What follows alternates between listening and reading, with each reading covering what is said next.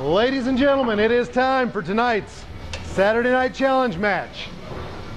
Our match tonight, in his debut match, brings Mr. Brad Schuh, challenging Mr. Shawn Korea Massey. Brad is from Wichita, Kansas. Mr. Massey is from Hutch. Brad, you're the challenger. You get to call the first flip. Tail. He calls tails, and it's heads. Shawn, you break first. Good luck to both of you.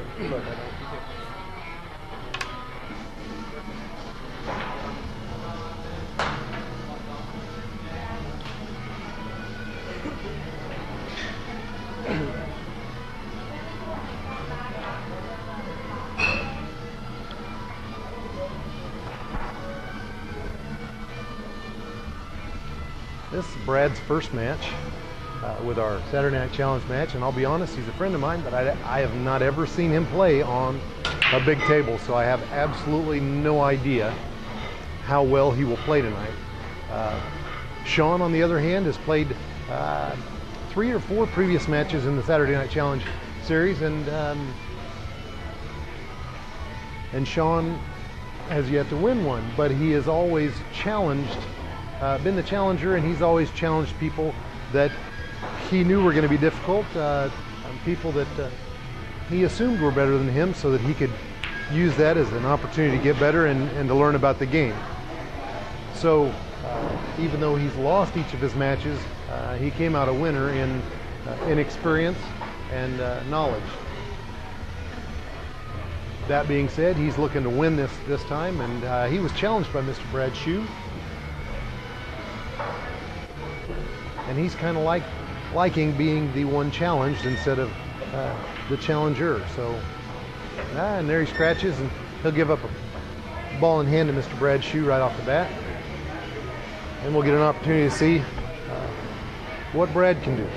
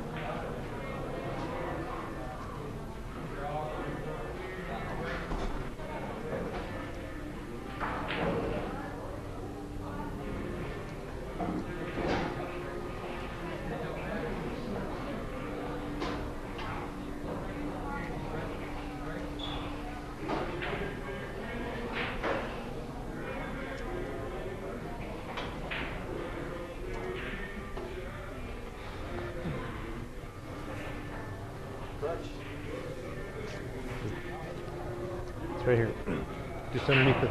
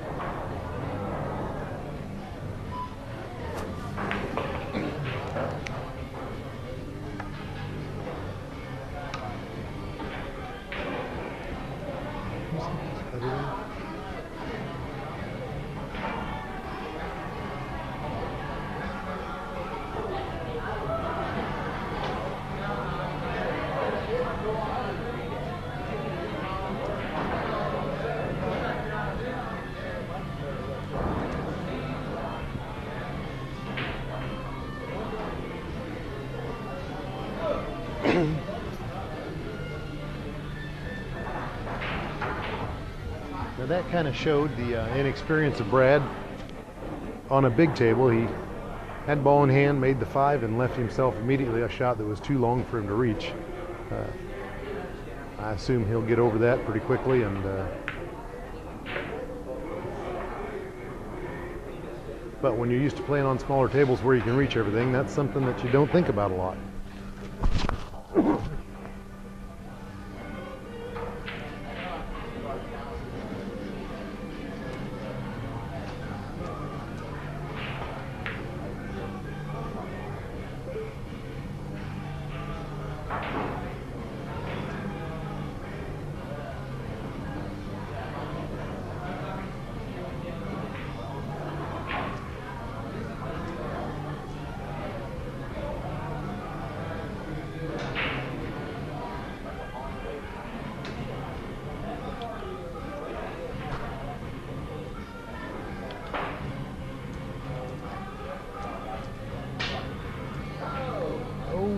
Little miscuage there, and gives it right back to Korea.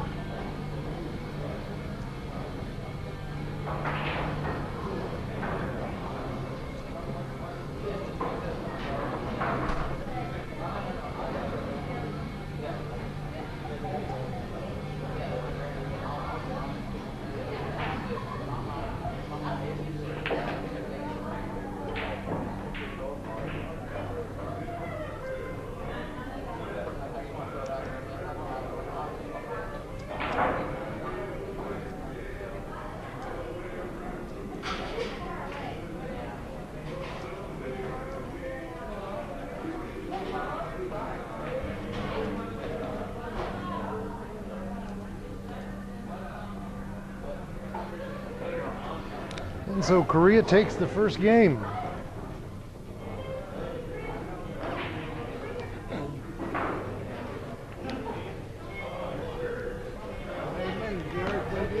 Doing good, doing good.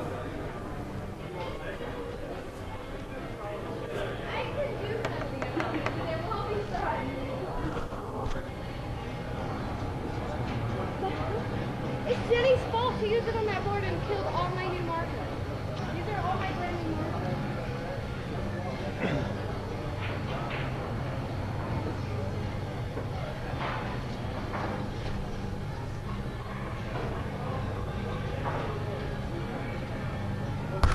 It doesn't have to be black. Blue will work if it's fine. It might be purple.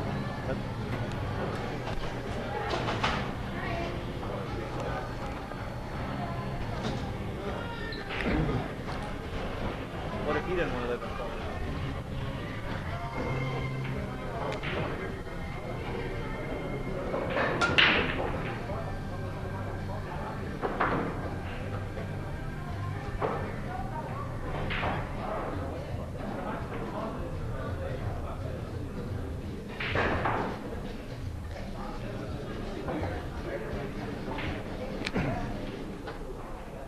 And he makes the ball on the break for the second time tonight.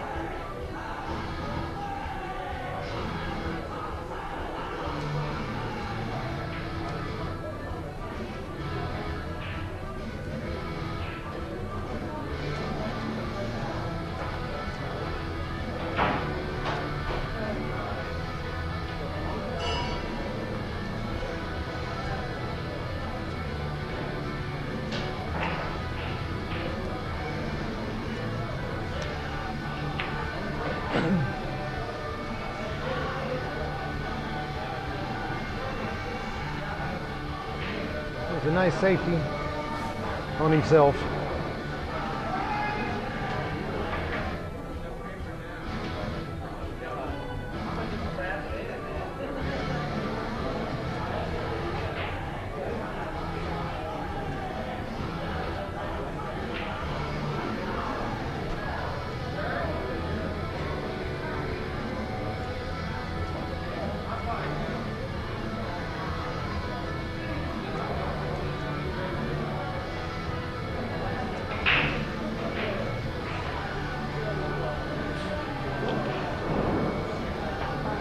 Ball in hand for Korea.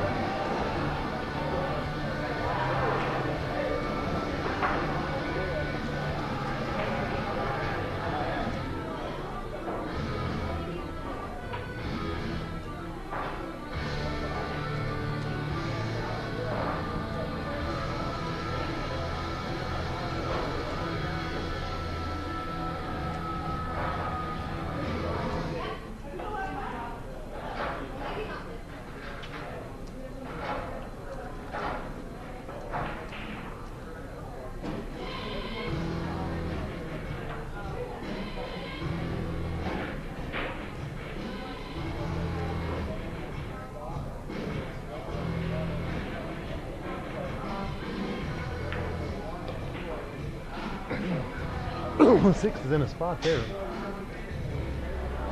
Looks like he might be looking at staying where he can get on that six to shoot the 6-9 combination. Finish this game out a little quick.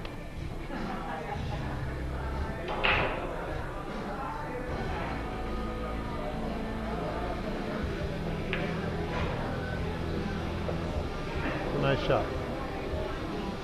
The next one's going to have to be a little nicer.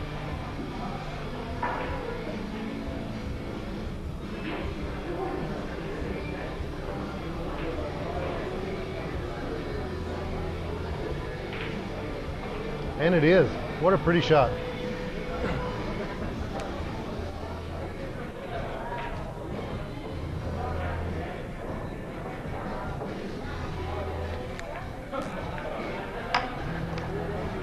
Two games to 0. Shawn Massey.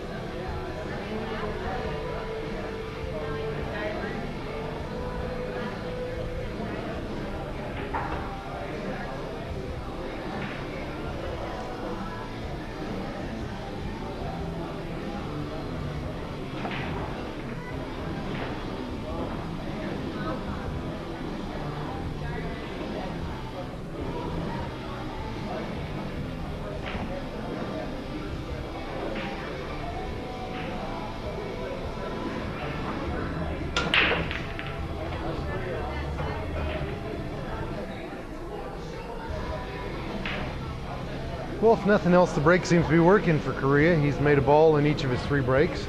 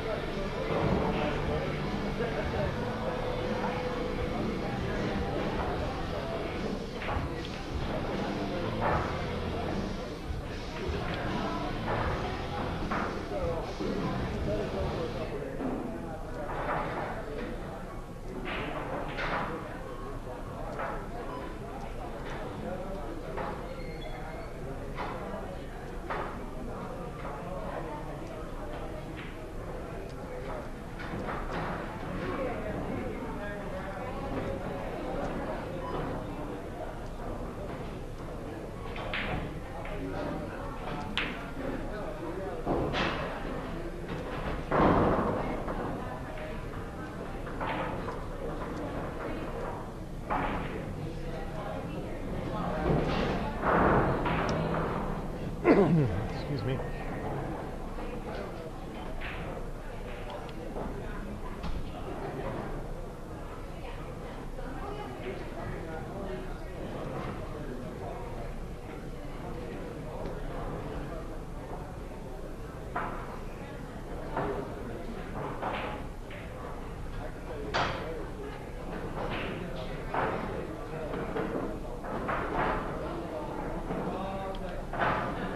Well, let's see how well Brad kicks.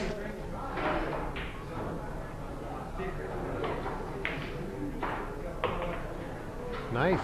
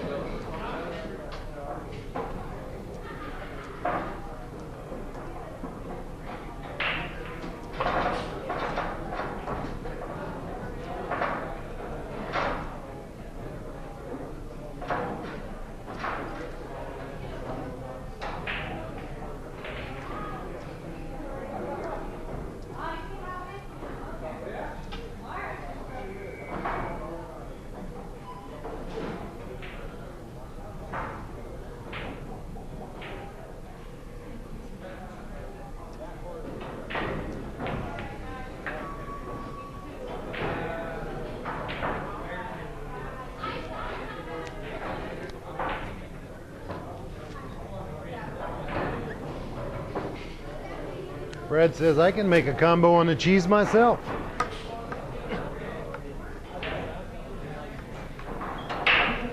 Two games to one, Mr. Korea Massey.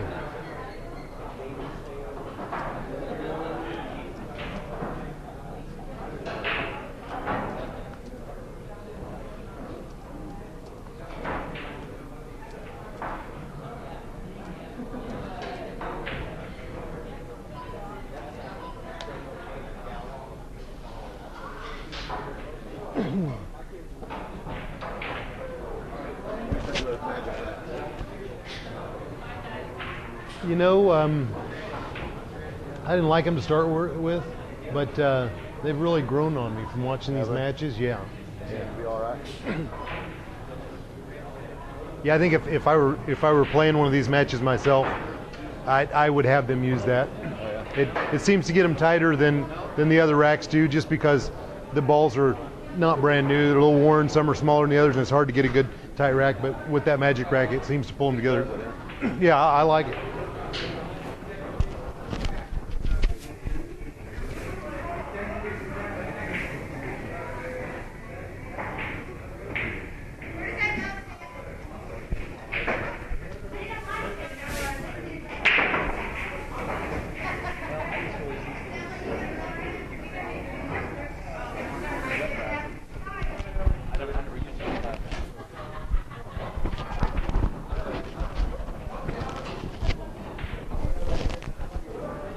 I honestly don't know. I never use refresh. I just use. What the hell's your curly cue? Exactly. You're supposed to have a curly cue. That's what I thought. It's always been there before. Oh.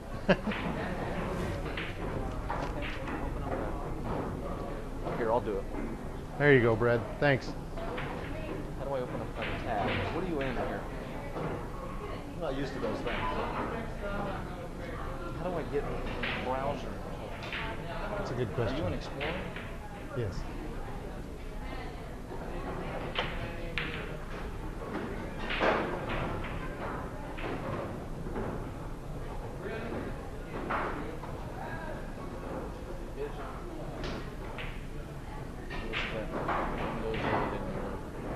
It is, and I am struggling with it. I mean, none of the stuff that I'm used to.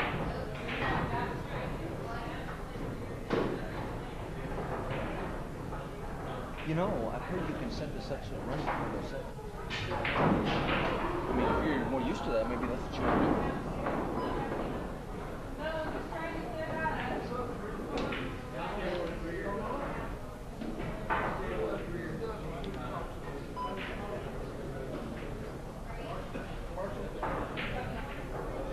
No clue. Just go ahead and do that.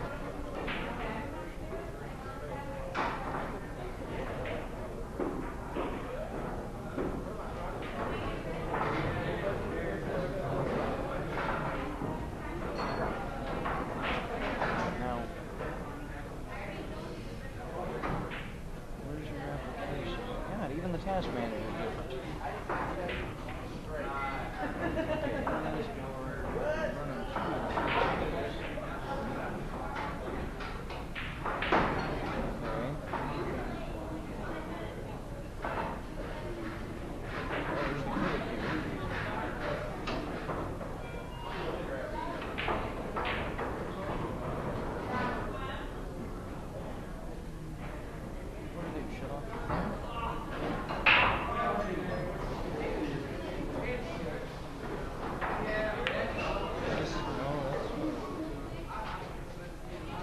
Close up your Facebook? Possibly. There's the curly cue.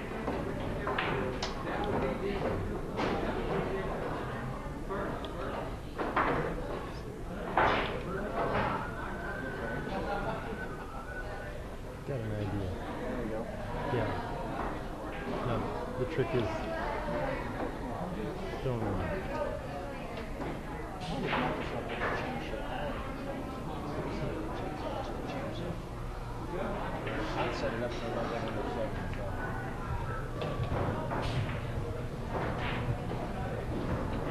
So. What happened to it? Did you lose again?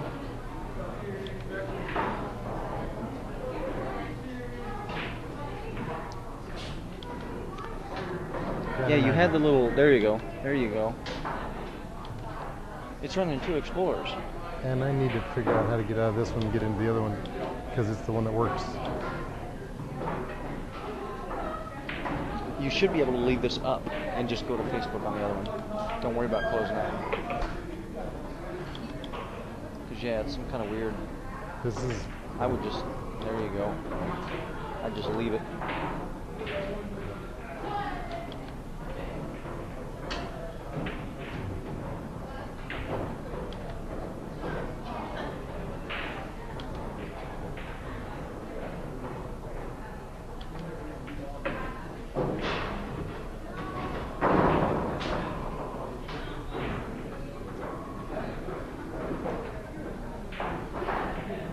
Same damn thing.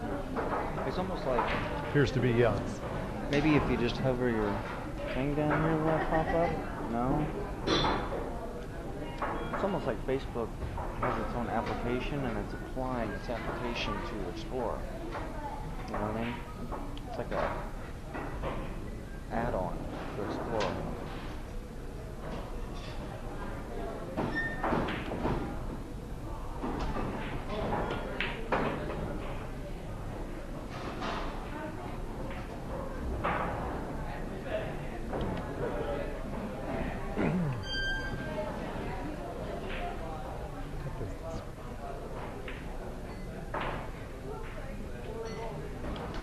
You want to refresh it to see other people's comments? Yes. Yeah. Here's another option. You go to Google, open up another tab, go to Google, type in refresh hotkey. And you might find out which of these keys is the refresh key. Right. Maybe that'll be the easiest way to do it. Oh, another missed ball late in the rack. He's not liking it either. Because I know there's got to be one. I just don't. Yeah. Anymore you can find anything. That should be an easy one to find out on Google. I'm If not. you can get it. I'm not even sure how to. Open up a new tab. Yeah. Yeah, it looks like Facebook is using its own application rather than Explorer. Right-click on Explorer and see if you can open up a regular tab.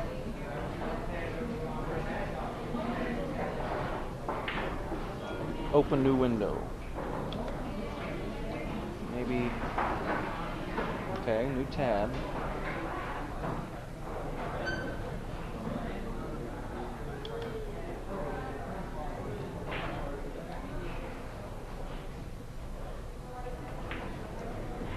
How's JJ doing? Don't see him very often. Yeah.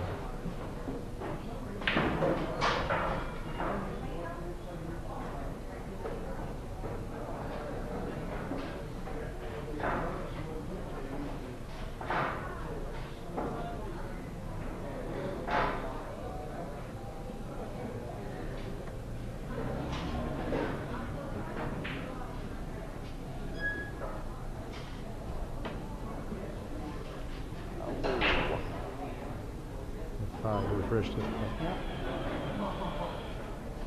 Now, how do I get Do it all. how do I get rid of this? Nothing's freaking simple. No, I really don't.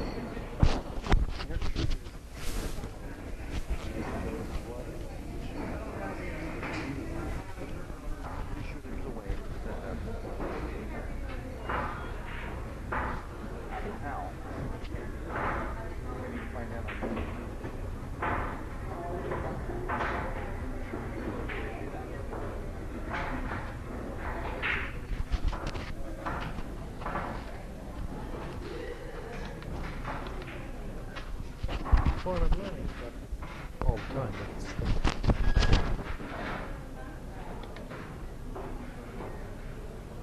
I gotta get tight. Right click is just. Did you see Jesse and Chad gave $200? Yeah, that was awfully nice, wasn't it?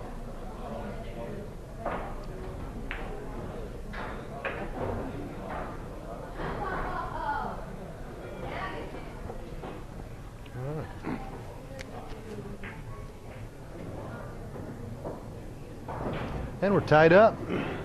2 games each.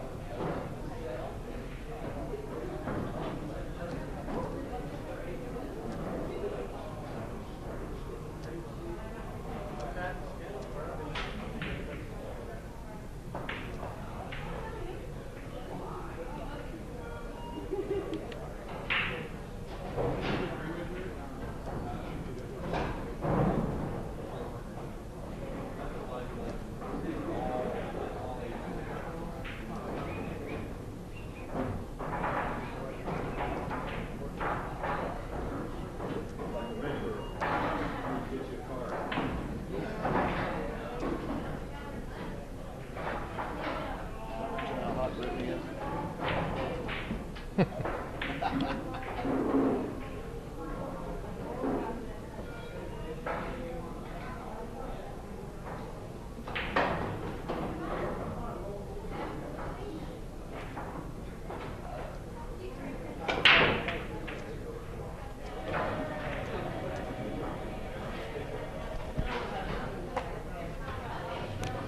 now Brad's starting to like the magic rack himself.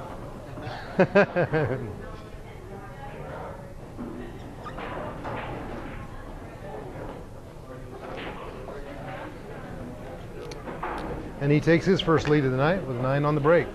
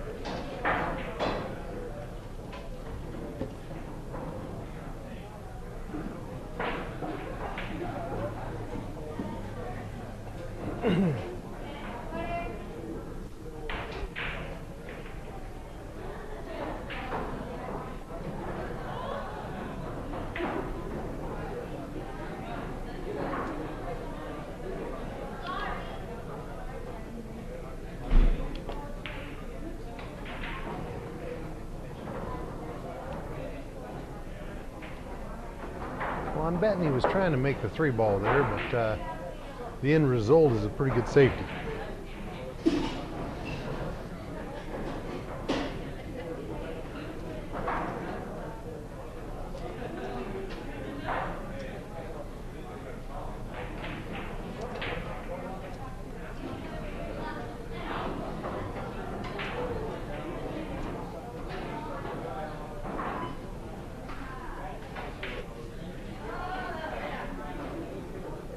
Looks like Korea got a piece of it and left another toughie for Brad.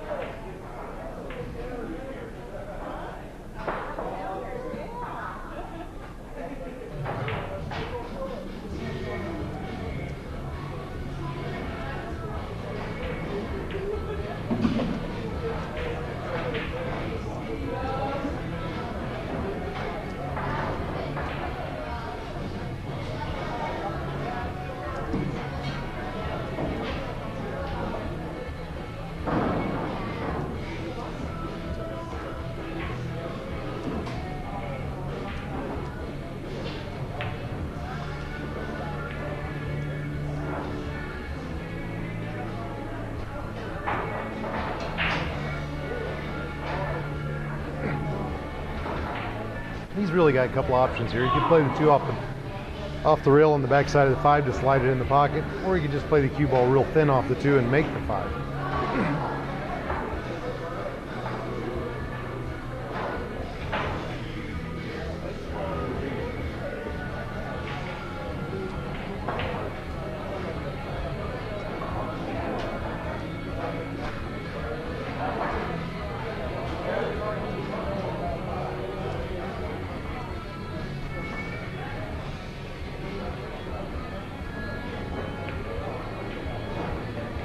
And he does the ladder, and he does it well. It was a nice shot. Hit it just soft enough to leave a shot on the 2 in the side pocket.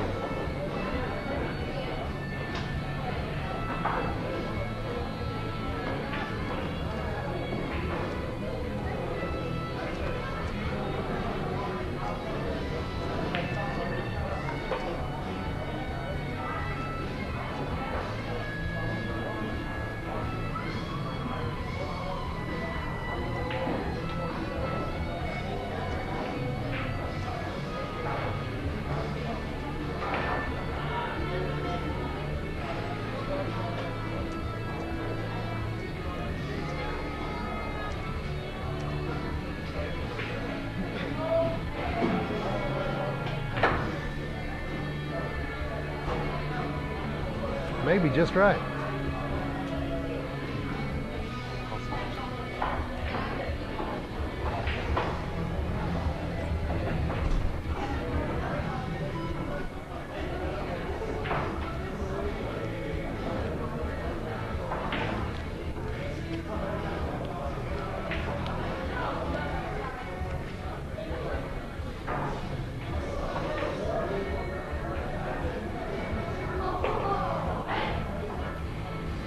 He probably could have hit that ball about twice as hard and been all right.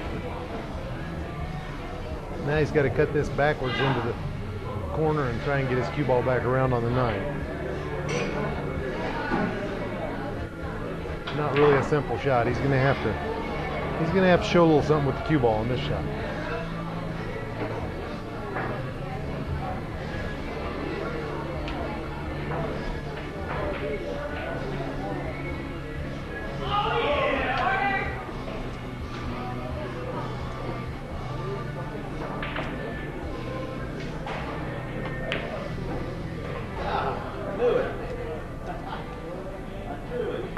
Like I said, that was not an easy shot there. He missed the 8 ball trying hard to get around, and he still ended up scratching. He says, "Don't do that, Brad." No sight like hindsight.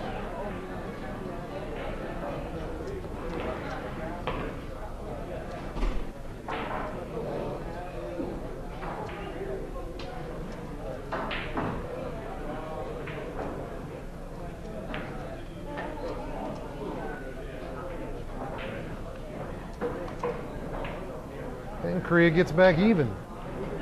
Tied at 3.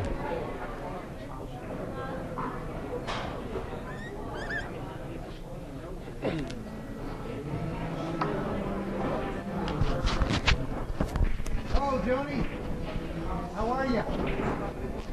Good. Good to see you.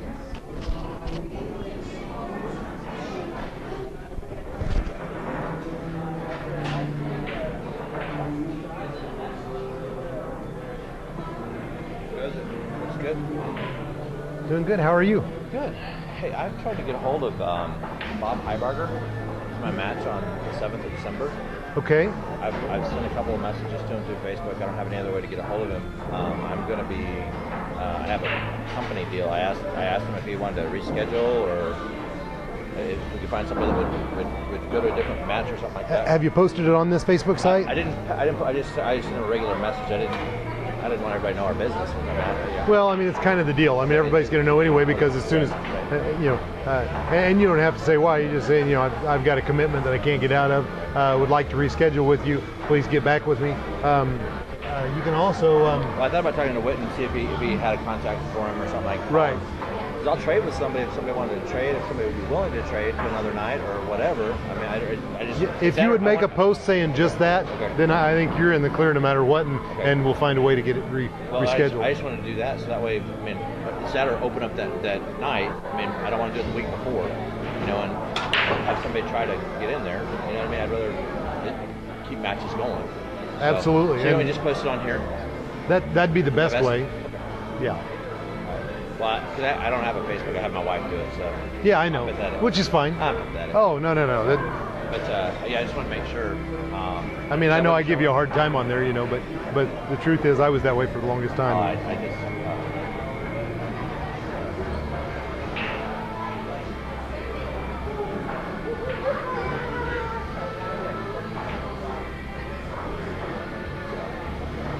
I'll go home and do that here in a minute.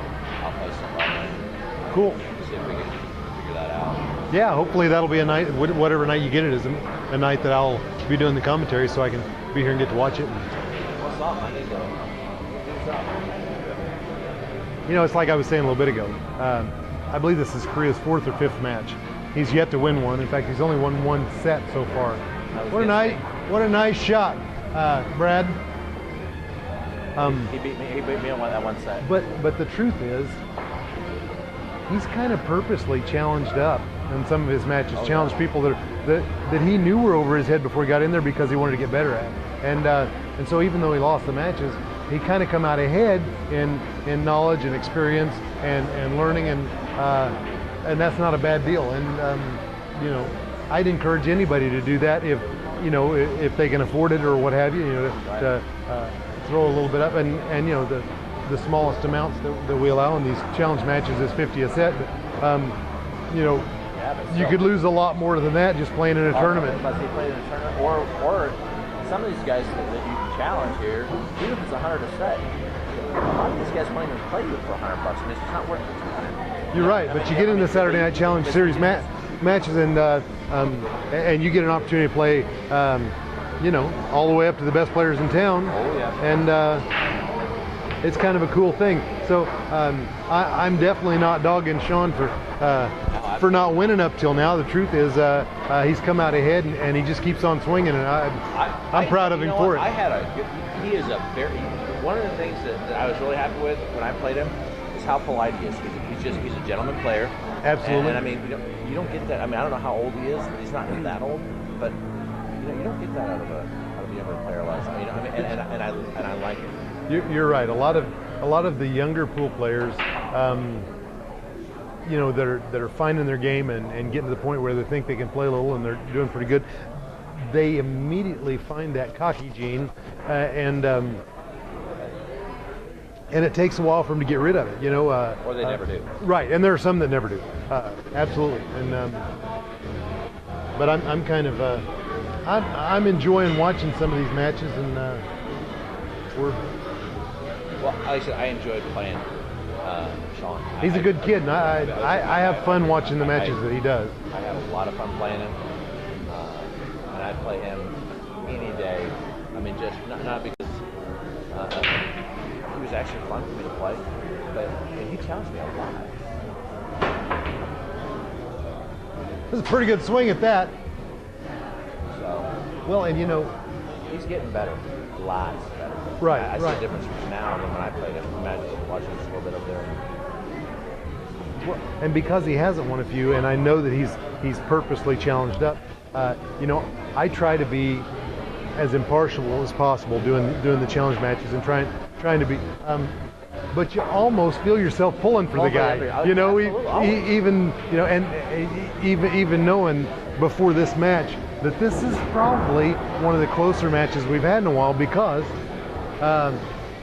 while Brad probably plays a step better than Korea on the bar box, Brad almost never plays on the big table, and whoa, I say that and he just kicks in the 3-ball.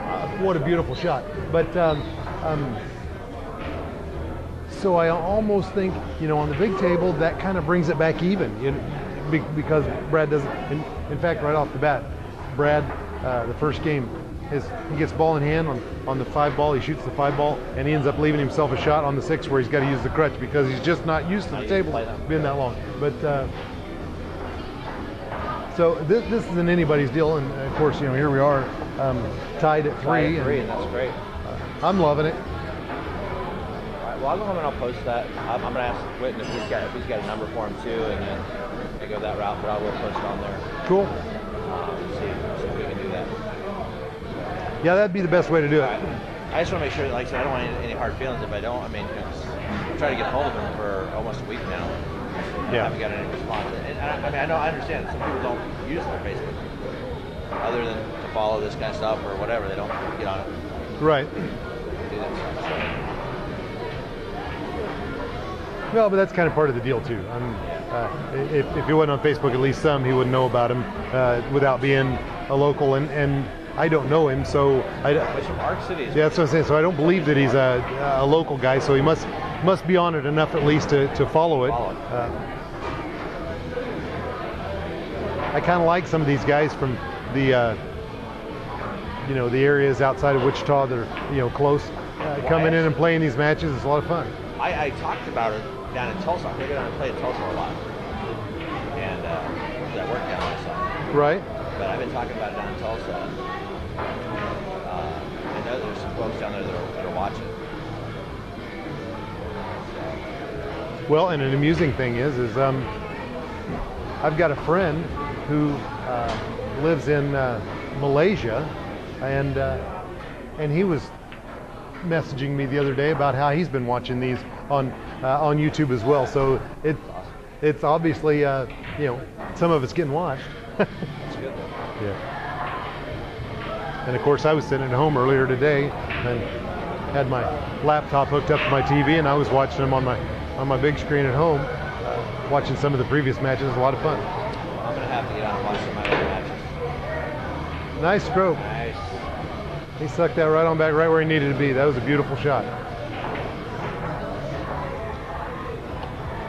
I think that's kind of the thing about Korea is he kind of goes back and forth. He'll have one shot where he, you know, hits it like a pro, and the next one he'll hit a ball like that where it almost looks like he had no clue. And it's kind of back and forth.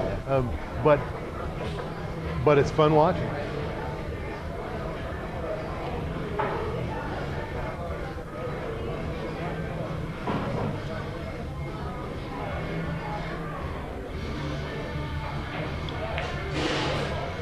Oh, another hung ball in that corner. Wow.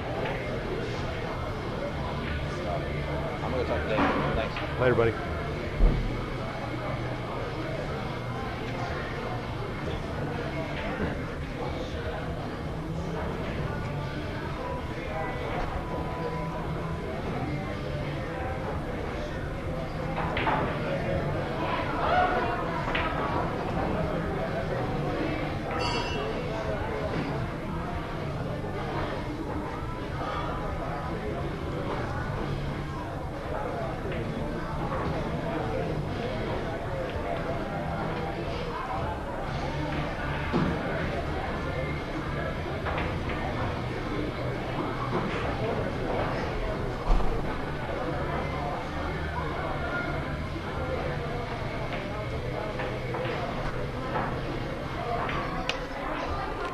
Pretty much just a reverse of the last game. That's what I said. That was almost a reverse of the last game.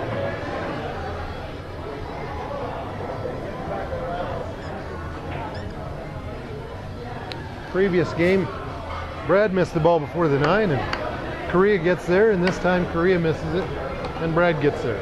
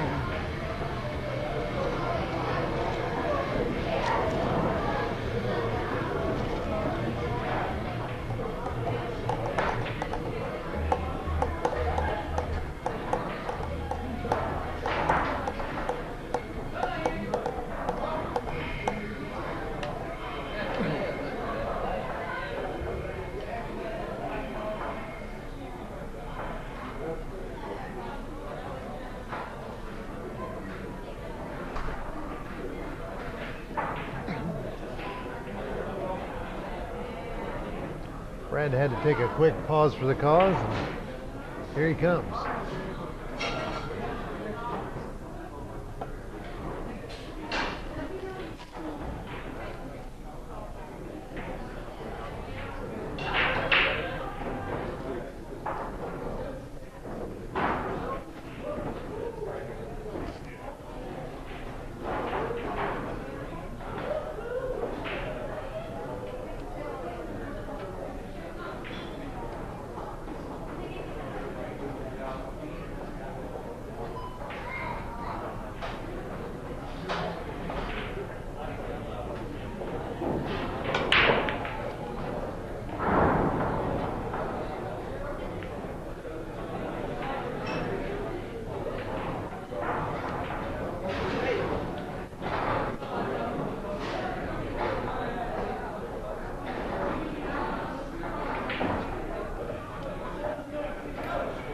For those of you watching this, following along and wondering who the young lady is that we have racking tonight, it's the lovely Miss Brittany Hunter.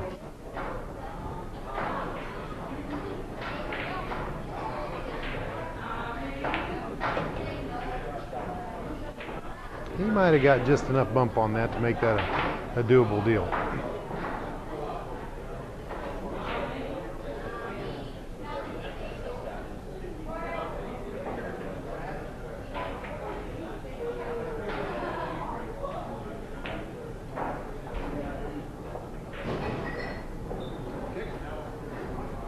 Notice he's kind of got a tendency to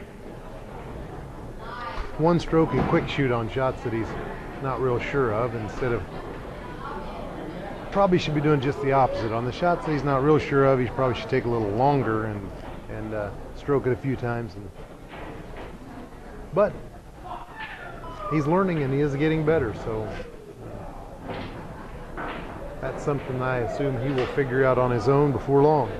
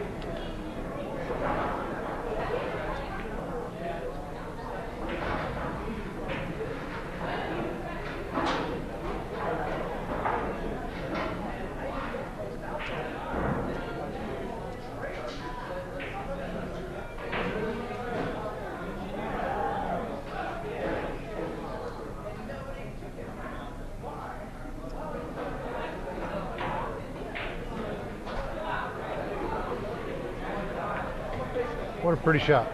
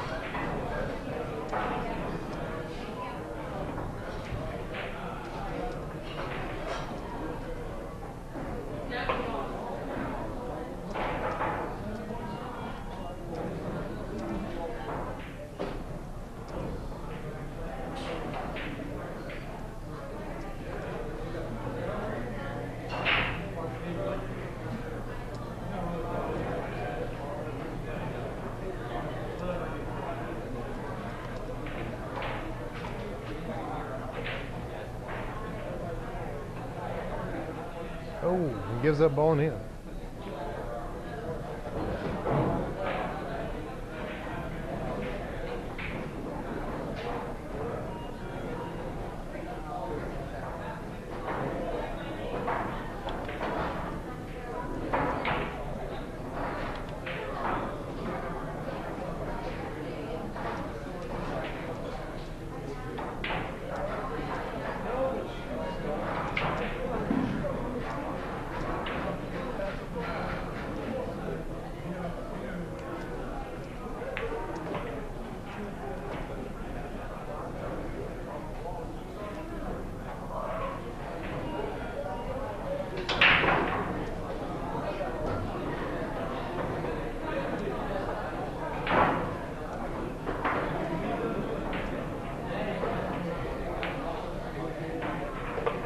Nice shot.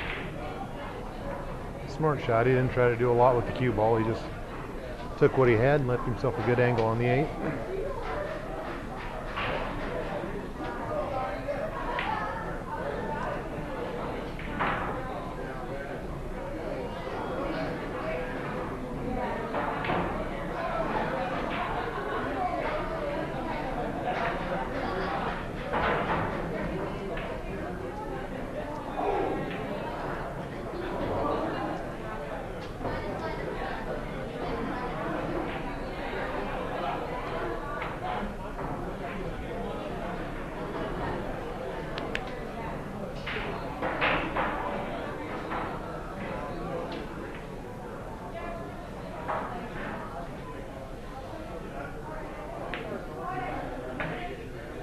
Nice out. And with that, Brad takes a 2-game lead. 5 games to 3, Brad Schuh.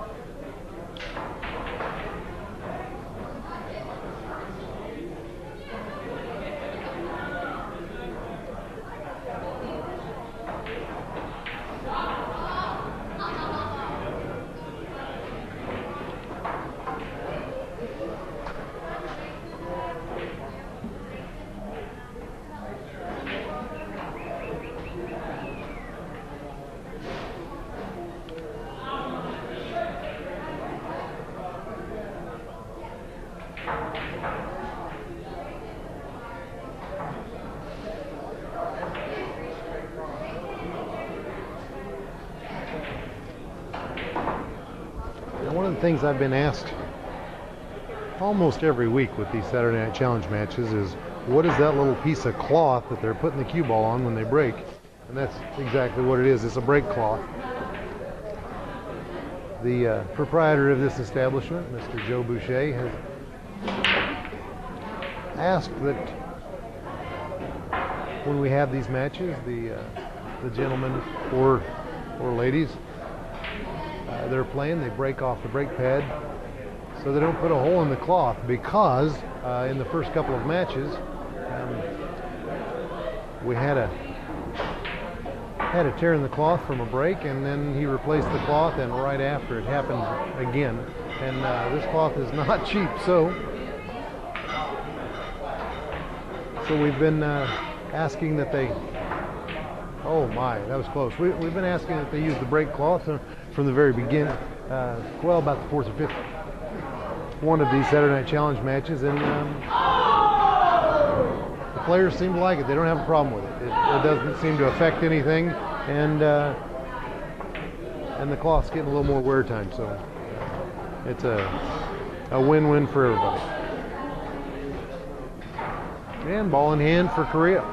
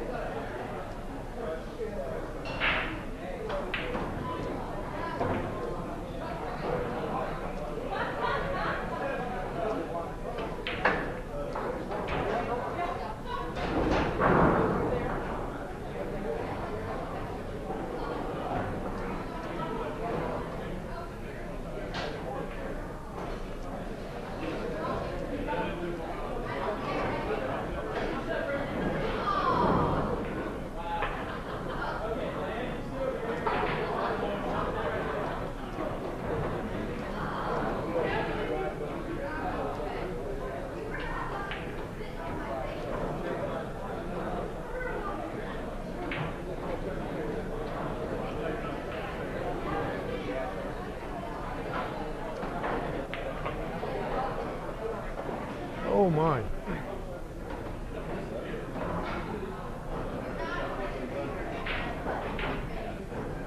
He bumped that 9-ball just right in the way of the 6.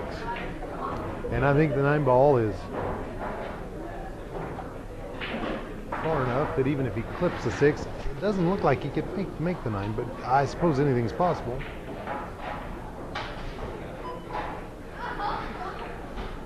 Oh, he almost got it with an extra kiss and instead sold out. But it was pretty good swing at that.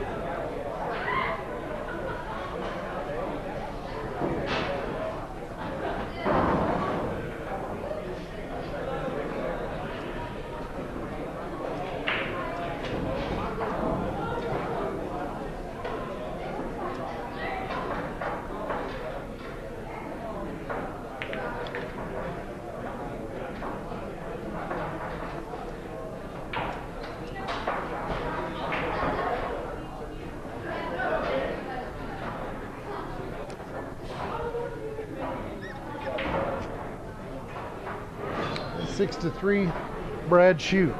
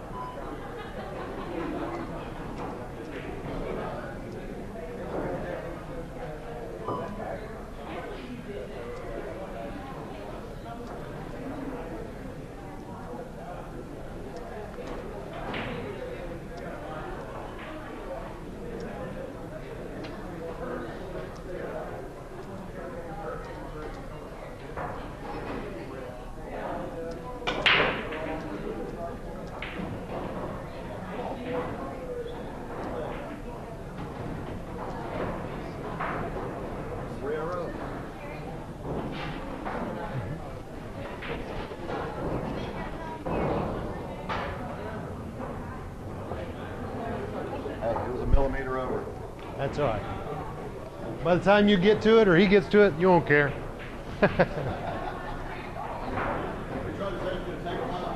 No, I'm just saying if it were the 1-ball, it'd make a difference. If it's a 7, probably not.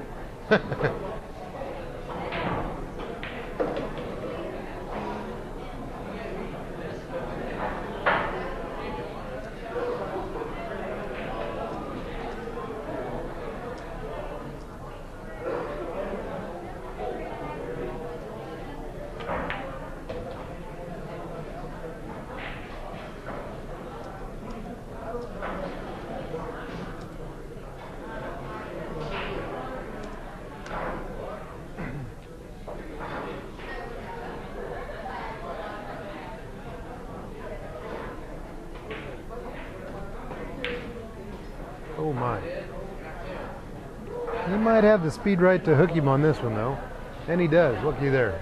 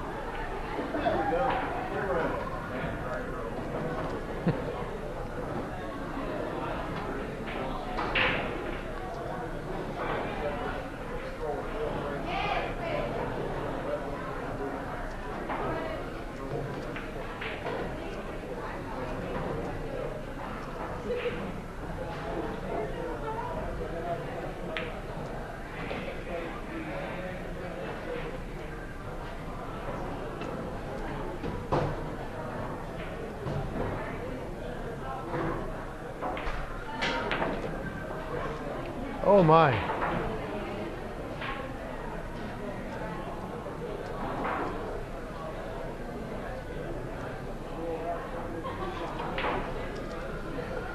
And from where I'm standing, it looks like Shawn Massey, Korea, is getting pretty frustrated.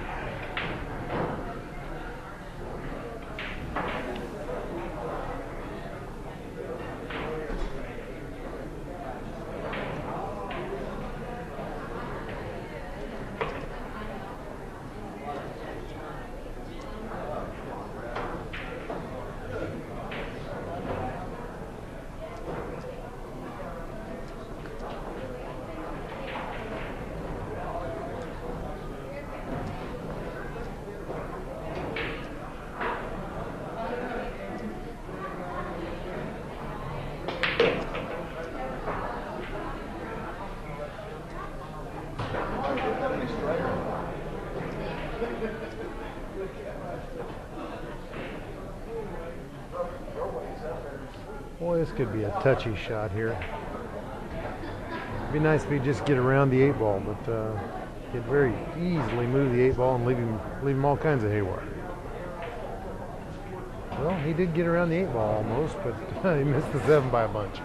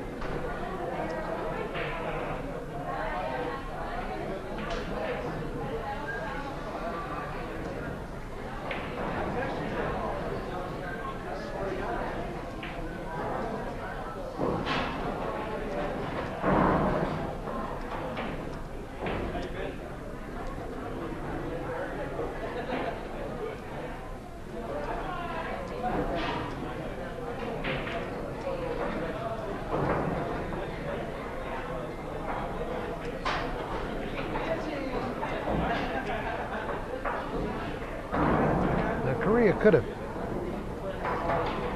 went for the bank on that shot, but instead he played a really nice safety here. Could easily be the best shot that Korea's had so far. But it didn't work out that way. Red makes a good hit.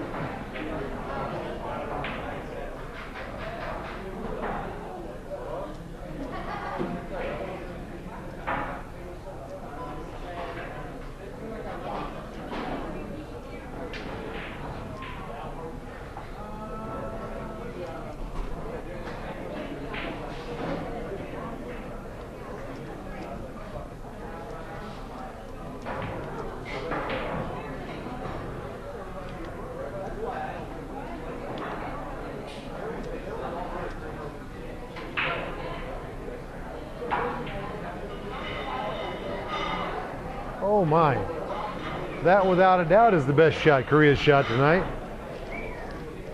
Awfully nice.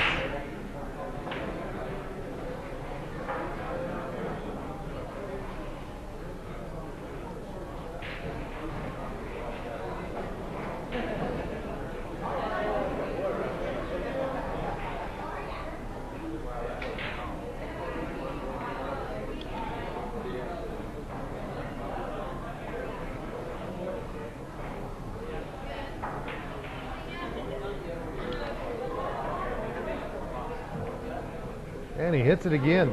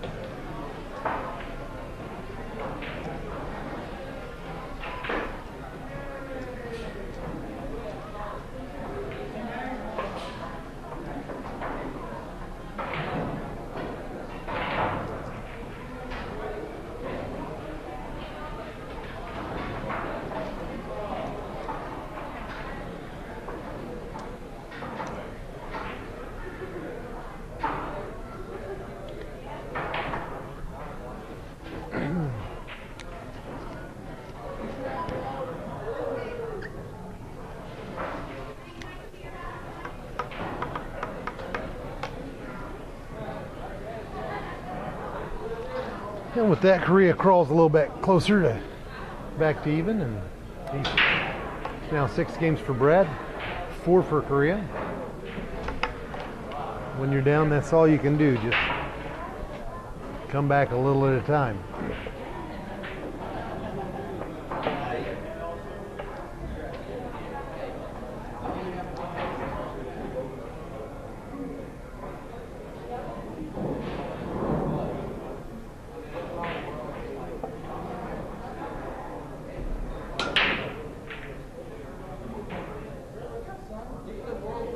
He had the 9-ball rolling towards the hole, it just didn't quite get there, did it?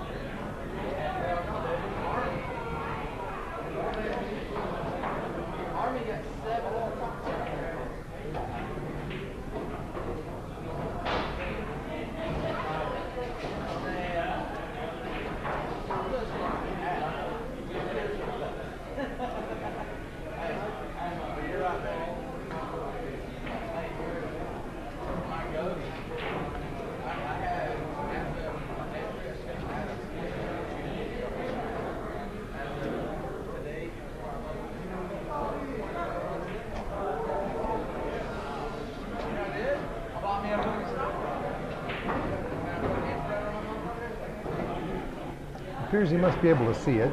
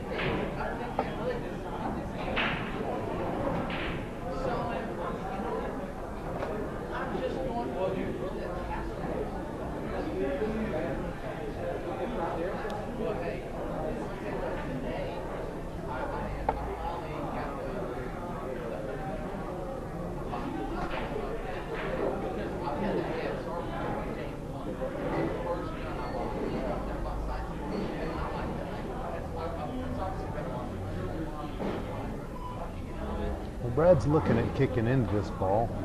If he kicks off the in rail first, he may be able to soft kick this and leave the cue ball behind the 5.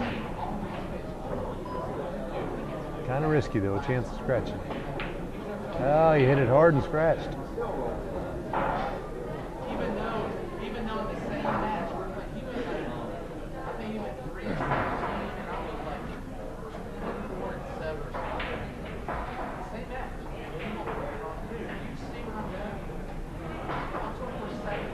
If you listen to me, you can do the same shit now. I'll go back to I had a 0.67.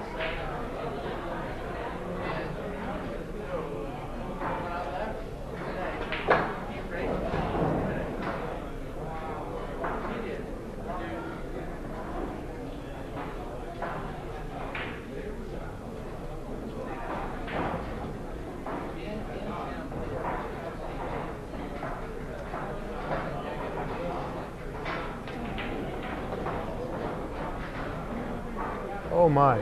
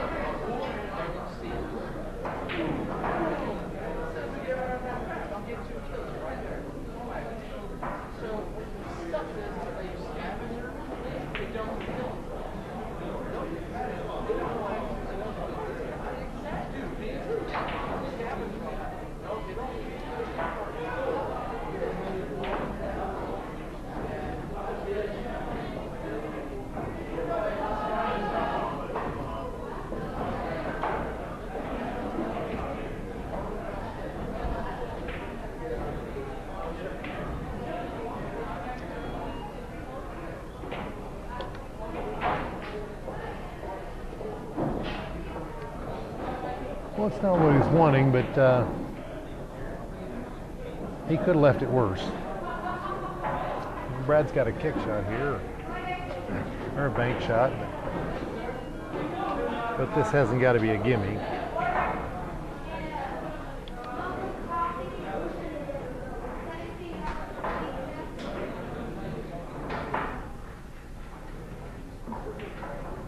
Well, he did it once. Let's see if he can do it again. And he says, yes, he can. And then he's, oh, absolutely, just terrible luck there. Wow.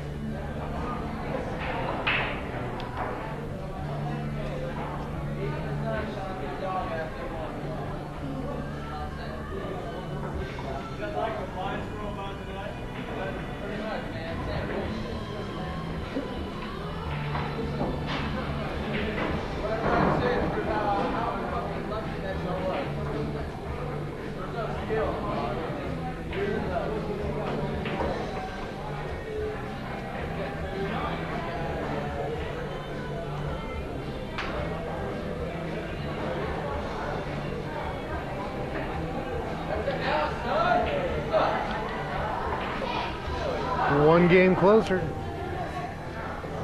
6-5.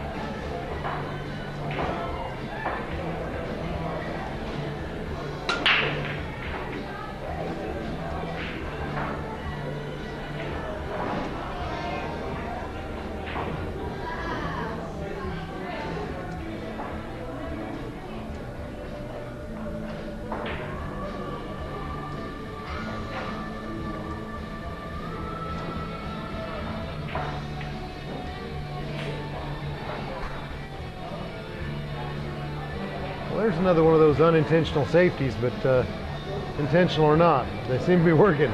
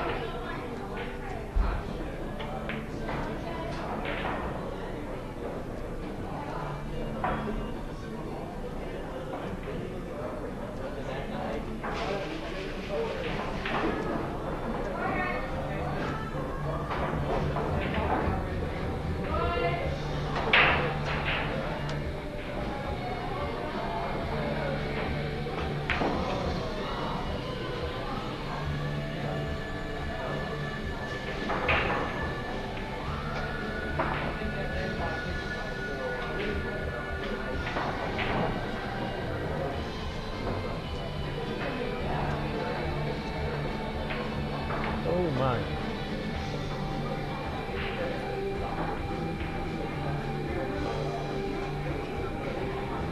Brad's got to be liking this. This looks like a doable table from here.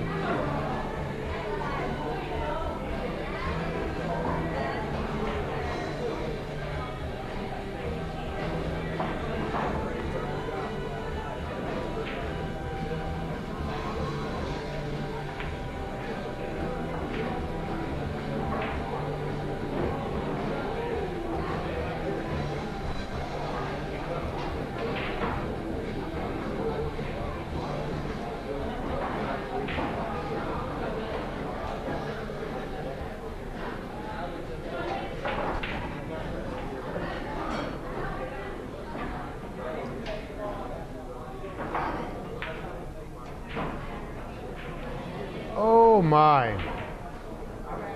Wow.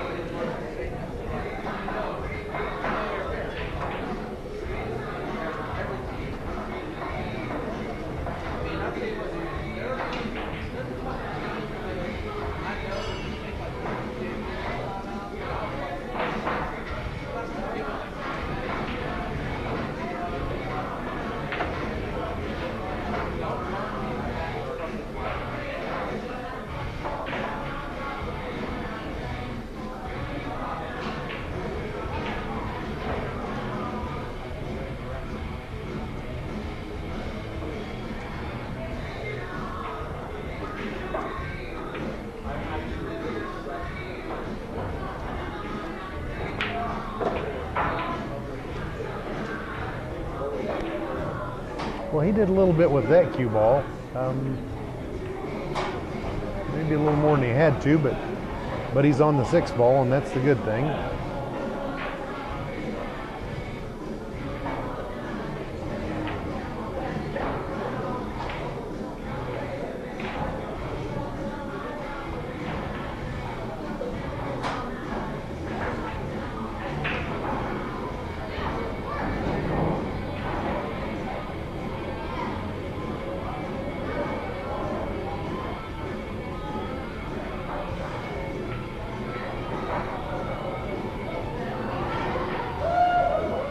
Well, this is the point where they've missed a lot of them, and he's just almost dead straight in on this ball.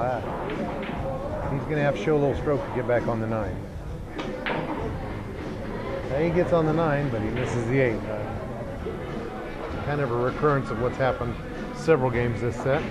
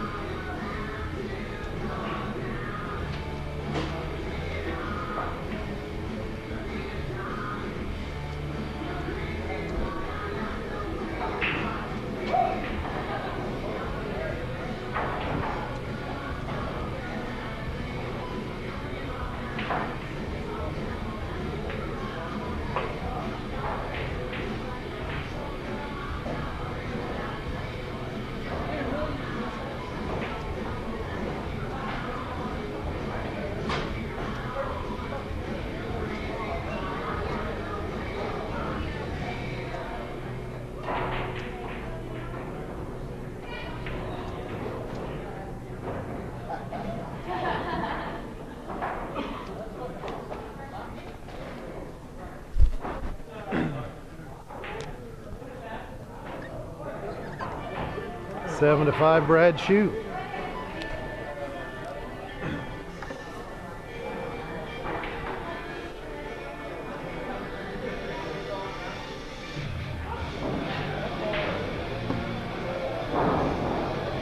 Been an awful lot of 2-ball outs so far this set.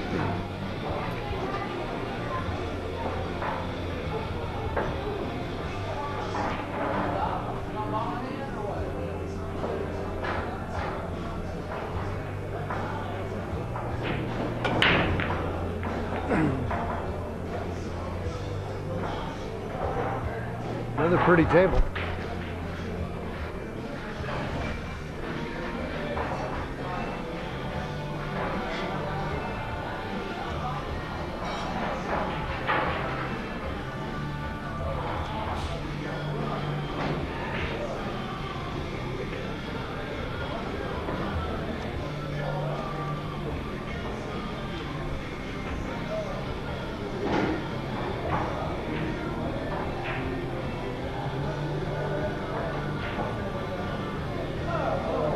Got a nice shot on the 1-ball here, but trying to stay on the 2-ball without getting hooked by the 8 hasn't got to be a simple thing.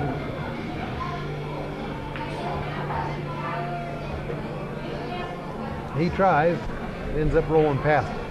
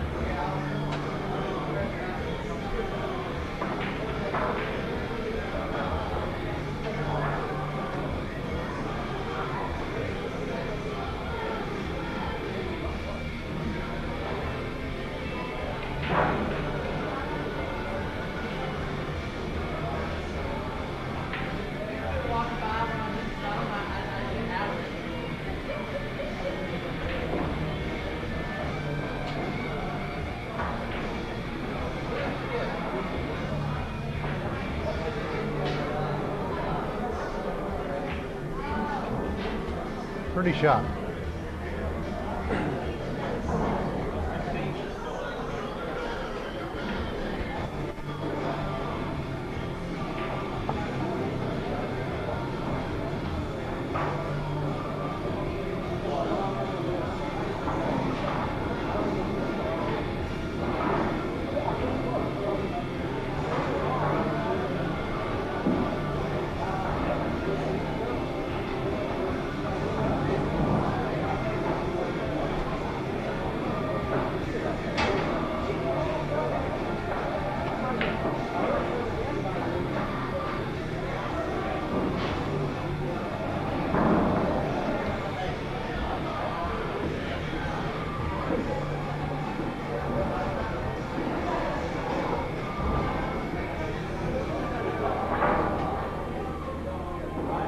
Probably not the preferred method for getting on the 5-ball from there, but he's on it.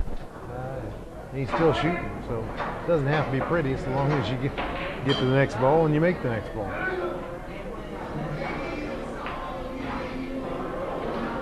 And he does.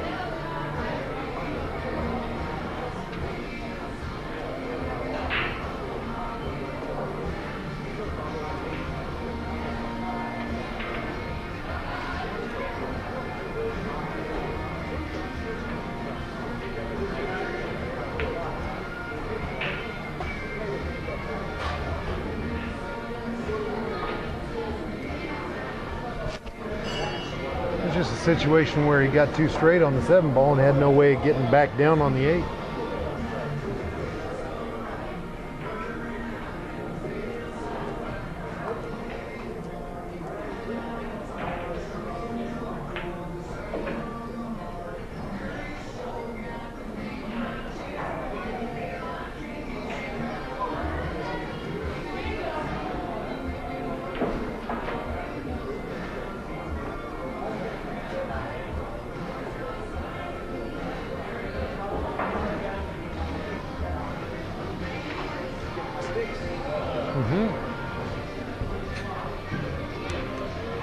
And Korea gets a gift this time and takes advantage. Now it's 7-6. Starting to get the hang of this. There you go. To get all the way there here in a minute. Yeah, you guys are in the giving spirit, you know, the holiday season coming and all that. A lot of gifts have been given back and forth.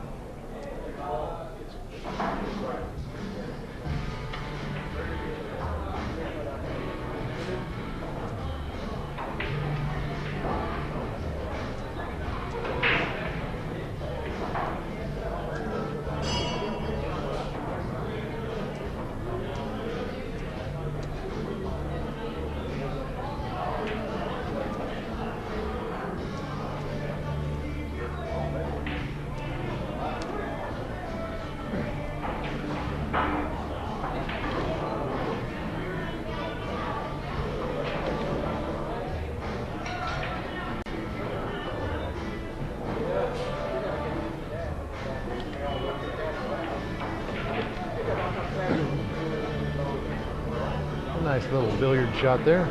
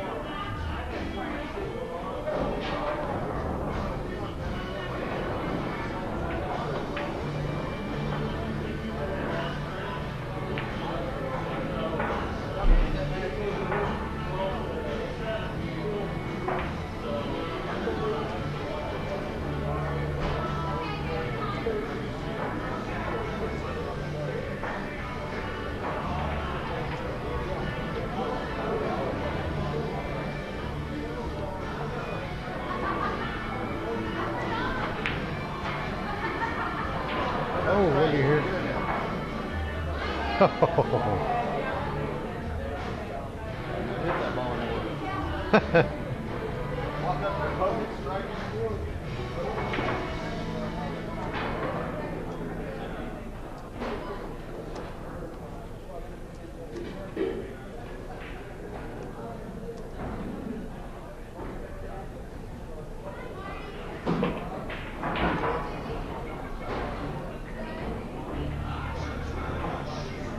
Wow. Boy, how many times has he done that? Just overrolled and ended up hooking himself.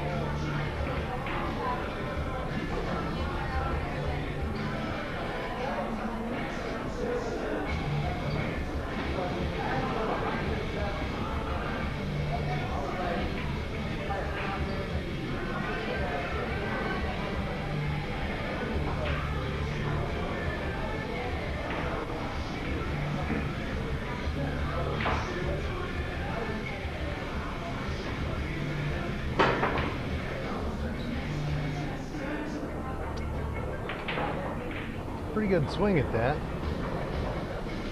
And he gets fairly safe. Not a bad try, Korea. Not a bad try.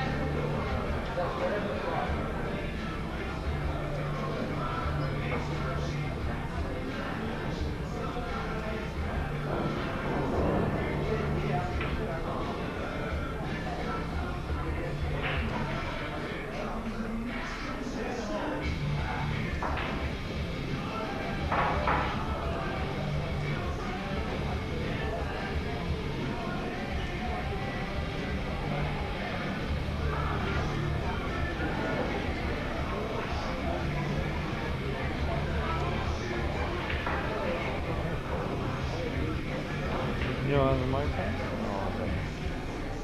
I'm not sure if setting it next to the 9 is the best idea. Yeah. I don't care how bad it looks. It can still go out of the blue. Oh, wow. See, I hadn't seen those yet. Great. These guys are both pretty evenly matched. It's going to be a long night, but it was kind of fun to watch. Oh, when I got Shawn, I forgot it. Shawn just bring up the receipt books when you get one for last week, or last month. Cool.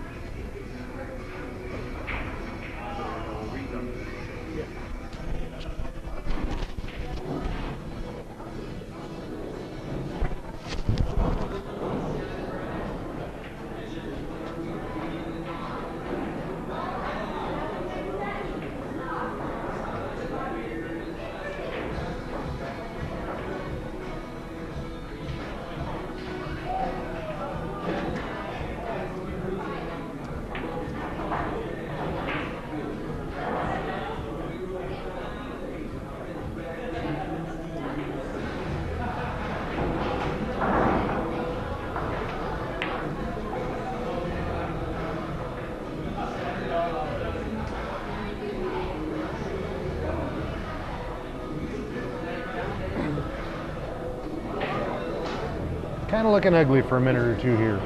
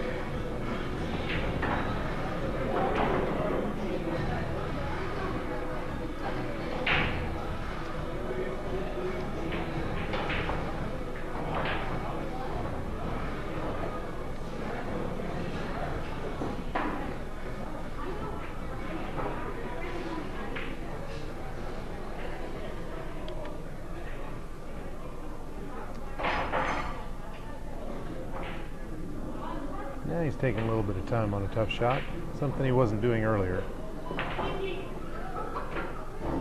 And the result's much better. Looky there.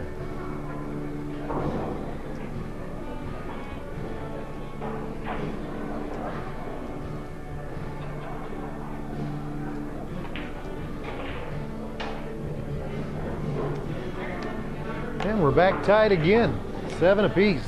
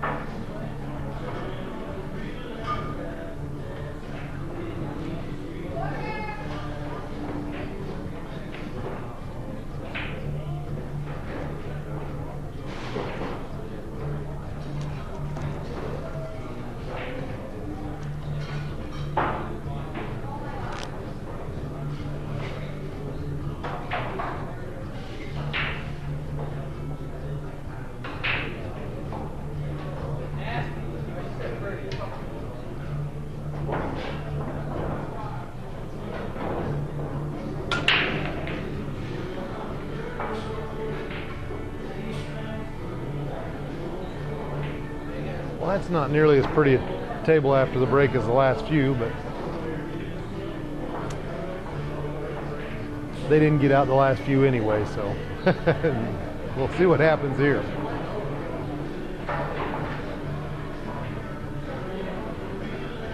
This set's now a race to 2.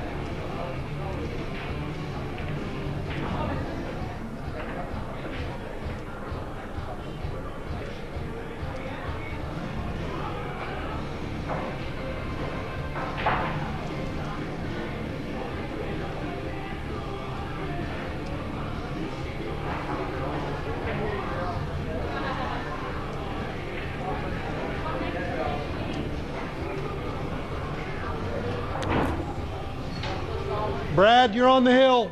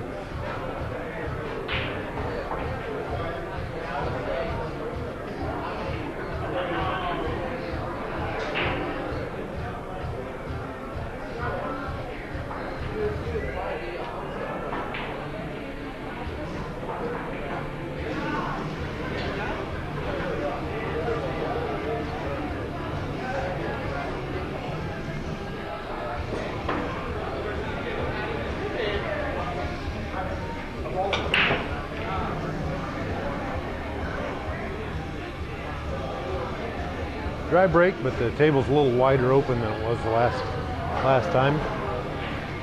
Maybe a little easier to get through.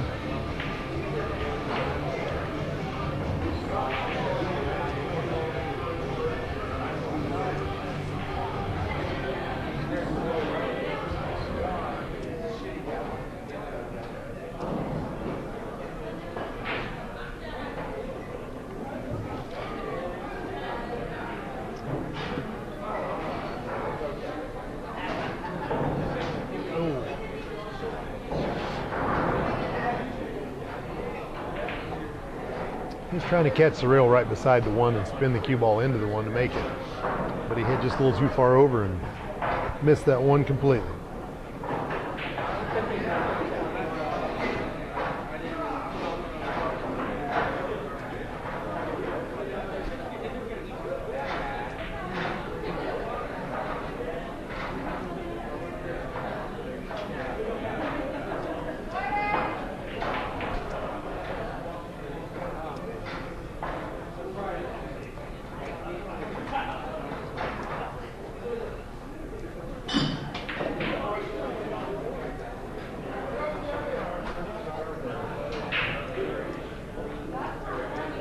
On the hill, then I get an emergency phone call from the store. Now I can't make it. Wow.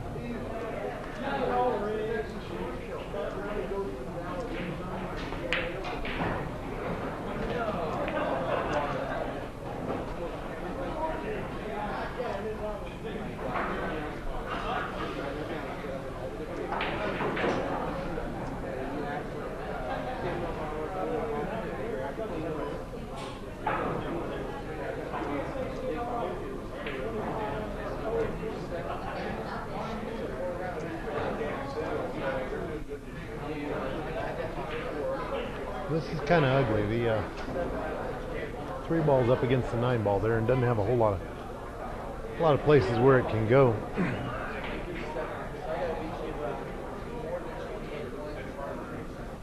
Curious to see what Brad's going to choose to do here. It looks like he's going to put the 2 on the side. But what he's going to do at the 3-9 or the 3 ball, I have no idea.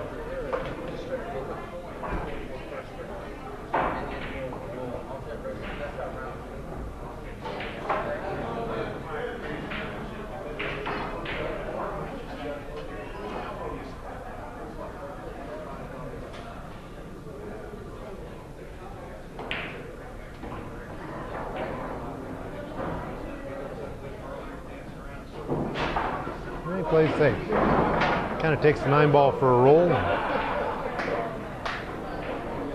Not a bad shot.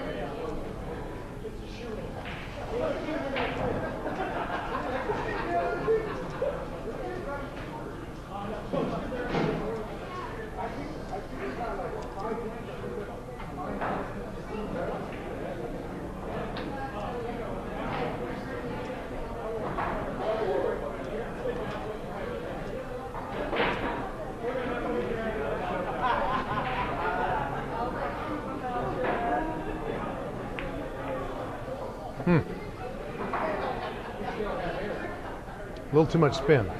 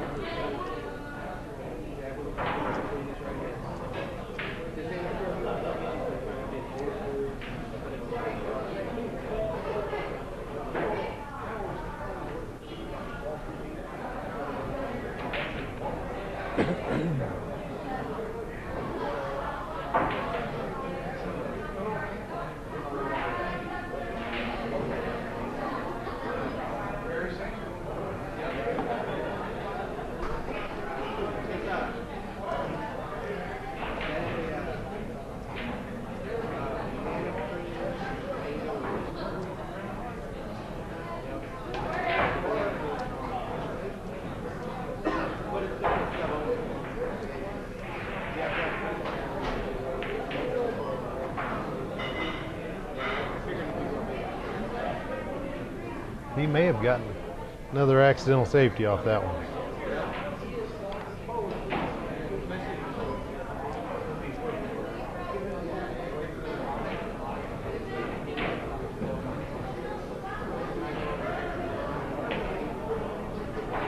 Oh, look at that. Wow.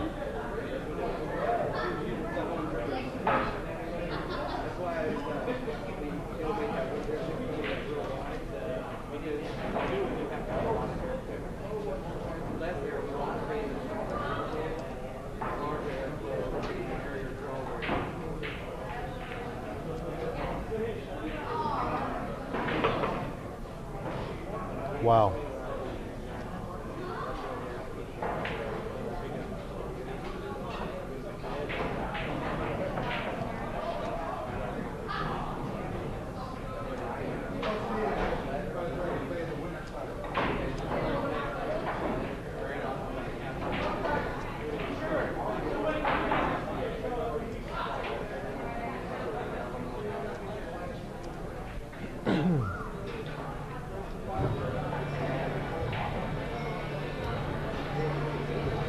That 6-9 does not have to go.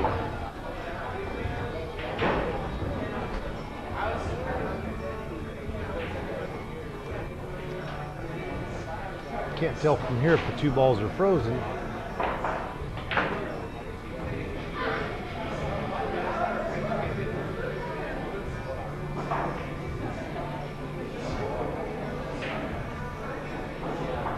But I know I wouldn't want to be the one having to shoot the 6.9. That's kind of a funky angle right into the rail. Oh my, Brad scratches. Wow.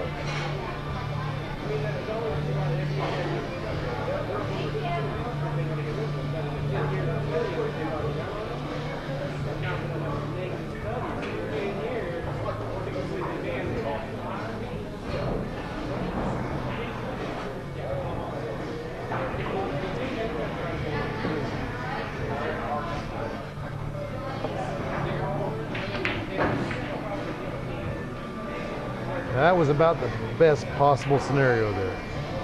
The 6.9 didn't go, but he ends up leaving it for himself. And now we're tied hill to hill. Hill to hill.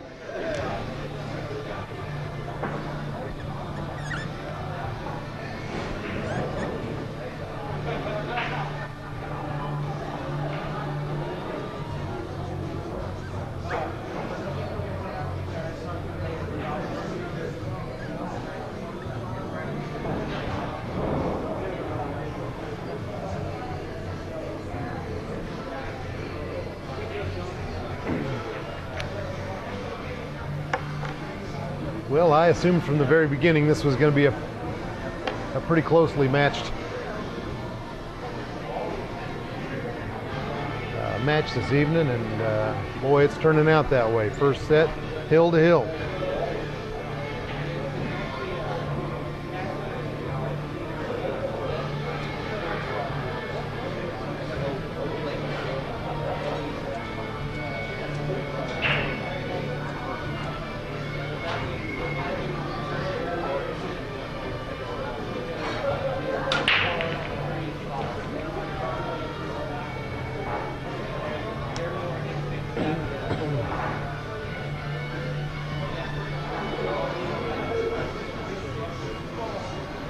A little more click to his step now than he had earlier.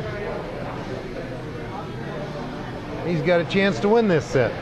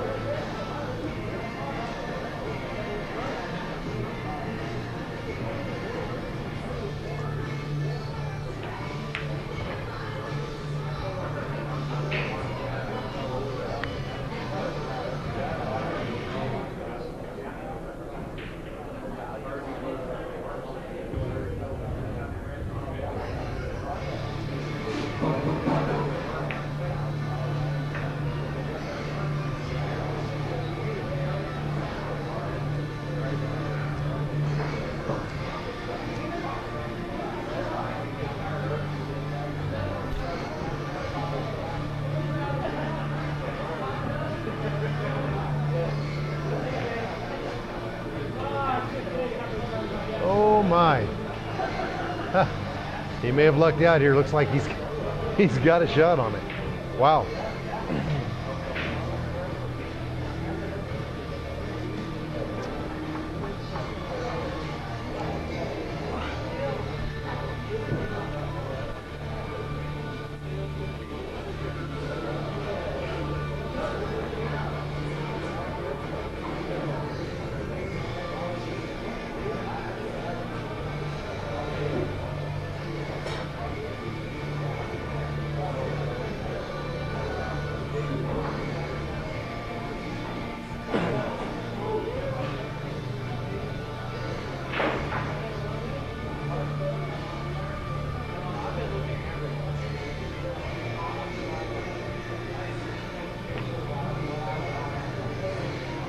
And he misses it.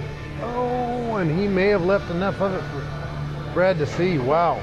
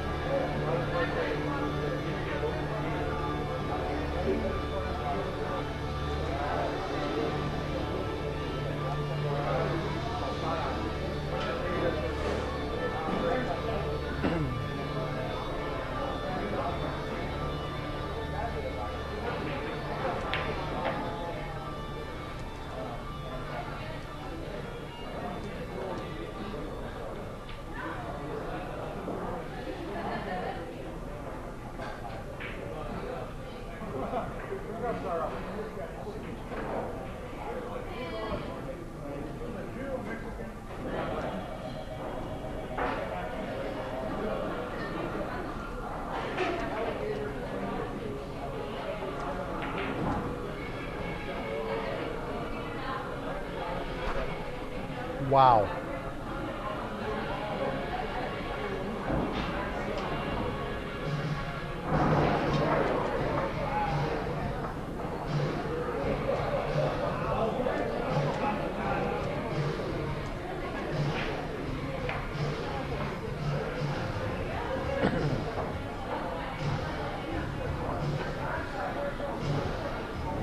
Wow.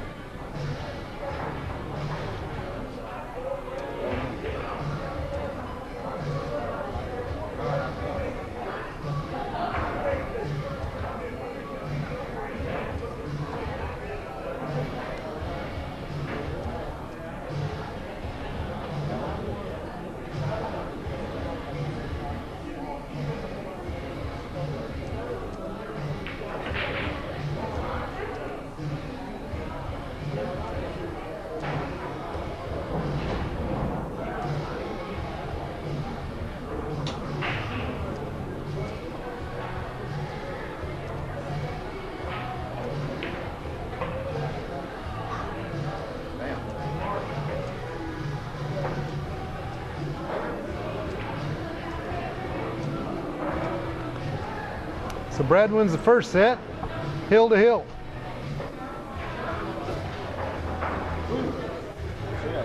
I was too generous that time. This being your first time, we pay at the end of each set, so Wait, what do we got, 5 minutes? you just get whatever time you need. We take a quick break. 2, 4, 6, 8. There's the 100 you wagered. 4, 6, 8, 10. And there's the 100 that you won. Thank you. Good shooting. Yeah. That's fun. Hill to hill. What a deal. A little too generous that set. Got my head out of it. My snore kept calling me. Yeah, they were having alarm issues.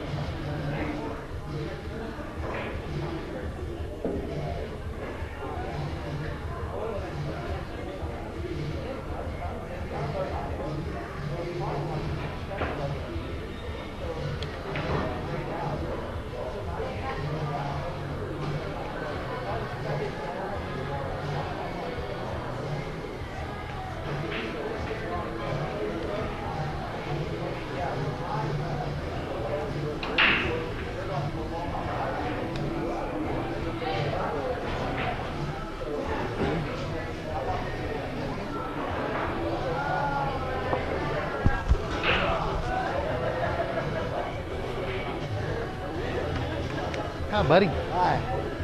How we doing tonight? How was the trip? It was good. Didn't play a single game of pool though. That's really odd to go to Vegas and not play any pool. Probably not a bad deal though, huh? Hi, Paul. How are you tonight? Good to see you, buddy. Didn't bring the lovely wife with you tonight? She's tired today. Too much shopping? I get just tired. See, my wife's too much shopping. She's too tired from shopping all day, so she didn't come out. Marie, your daughter's nanny. I'm not gonna have the scrapbook done tomorrow for her birthday because I asked her to go print out pictures today and she didn't. So it's not gonna be done. Sally's birthday was yesterday. Yeah.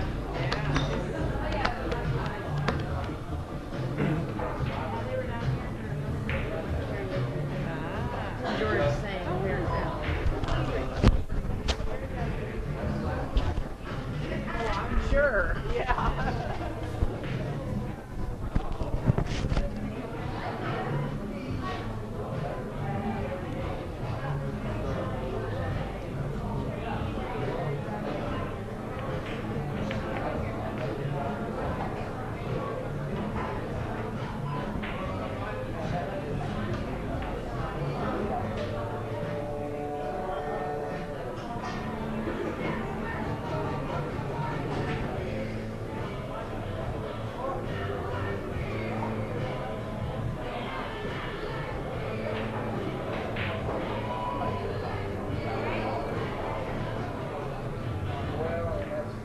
Well, here we go, set number 2. Korea, it's your call on the flip. Tails. He calls tails and it rolls around and it's tails. Korea gets to break, start the second set.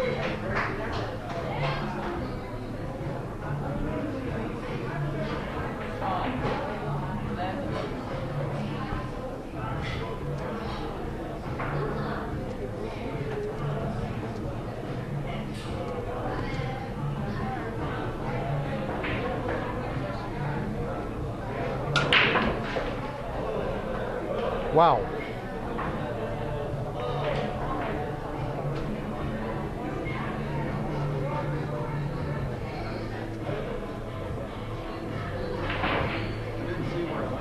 I believe the side pocket.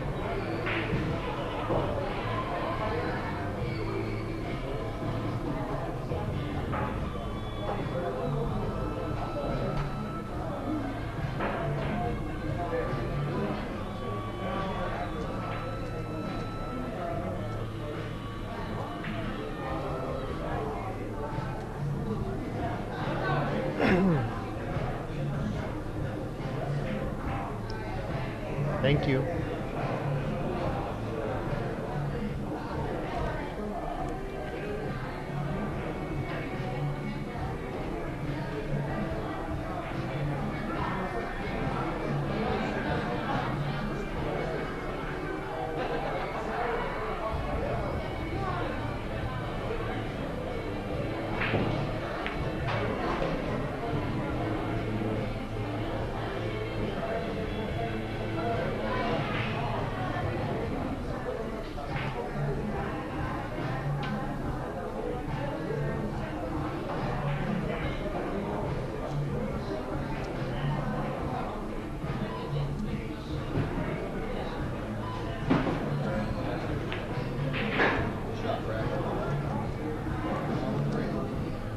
Yeah.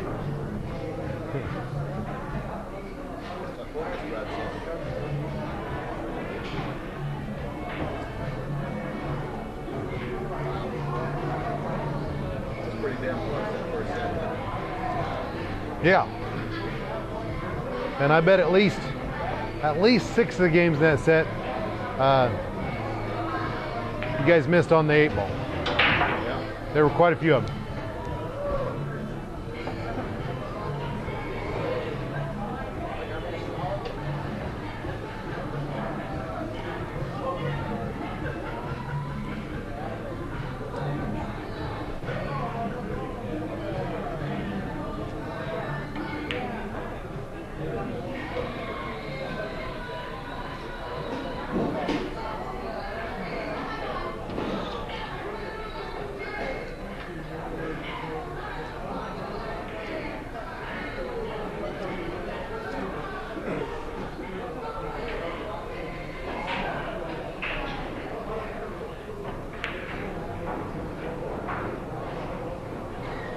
Kind of took a little bit of a swing at the cheese there, but No, I didn't. That's how bad I hit that. I'm right on my 5. I wish I could tell you that's what I was doing. Look at my leg.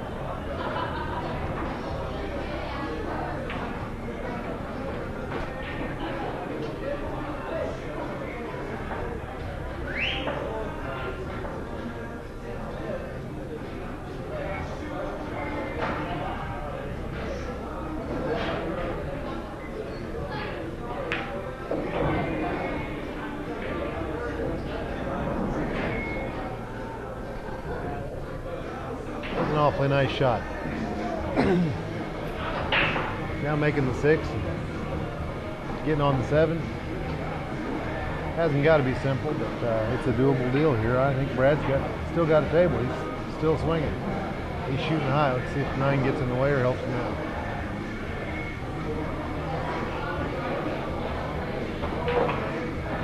He went around it. Beautiful shot.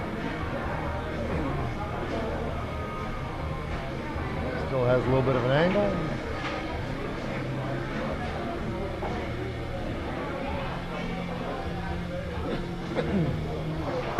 Excuse me.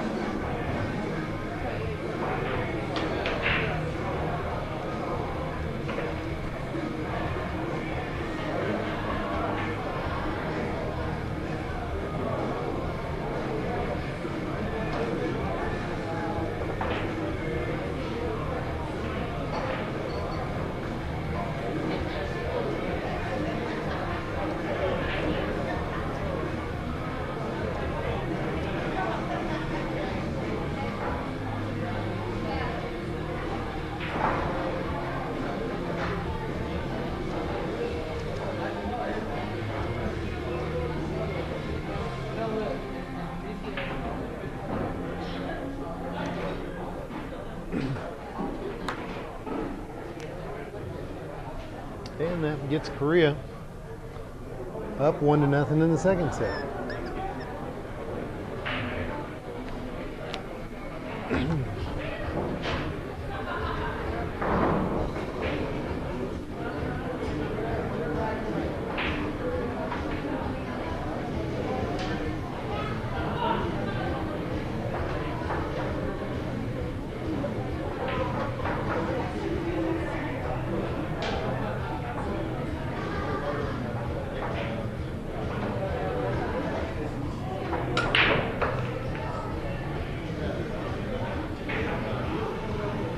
He had the 9-ball moving, didn't he?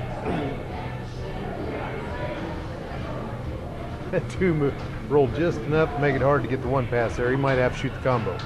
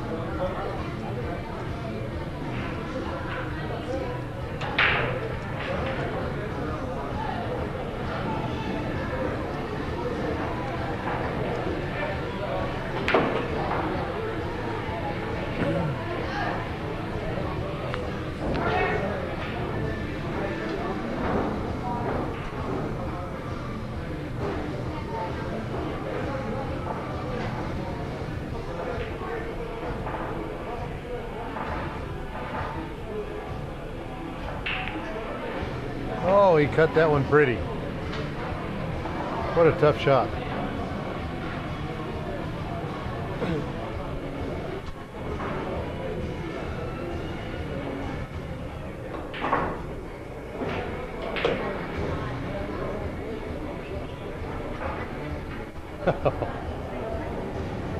That couldn't have come out much better if he's not too stretched out to shoot it.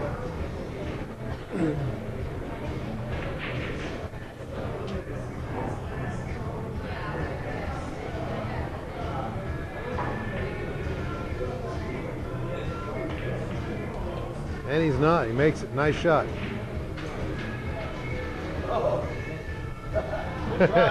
Yeah, it did. Yeah, it could have kissed the inside of that 7 and gone in there too, but that's a good shot.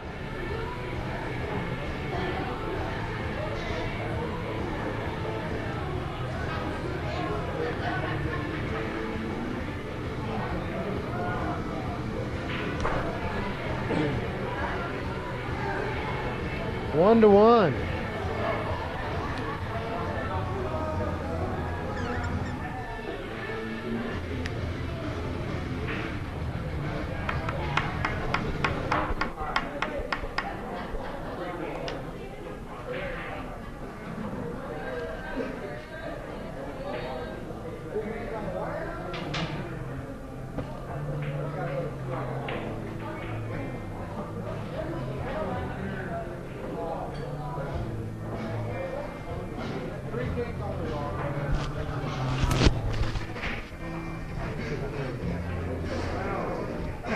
Thank you.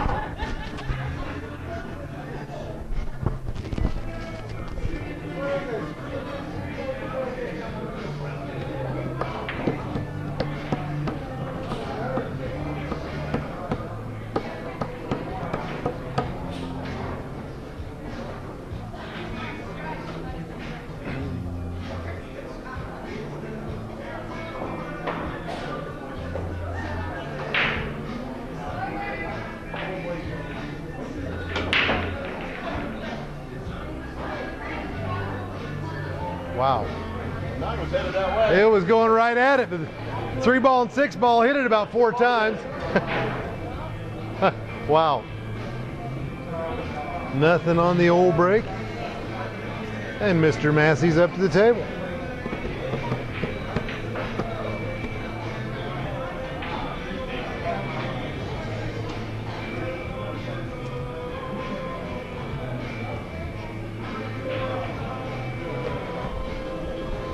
There are some shots where he just looks nice and smooth and sweet. Like that. He cut that nice, spun it in real pretty, nice smooth stroke. And then there's shots where he just kind of does stuff like that. Now, he may be able to see this read. He could have easily slid in behind the 5 shooting that shot.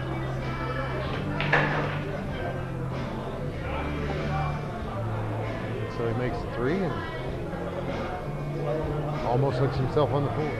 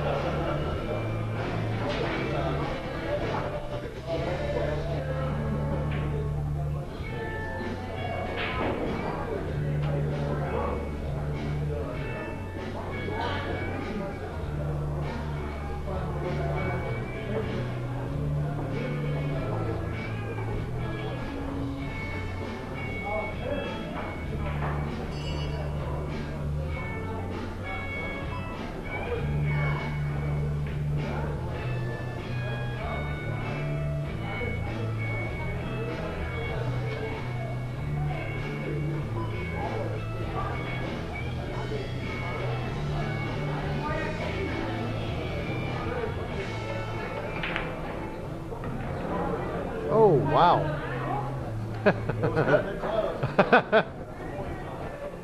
Wow. He come awfully close to scratching there.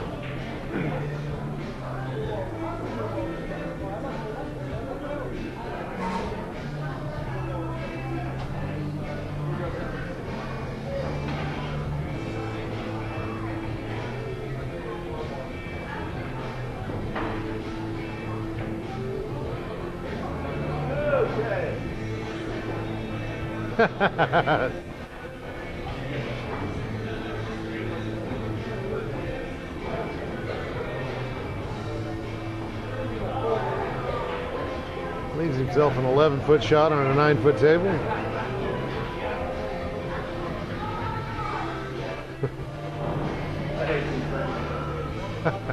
And he finally decides to do the right thing and get the crutch out.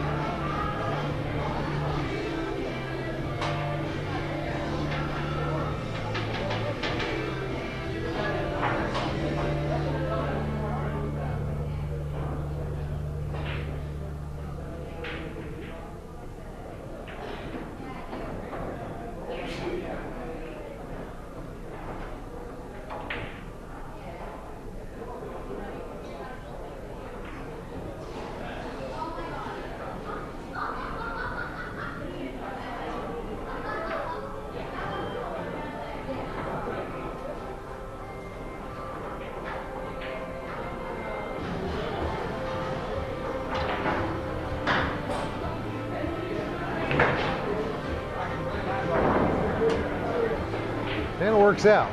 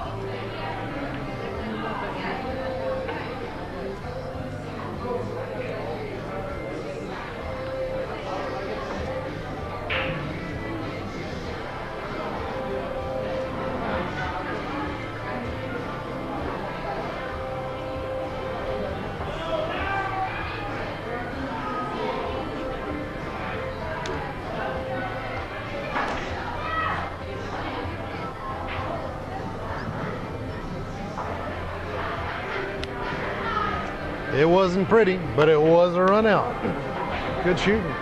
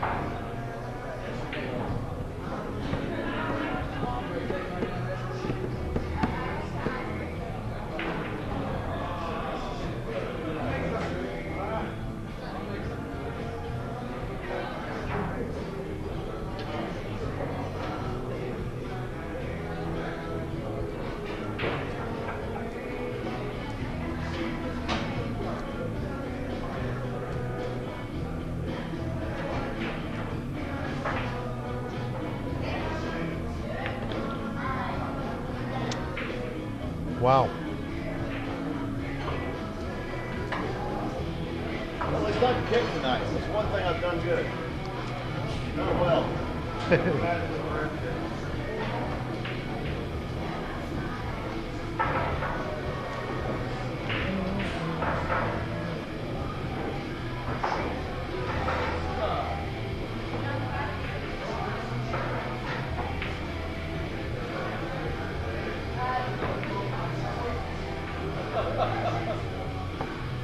Oh, the 8-9 wired up.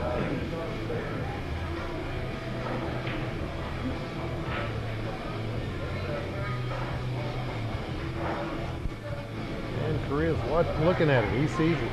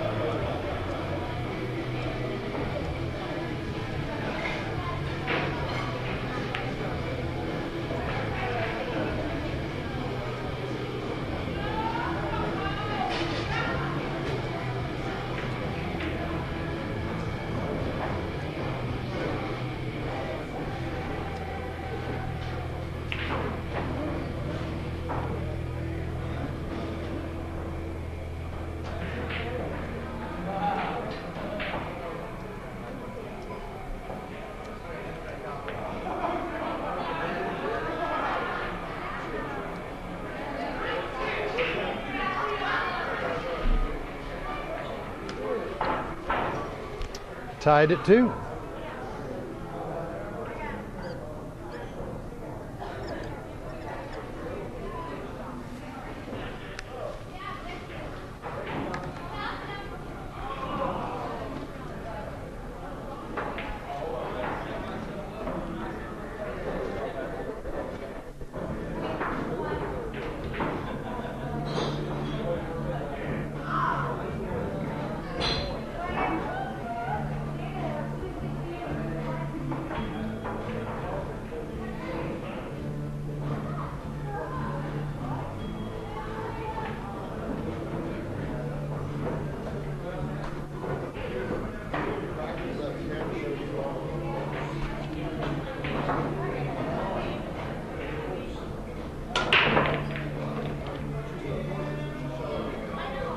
Wow.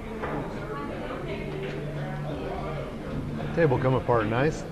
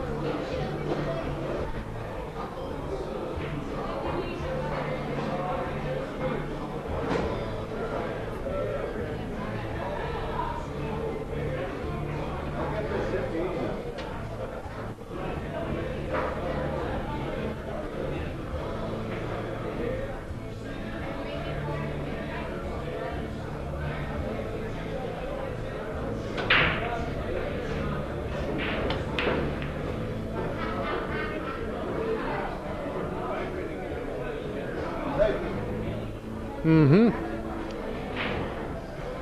Maybe. I thought that 6 ball was going to stop it more. 6 ball didn't move. You see that? That's because you hit the 2-ball too fat and went past it. If you hit the 2-ball thin enough, it probably would have clipped Made it. it, it would have hit it.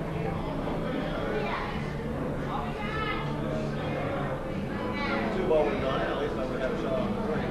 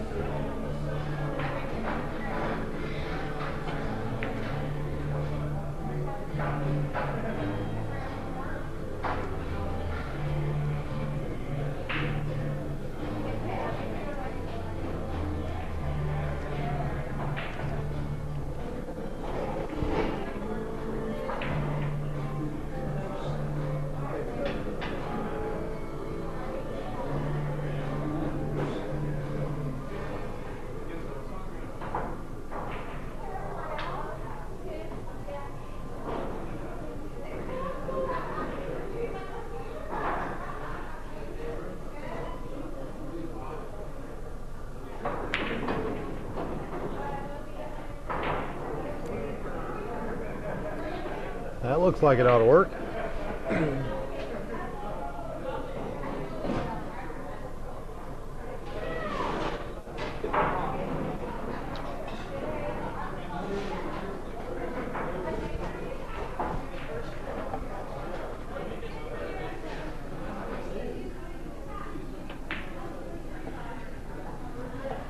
But then again,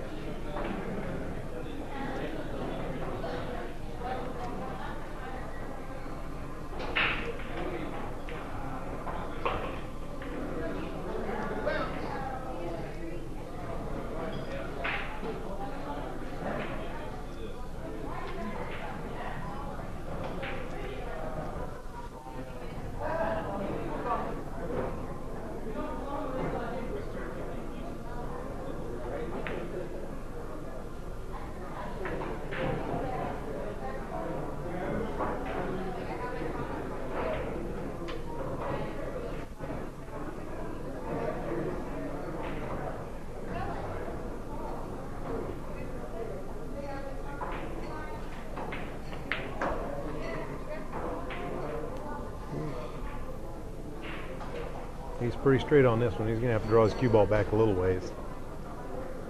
Put a little bit of a stroke on it.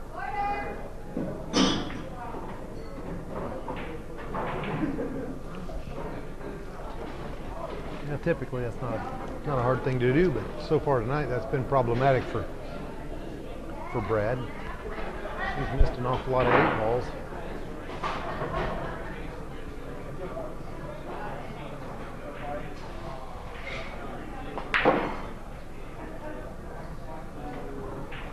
And he does it again. Wow.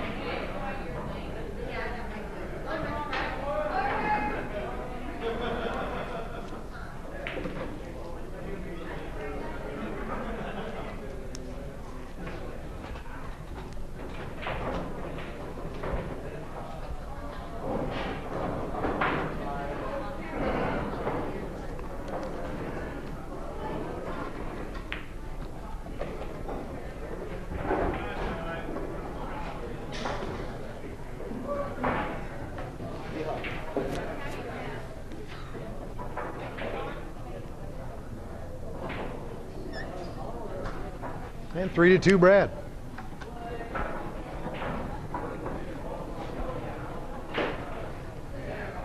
How are you, Mr. Shirky? Good.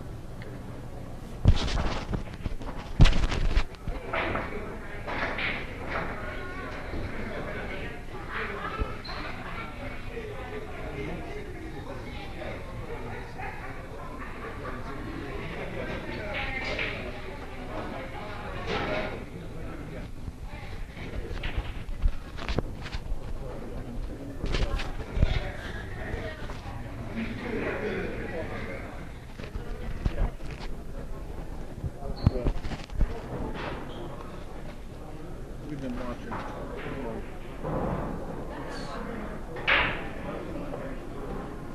I'm calling it out, remember? Yeah, I really have. I've lost track of how many times he's missed the 8-ball tonight. This one here worked out for him because Korea turned around and missed the 8 after and give it to him. But the fact that he won that first set, missing so many 8-balls is a yeah, it's a real surprise.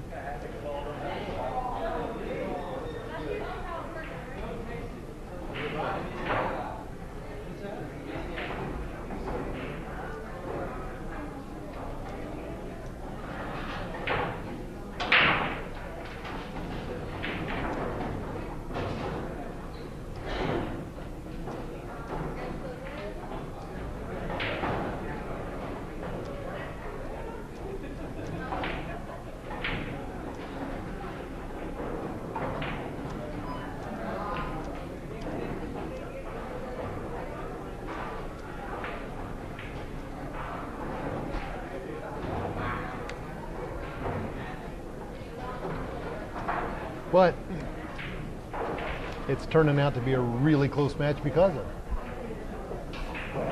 it.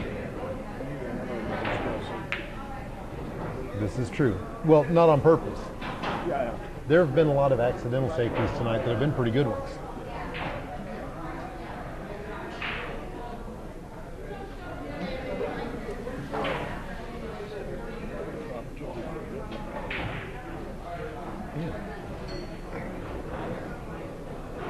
Oh yeah. Yeah, I think he could take the 1 ball off the rail in behind the 2 ball and let the cue ball catch that 1 rail and get down in there by the 8 ball and just have him totally hosed. The other way, 1 ball, 2 rails, one there, pass the side pocket down there by the 8, 2 ball back over by the 6. Right, and the nice thing about doing it the way you just said was there'd be a good chance of a 1-9 combination coming after. Yeah, but you're right. They're neither one thinking very safe, and they're going for a lot of stuff.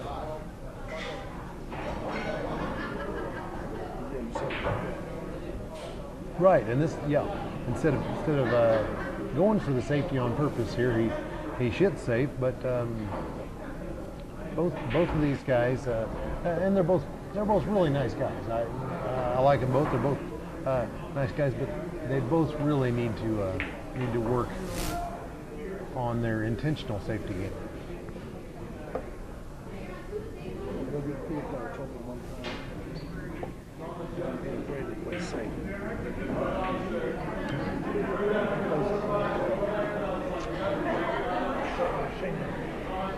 Oh, yeah. It's never the wrong shot. If you get safe, if you play safe and get safe, it's never the wrong shot.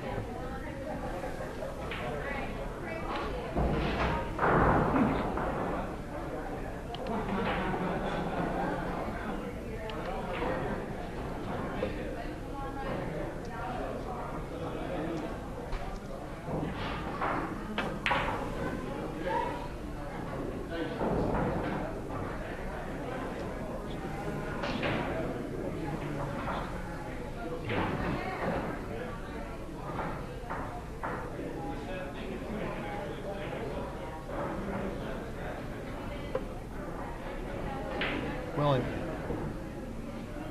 and the truth is, in a match like this, and these guys are good guys, like I said, and I'm having fun watching them, and it's a close match, but it's a difficult one to do much commentary on because before long I just see them as a real negative, you know. But they do have the balls to get up here and put a little cash down and play each other in front of everybody, and knowing it's going to be put on YouTube, and that's at least something.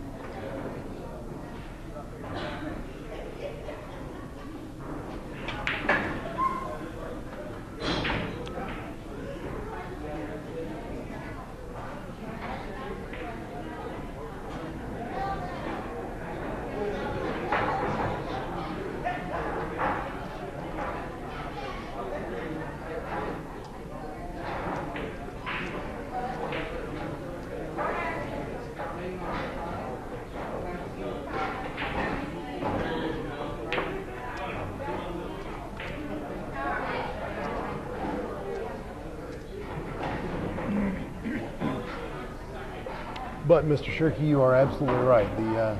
The biggest thing that could improve both of these guys' game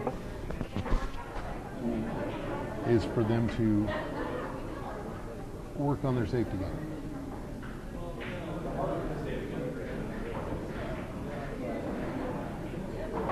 The other side of the coin, though, the other guy can't run out. This is true.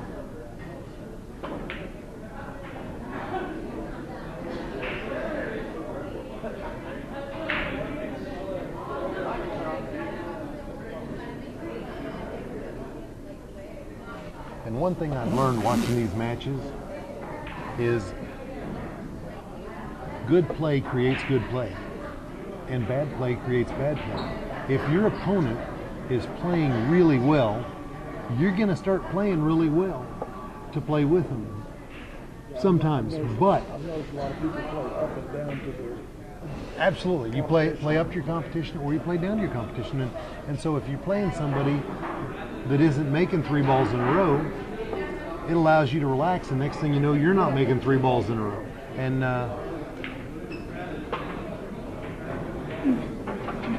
This kid has flashes of brilliance.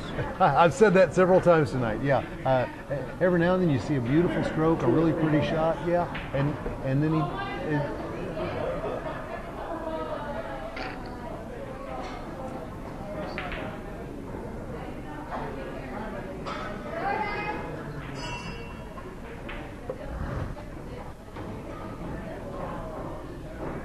And I've noticed a lot of the ones where he shot a really nice shot and did something nice, he's really stroked the ball. You know, just a really nice, smooth, sweet little stroke. But the ones that he doesn't, he just smacks the crap out of it, and that's when it looks like he's not capable.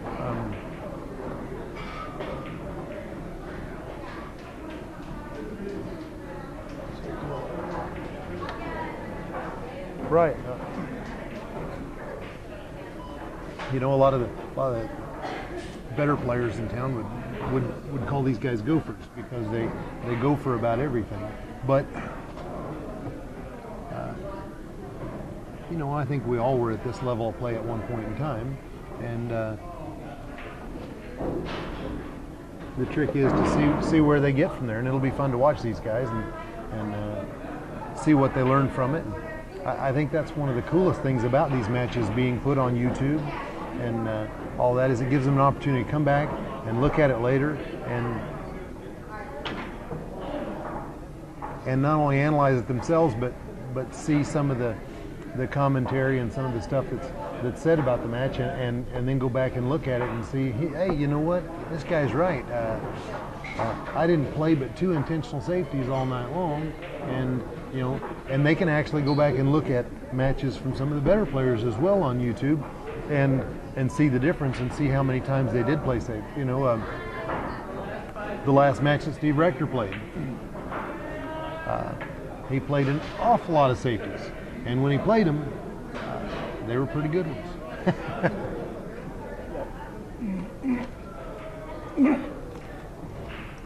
He kept the hook hanging out there all the time.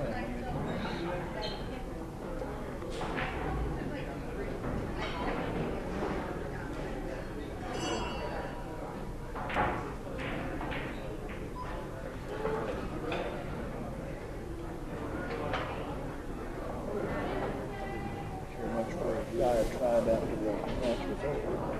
Oh no, and the you know, shooting a foul and going on, that was kind of, That was kind of low rent.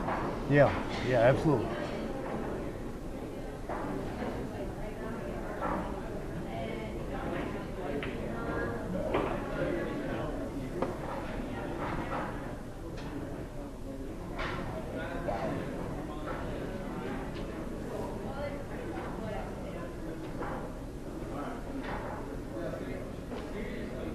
I think Brad's whole deal is he's nothing but bargain.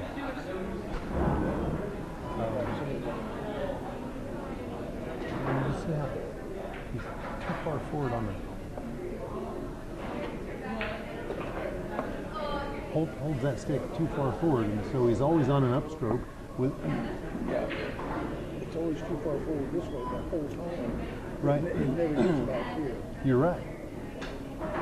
Yeah, he doesn't have a backstroke in his shot.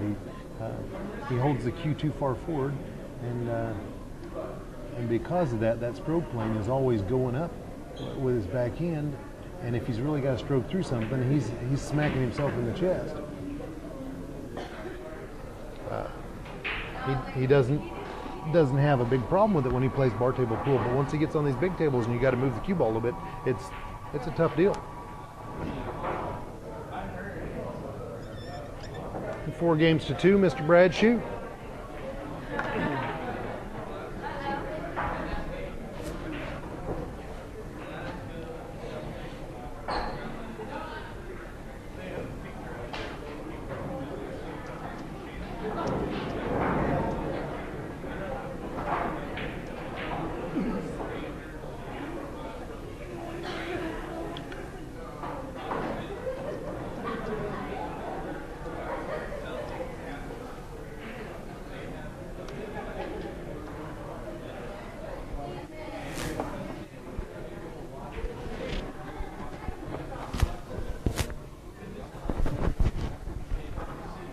Joe and I were sitting over there laughing and telling stories about Greg.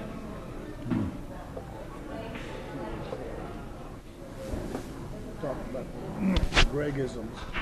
Yeah. I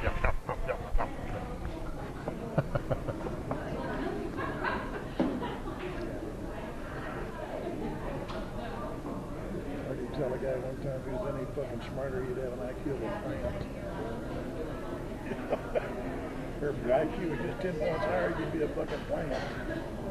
Well, you know, you're talking about Greg Stevens, the late Greg Stevens, who questionably be the best player Wichita ever had, and but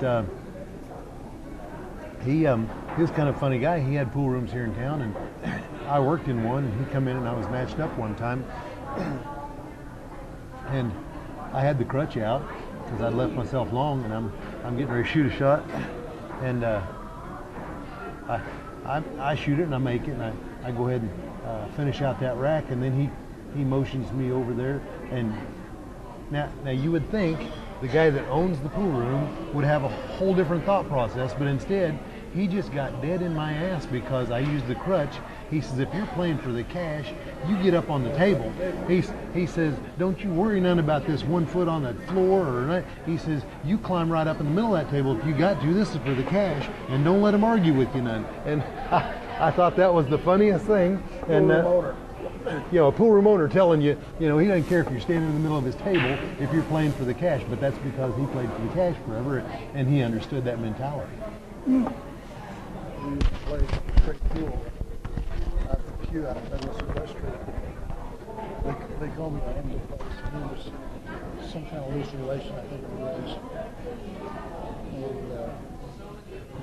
we played a couple games of straight pool. He would be showing me a little something here, a little something there. It wouldn't be any wager on it. I was pretty young at the time, 16, 17 years old. You get down to the final game, he'd say, okay, I'll give you 65 to 125. I'm going to play for the time and the dogs. Who pool time back then was 30 cents an hour. We were playing. Be right back.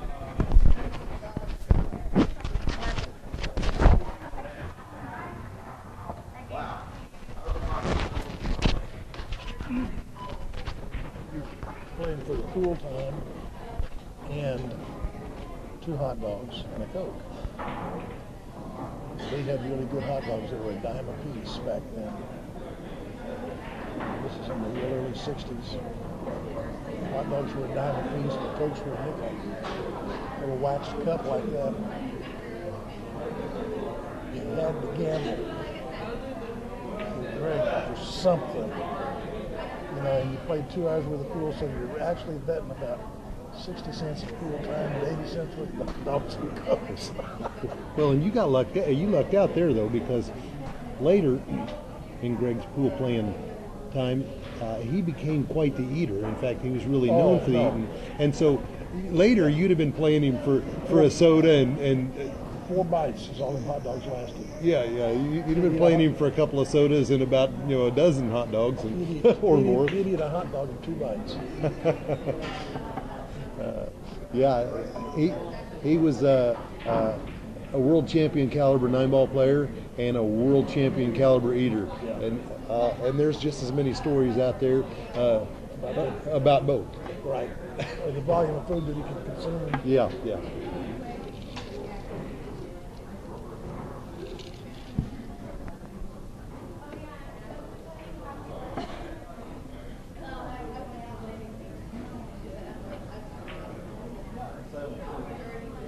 So I ate 3 ham sandwiches at the Tropic Lounge one time, one on Broadway. Mm-hmm. They had meat that thick in them. Shaved ham. He ate 3 of them in about 45 minutes. Potato chips, dill pickle. Yeah, he was known for his eating. He wasn't playing, he was just hanging around.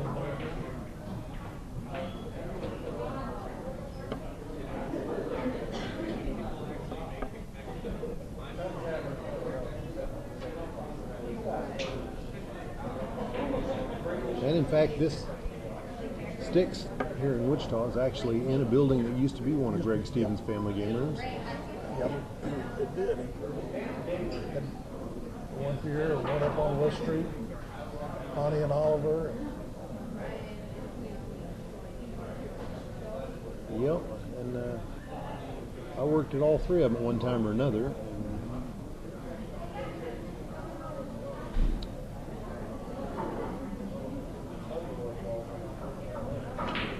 In a lot of ways, he was really good for the pool game in Wichita, and then there are other ways where he wasn't quite so good. But Joe and I were talking as an owner of the pool room. He was diametrically opposed to the person that he was who was a customer in the pool room. I couldn't put up along with Greg Stevens if I owned the pool room and he was trying to hang out in there, because he was hard on your customers. I'm sure He was hard on them. He was wolfing at somebody all the time. And just because you said no didn't mean he was going to quit wolfing. he was such a stickler for how his rooms had to be ran that he was a very difficult person to work for. I always thought he would be. And he was not opposed to walking into a pool room, and if he saw a cigarette laying in an ashtray and there wasn't somebody with a hand attached to the cigarette, he might just fire whoever's working there because there was a cigarette laying in the ashtray. I mean, he was really tough on that stuff, but because of that, he ran the cleanest rooms, at least in the Midwest and maybe in the country. One thing you never saw, and that was a dirty table in the record rooms. When whoever was playing on that table came off of it, checked the balls in. Immediately they went out and and swept that table. cleaned those tables up. That's right. Brushed it down, wiped the rails off. Yeah, he was something else.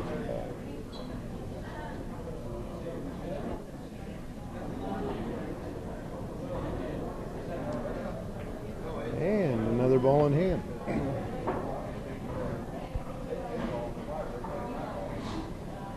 They used to try to get him to flip It's double or nothing for the pool time. You would never do it. I was accused of not having no gambling ring.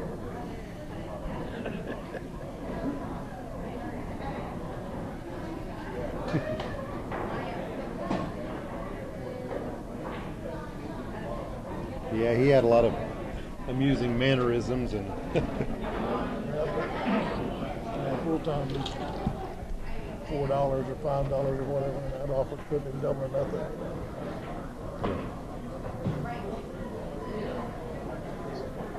He just said no. I'm dead nuts. You know, you owe me $4. I got that guaranteed. You know.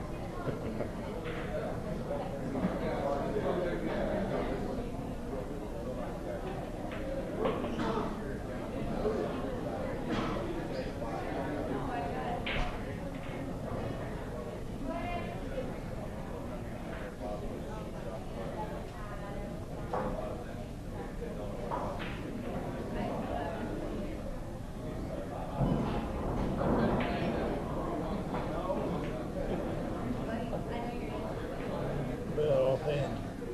yeah.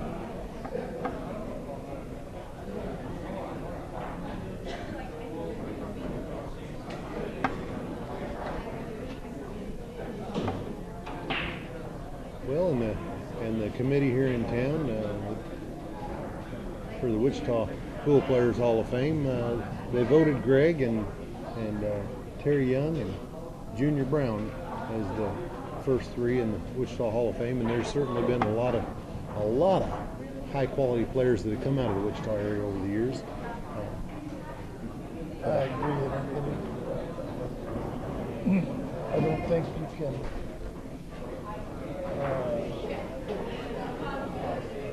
I don't know how you could have picked any other three for the initial three. Yeah, I think so.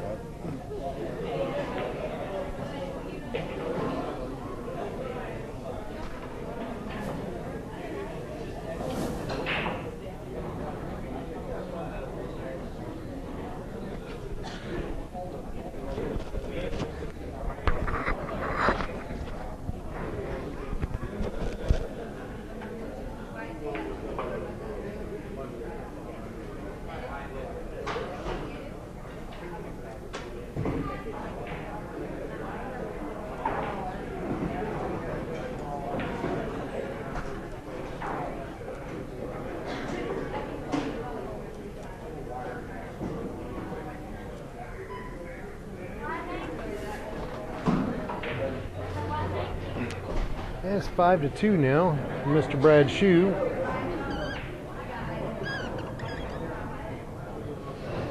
And Korea started missing more frequently than he had before.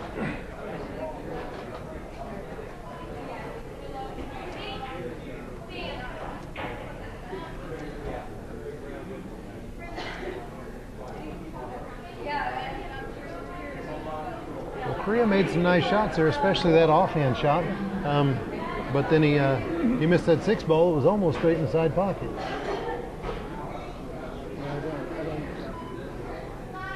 Sometimes I don't understand the rhyme or reason behind it. What he misses makes a really difficult shot. And it turns out missing a fairly simple shot.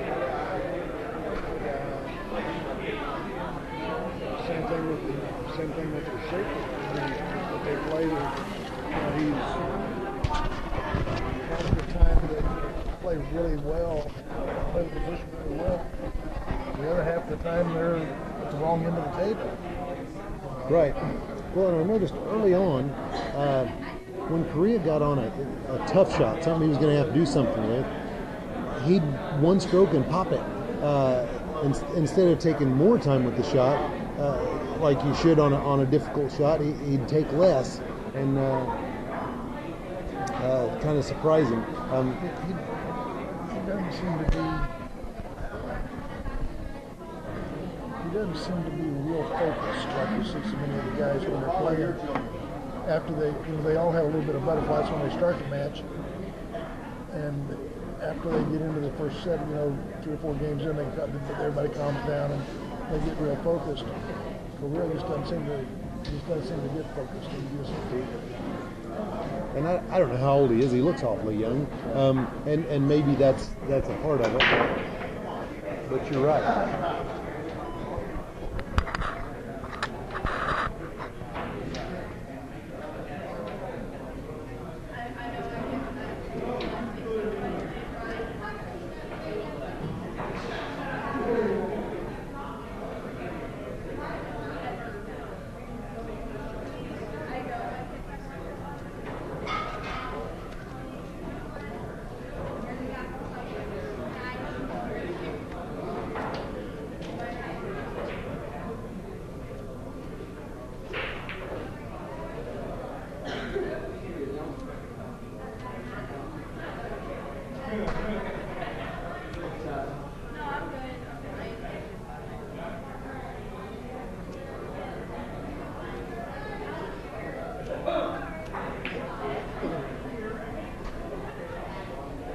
Well, and here's another one. You know, he makes that ball and he gets on the two.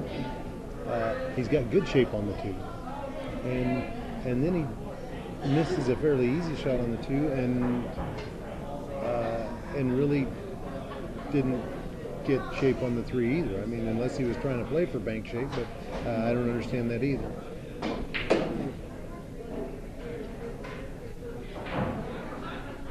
But this is a difficult table to get out on anyway, and we'll see what happens. couple balls tied up. Yeah.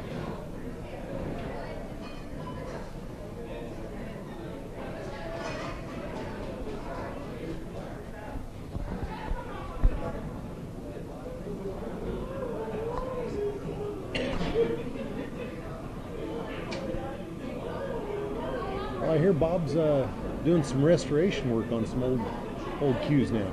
Yeah, he's got a fellow that has, I don't know, 25 or 30 really nice old cool cues that belong to significant players. Luther Lassiter, some of the other people from his era, old Brunswick Stix with real nice ivory slabs and or mother of pearl slabs in the handles and stuff. Mm-hmm. Some old Titleist, really nice pool cues. And it's not really restoration as much as a lot of it is just cleaning them up. The wraps come loose, and the wrap's all dirty, and maybe the wood's not. And a lot of it's just cleaning them up rather than refinishing them or anything like that. But the guy's got a tremendous collection of pool cues by some really, really, famous pool players. Hoppy, Wimpy Lassiter. I think he's even got one that Rudolph Walderone owned. But I'd just seem to be doing that as I would if I was still working for him. I'd just seem to be doing that as building new ones. I like working with that old stuff. That one, that stick that I play with is over 100 years old. So you're not doing any work down there any longer? No, I'm not down there at all. When he came back from Vegas, and I don't know, 5 or 6 years ago, he told me he was going to change the focus, and he was not going to make CNC cues. He was going to make all inlaid veneered points, and he was going to cut it back to 60 cues a year. We almost missed that one. He didn't need somebody to help him with 50 or 60 cues a year. If he's making 250 cues a year, he really needed help. Yeah. So I'm spending all my time at the motorcycle shop now. My son's got a motorcycle shop. I spend my time out there helping him. Brad misses another 8-ball. Yet another. Yeah, yet another 8-ball. You are correct. I I'd almost like to go back through this just to count how many he's missed.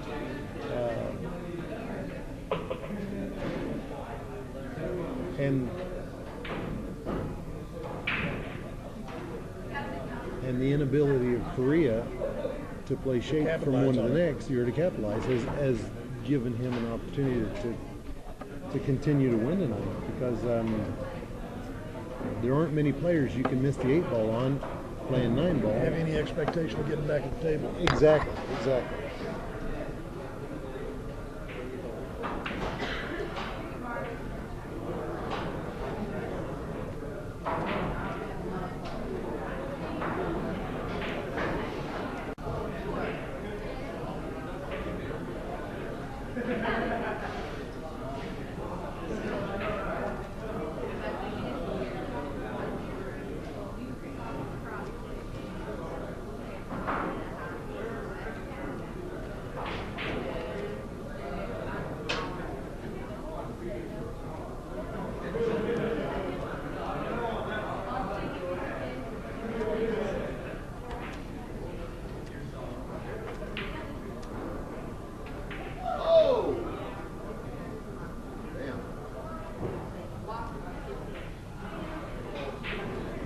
Good all the way down.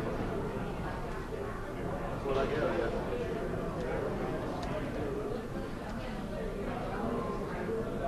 Pretty surprising. I want to hear 62 shoes. All right.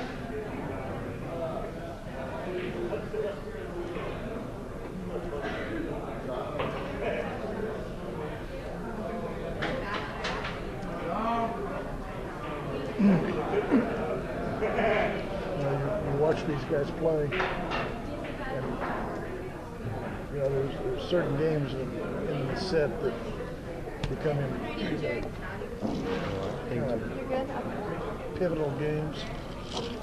Set at 5-3, but this next game is really, really important for Massey.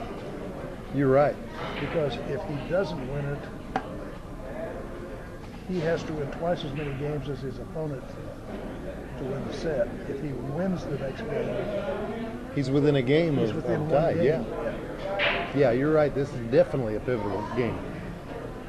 And the last game, Brad could have just put him, could have buried him, and instead missed the 8 and then the 9, and give him an opportunity. It would have been 6-2.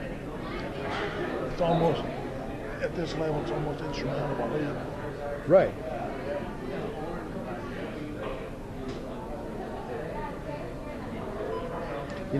They both need to spend a lot of time on the table working on their safety game. But if I was Brad, I'd just go out and buy a whole rack full of 8 balls and just do nothing but shoot him, because he's just... I'm not sure either one of them plays or practices on a big table.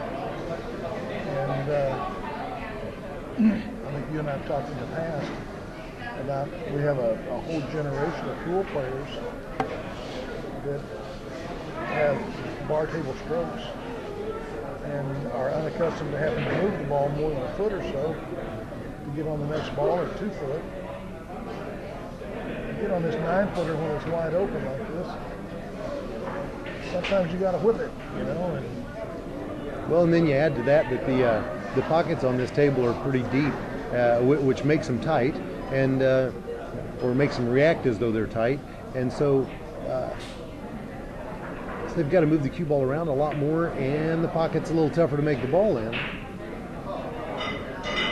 Wow. He says it too. Why would you even lay that shot down like that? You got ball in the air.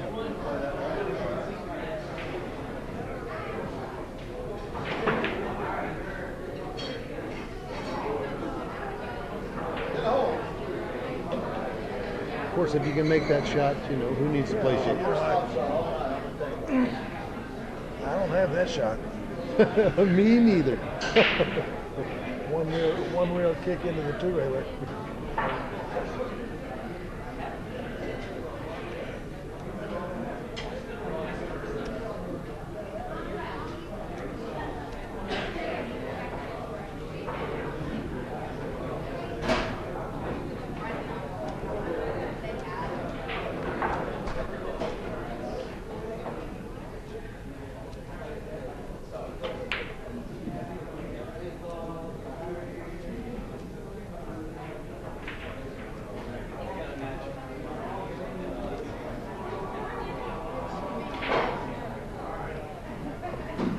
Tried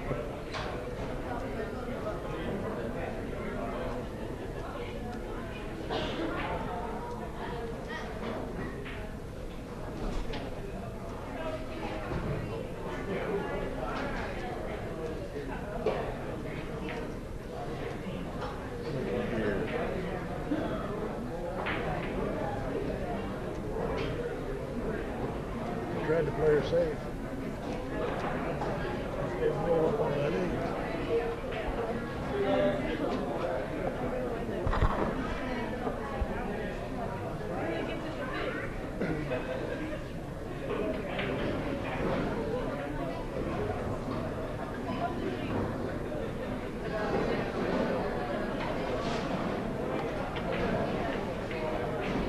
Well, you know, I think personally, I'm gonna get a freaking safety out of that. I think anybody that wants to get good at this game at all, I think first of all they need to play a lot of it, but second of all, I think they need to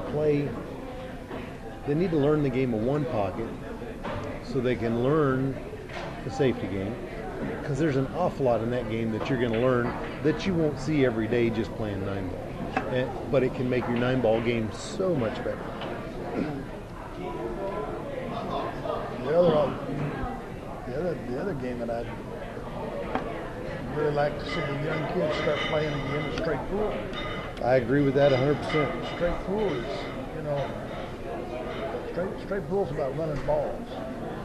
Yes, it is. And moving the cue ball around the big table and getting from one to the next and playing good patterns. And That's the one thing about straight pool that I think it teaches is the pattern play. If you play straight pool or 14-1 or continuous, whatever you want to call it, it teaches you patterns. And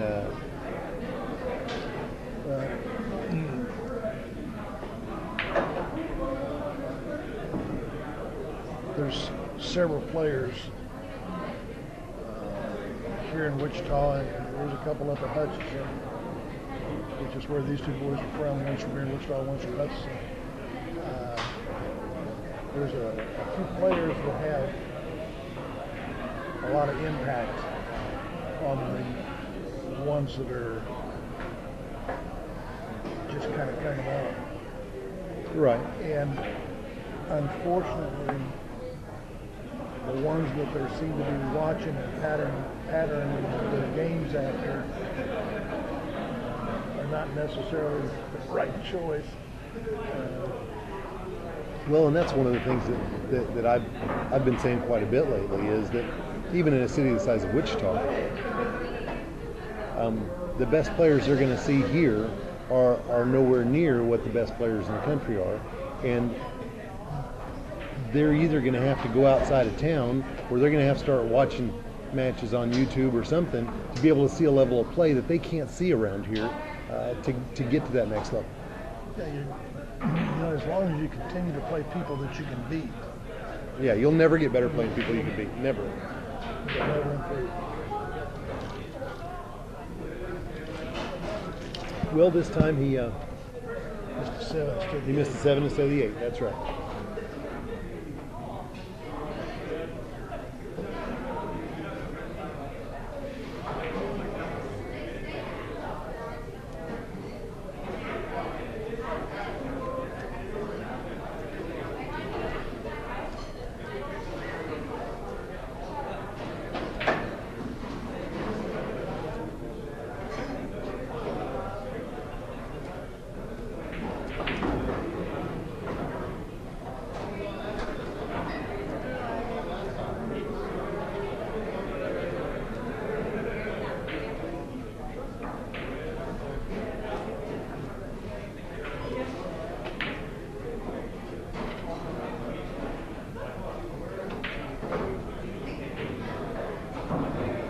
Wow.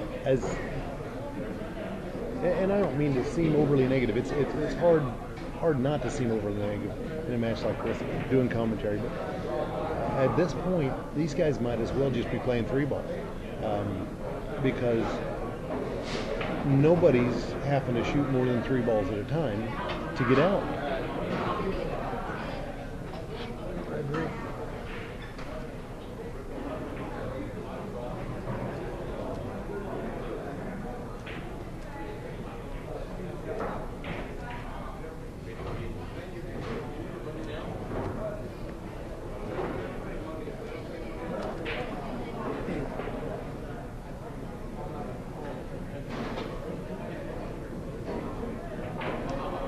He has kicked pretty well tonight.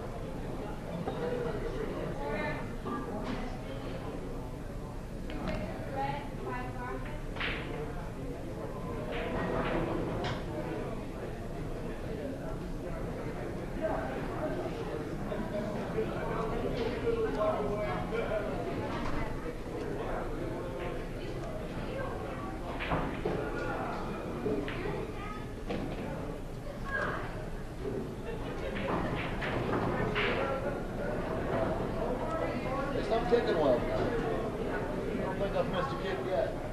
Well, maybe. Pivotal game goes to Brad Schuh. You're right. That pivotal game did go to Brad Schuh. So now Shawn's really got an uphill hike here. And at the level they're playing tonight, as you were saying before, it's almost insurmountable for him to have to win twice as many games now as Brad to win this set. As long as it stays close. It could go either way. But when somebody finally gets a Couple games out there. yeah, they get a little distance and it's hard.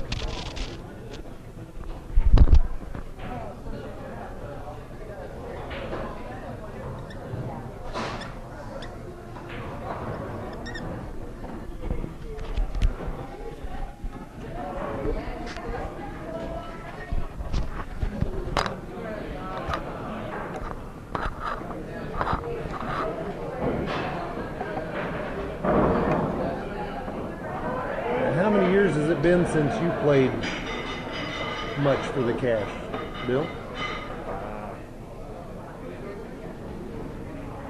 30 years. 30 years? I don't know. Back before we lost Moses, Moses and I used to play quite a bit for quite a bit of money. He was about the only guy in town that I really played much with over the last, especially the last 10 years. Yeah, I miss that old knucklehead. About 6 months after Moses' funeral, I've got this thing that sits on top of my dresser that holds mail. I was in there digging through it looking for a car title. And I found a check from Mose for $60. Wow. And it was, everybody said, well, I told them about it down at the Q shop, and they said, well, did you cash it? I said, no, I didn't cash it. It's a souvenir now. There was a guy that had not an ounce of pull-up in him. I mean, sometimes you question his common sense, but there was not an ounce of pull-up in him. Well, I'll never forget once they finally got up enough money to buy the pool room that used to be the West Street game room, and they'd been trying for quite a long time, and Al, who owned the place and was selling it, had come to the point where he decided they just weren't ever going to sell it, and so he was in talks with me to sell it, and then all of a sudden, out of the blue, they come up with the money, and Al went ahead and sold it to him. Well, then Moses, who had no idea that I was in talks and about to buy the place, he found that out, and he come up to me and was just 100% apologetic, and he said, if I'd have known that you were that close to getting it, he says we'd have backed off. He says, I've always respected you and all that, and it was awfully nice of Moses. And I told him, I said, hey, business is business, buddy. I got no problem with it, I would love to have had the place, and I sure would have gone a different direction than they did with it. Oh, yeah. But Moses came over to the Q shop one day at 1 or 2 o'clock in the afternoon. He says, why don't you come on up here and play me some one pocket? All right. So I went up and he said, how are we going to play? And I said, yeah. Moses, I don't think we can play any way but even. All right. Moses was quite a 9-ball player, but his one pocket skills, he had a little too much gopher in him sometimes. Yeah. Well, we played some one pocket. We played for 3 or 4 hours, 5 hours. Bob's getting ready to close up. He said, lock the door when you leave. And I said, all right. We went on home. Moses not played till about 7:30, 8 o'clock. He finally decided he wanted to play 9-ball. Couldn't win playing one pocket. He wanted to play 9-ball. We changed over to 9-ball. I really didn't want to play 9-ball because I hadn't played any 9-ball in 20 years to speak of. Right. He said, come on. He said, let's just me and you play. He said, we just play something like 5 or 10 a game. May have some.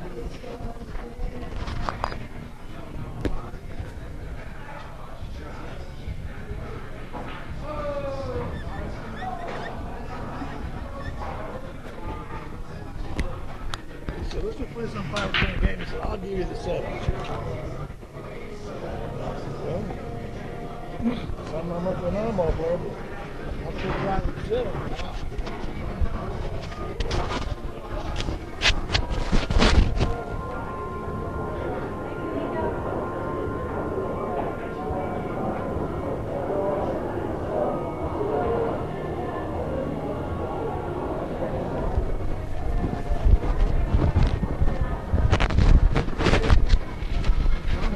Just beating him senseless with the 7. Played till like midnight. We've been playing since like 1 o'clock in the afternoon. Used to be by midnight. I said, now Moses, I said, you need to know. I said, I need to get out of here by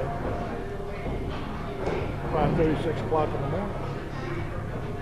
How come? I said, well, my granddaughter's being baptized. I said, it's prerequisite that I be there. He said, well, what time should be in baptized? I said, I think church service is about 9. He said, well, you can play past 6. He said, how long a drive is it from here to church? Yeah. So we adjust at about 2 o'clock in the morning to the 8th, and I'm still adjusting.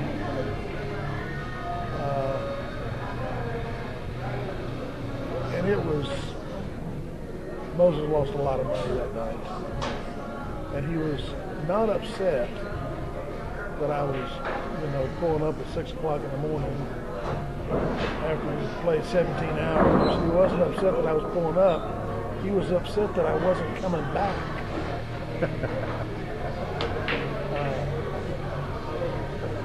He didn't think we had played quite long enough.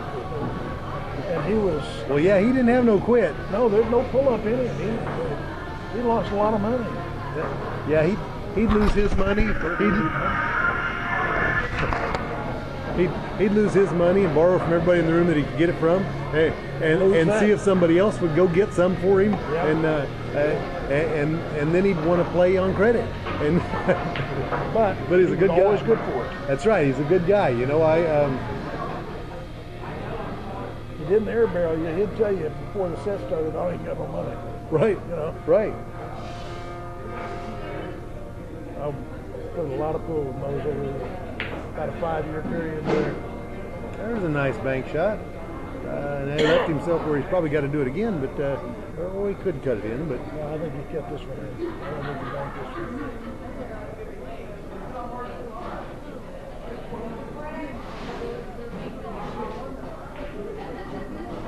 there's another one of those nice little stroke shots. It's too hard to get back, banking it.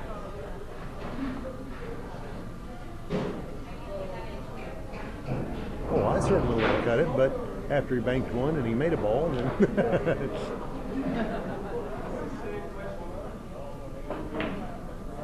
oh, those darn side pockets.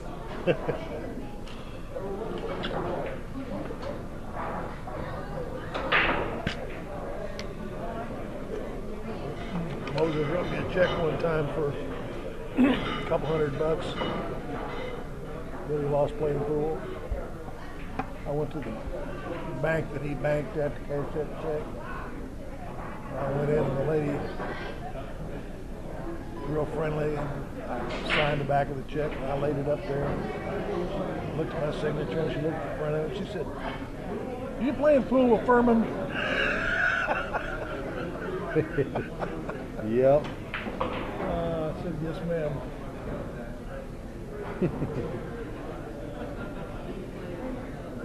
Yep. Yeah, it was a darn shame what his dad did to that place after he passed.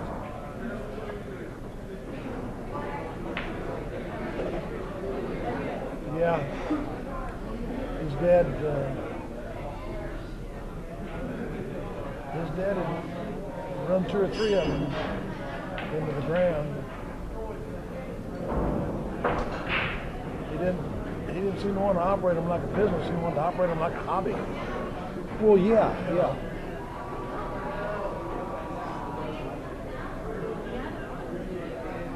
Gave away too much liquor.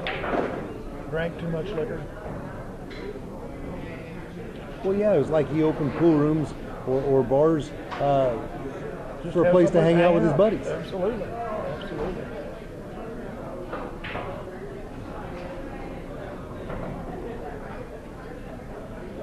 Well, he got that place and got rid of most of the pool tables right off the bat. Put in a dance floor and He got rid of 2 things: pool tables and pool players. yeah. I was in there a few times when, stop in to see Mose. I'd drive by and see his truck out front or something, and I'd stop in and it'd be Moses and his dad and that gal that Moses' dad had behind the bar, the bartender that he took everywhere he went for whatever reason. Wasn't that good a bartender. And one customer, maybe 2 customers. You can't operate a place No, you can't. 1 or 2 customers when you got the owner and the bartender drinking more than the customers are.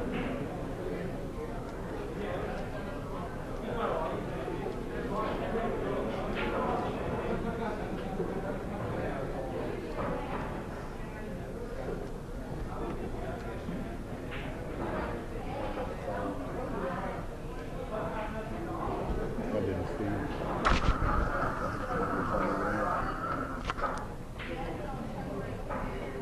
Well, and as I told these gentlemen, as I've said before, I can't call a good hit from over here. They're going to have to ask me to come over there and see it.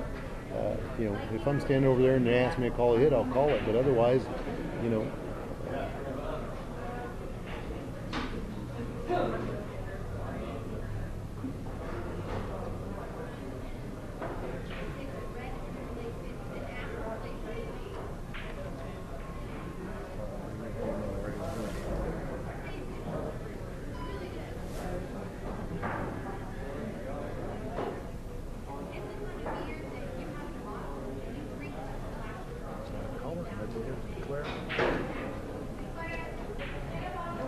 looks like there's still a little bit of a gap.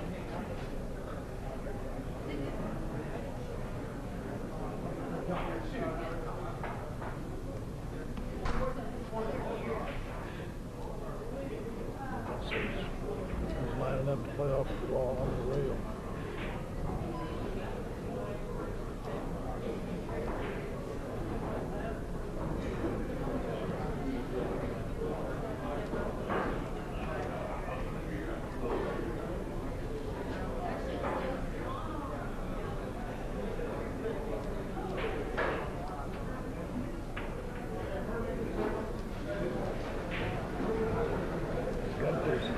simple safety.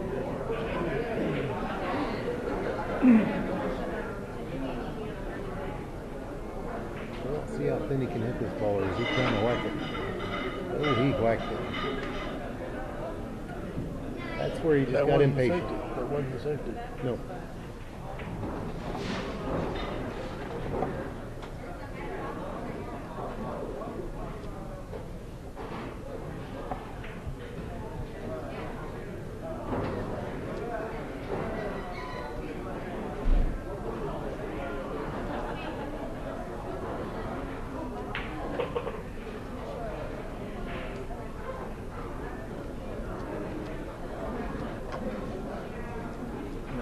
Which one of them challenged which one? Brad challenged Shawn. For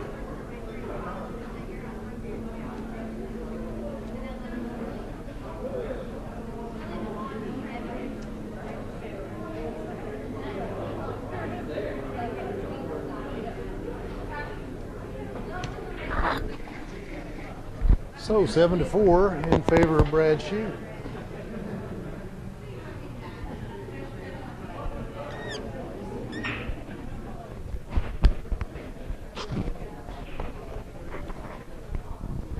And we're sneaking up on our 4th hour. Can't trade games. No, at this point, it doesn't do you any good to trade.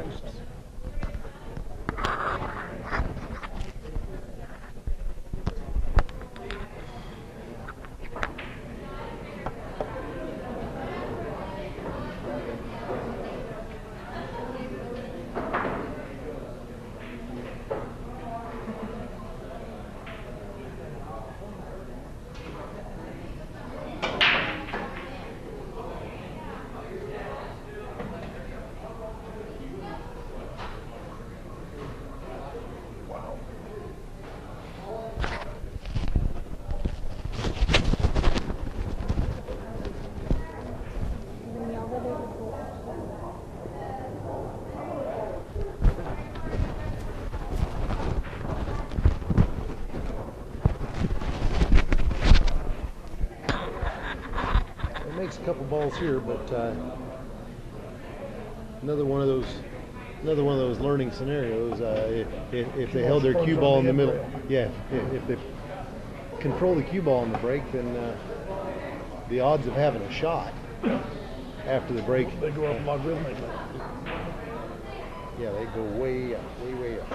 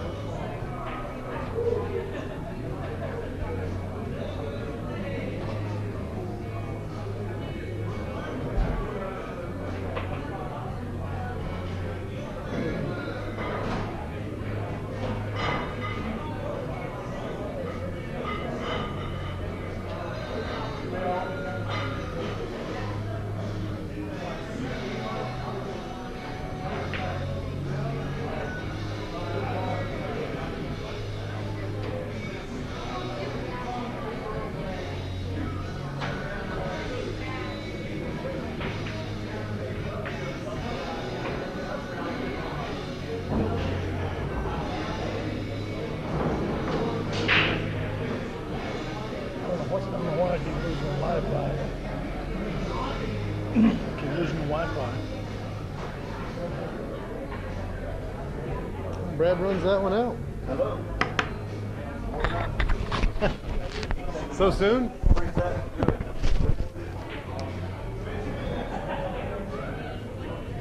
Brad, you're on the hill.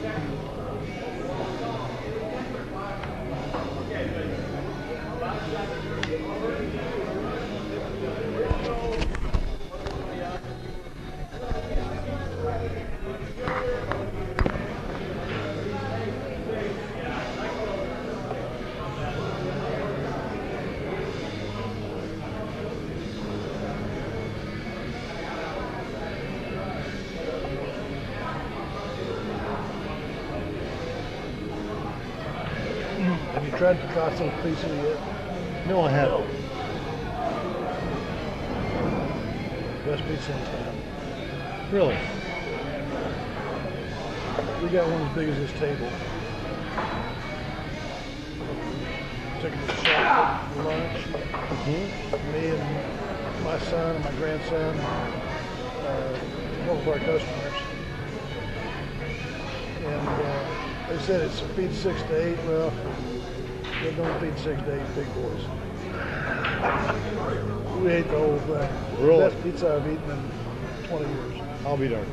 Downtown West Douglas. Really good. Picasso's Pizzeria. I'll have to try it out. Go in there. I'm a pizza guy anyway. $3 a slice. The crust is about that thick. God, it's good. Big old slices like that. It's good pizza.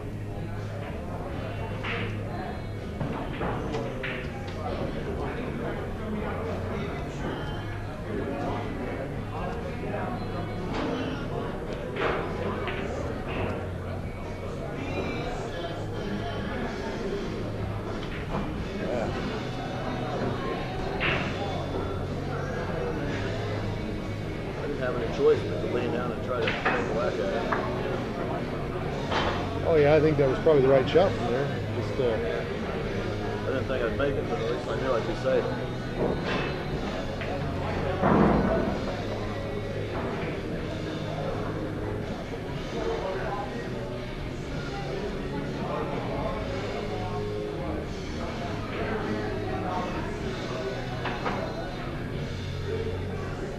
well, he tried to go for a safety there. He just Didn't hit it very well.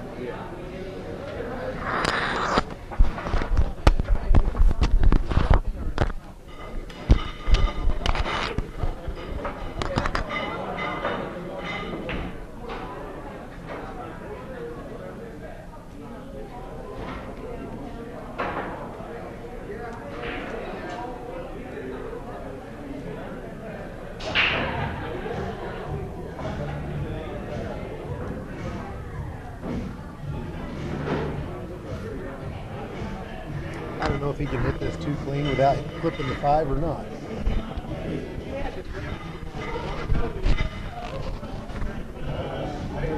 He thinks he can, so he probably can. And he's hitting low, so he's just going to kill on that 5. Oh, looky there. How lucky was he to get out of there? And he's on the 3. You gotta love it. You gotta love it.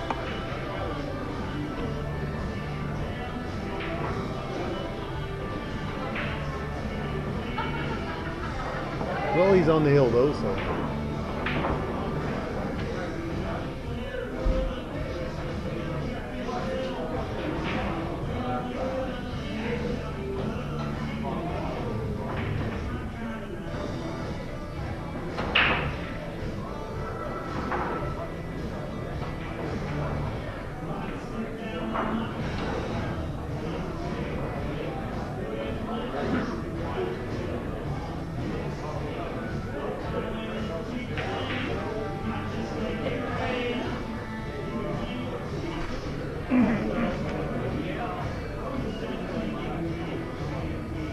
that one fairly fair to make that ball, but now he's left himself. He's got the cue ball on the rail. He's got a shot on the 5, but getting back on the 6 from where he's at on the rail has not got to be an easy deal.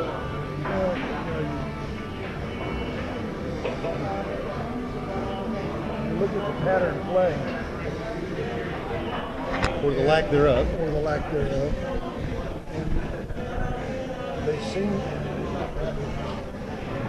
Brad seems to be able to come with a pretty good shot every now and then, and sometimes 2 or 3 in a row. But it's almost like you don't know where the cue ball's going. Right. I mean, I'm sure he does, but well, and he got a roll there. He hooks himself, has to kick at the 6. He hits it, kicks and into a lead. right, and kicks into a safe.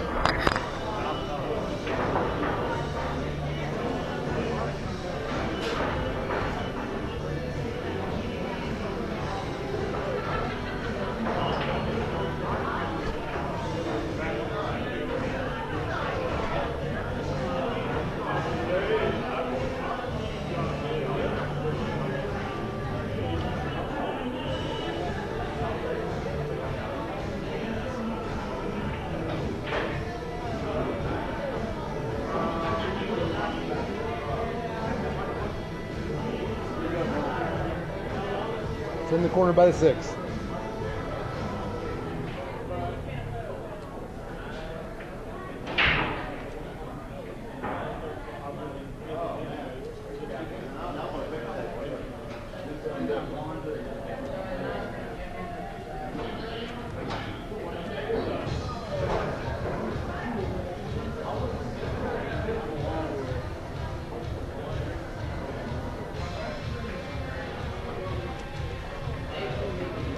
Wow. Yeah.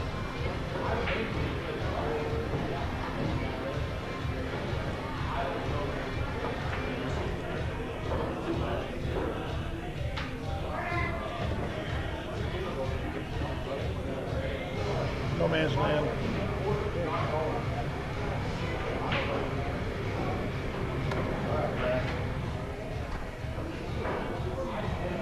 Yeah, here's a situation where a little bit of shape would have helped.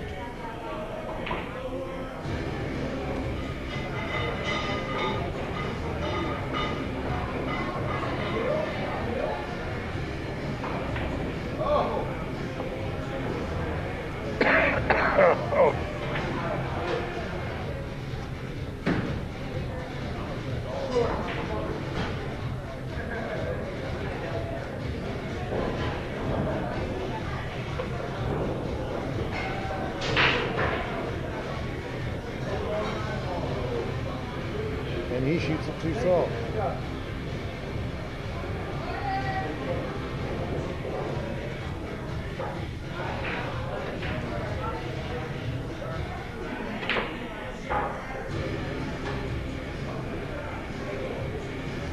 And there's one where he just whacked at it, where he just like he's already resigned, he'd lost his set, and so he just smacked it.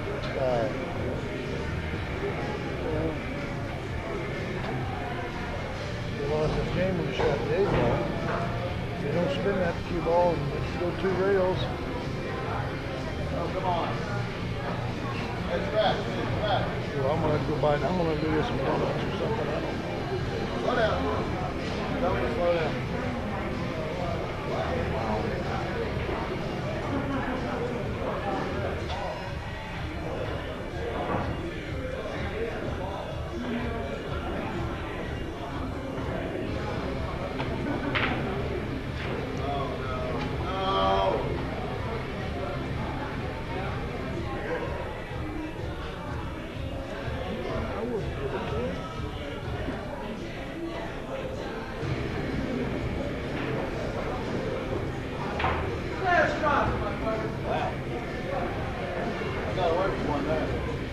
Yes.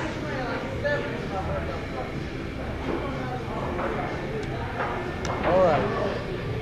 I'm gonna run to the boys' room and be back. All right. After I pay Mr. Britt.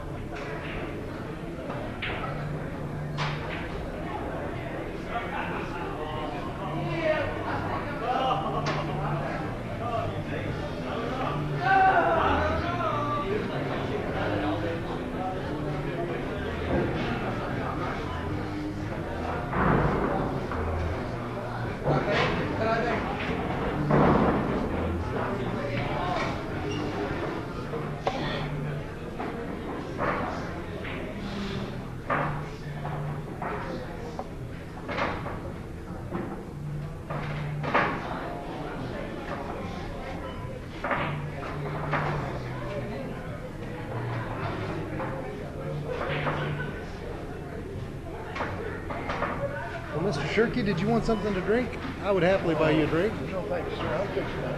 Get to the house. I've had about all the excitement an old man can stand at night. Well, I tell you, I sure appreciate you coming and sitting over here for a little bit. Commentary is always much better and much more fun if there's more than one to do it. It's hard to have a conversation with yourself, so I appreciate you coming over here and sitting down. You know, this is a hard match to provide the commentary for, because it sounds like you're taking a shot at them every time they turn around.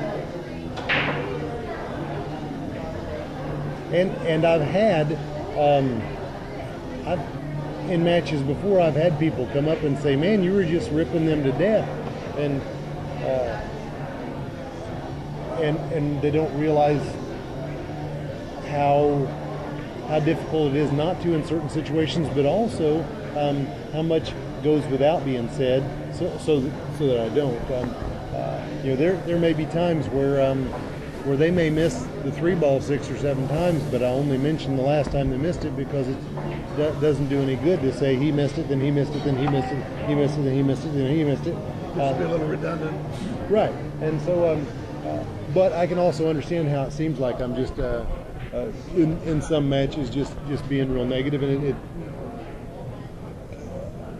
and the truth is, I really respect these guys. You know, the fact they come out here, they're putting their money up, they're trying to learn the game, and they're doing it in front of a pool room full of people, and they know that it's being videotaped, and there's commentary going on and all of that.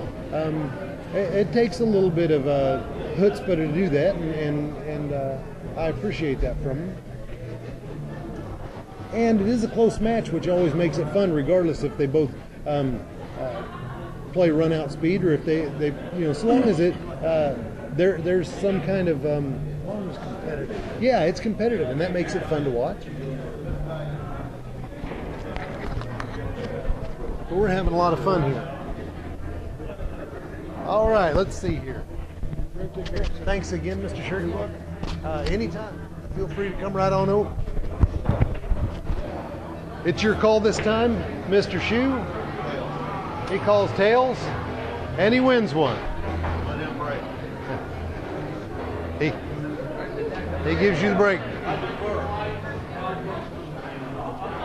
And so, Mr. Massey gets to break again for the third set.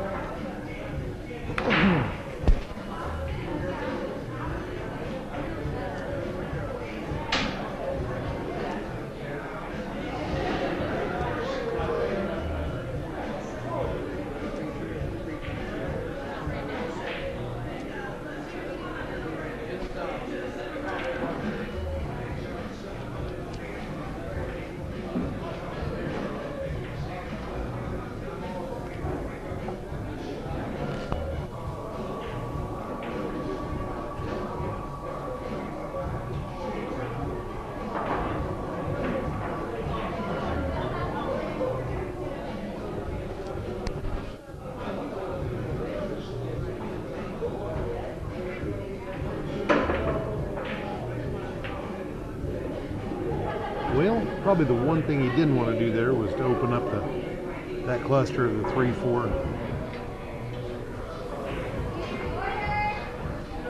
Kind of opened the table up there and made it a little easier to get out. On the other hand, there hasn't been a whole lot of getting out, so who knows, may work out to his favor.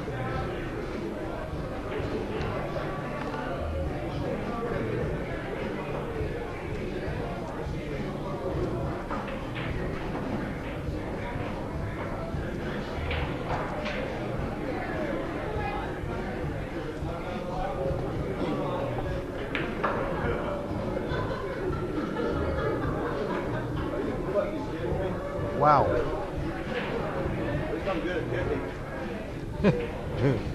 And at times tonight, that's been a good thing.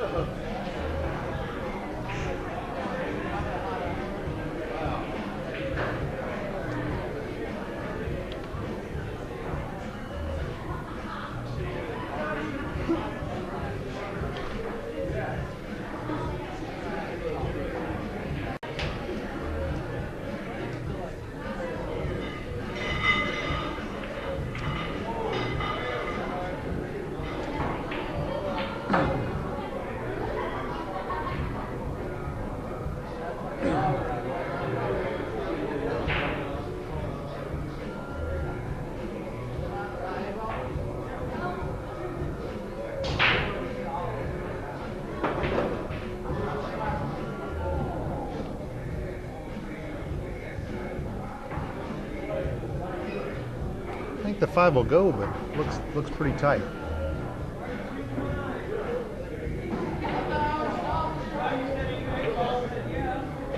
Ah, he makes it. Good shot.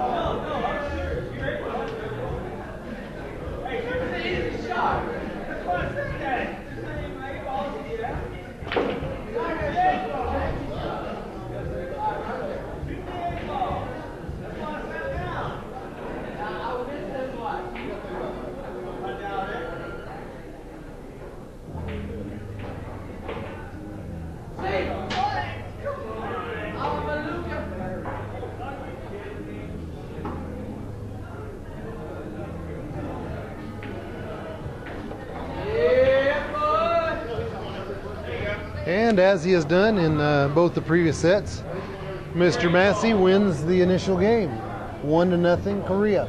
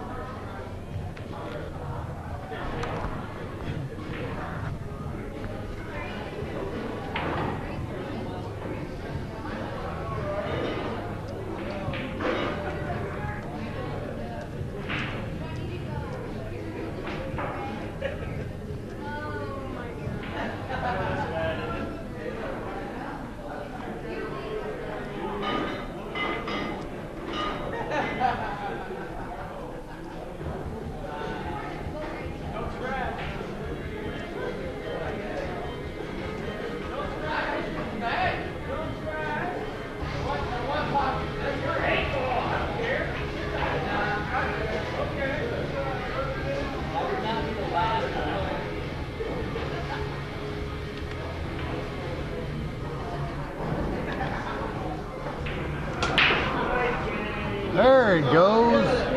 Oh my goodness. Wow. He made 3 balls on the break. Almost made the 9.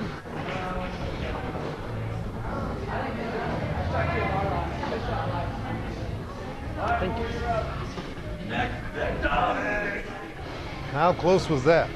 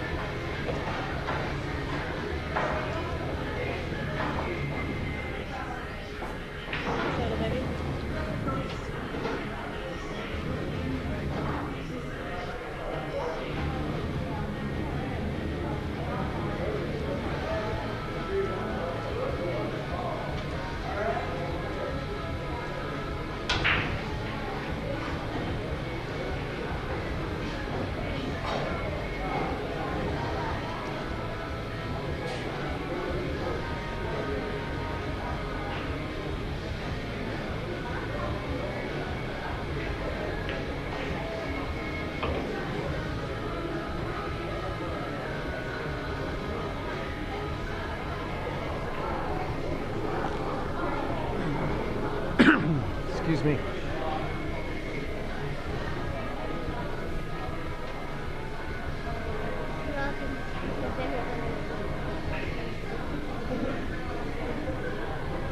It's been quite a match. Shawn's getting all down on himself. He's like, I don't even know why I play anymore. I'm like, you're just getting in now. Well, and the truth is, if Shawn would watch his matches and listen to the commentary, he could learn a whole lot and get a lot better really fast, because there are just key things that he does that he shouldn't do, or things that he doesn't do that he should do, that would make his game get better so fast. So,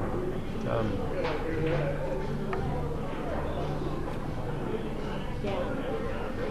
I had to thank Brittany. She saved my ass Wednesday because I was all upset Wednesday. I couldn't. I lost to Jenny, but I scratched in the A-ball. And then I lost to Carl, which was really kind of upset me. I mean, it irritated me. I didn't lose bad, but then I lost to Brian 14-1, and that pissed me off. So then I was in tears because I was mad. Because that's what I do when I get mad. I tear up. And then I was up against Joseph. And actually beat him straight up. cool.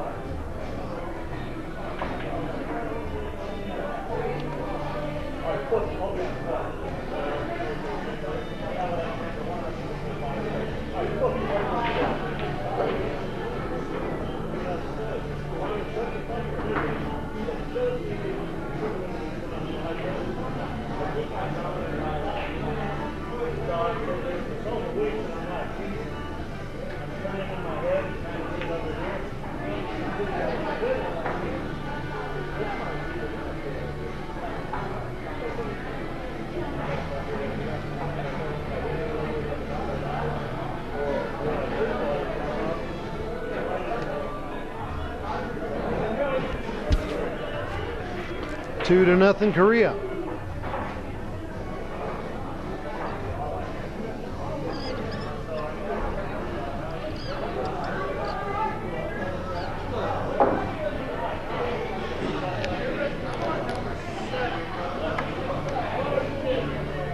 So to get the discount, I'm gonna take it on my tab, but I'm gonna get 2 for 4 off your tab. Like put the cash on your tab.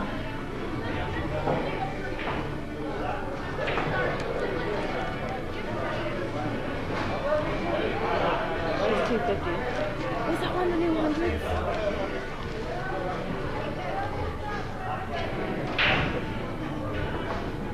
I love those. I think they're awesome.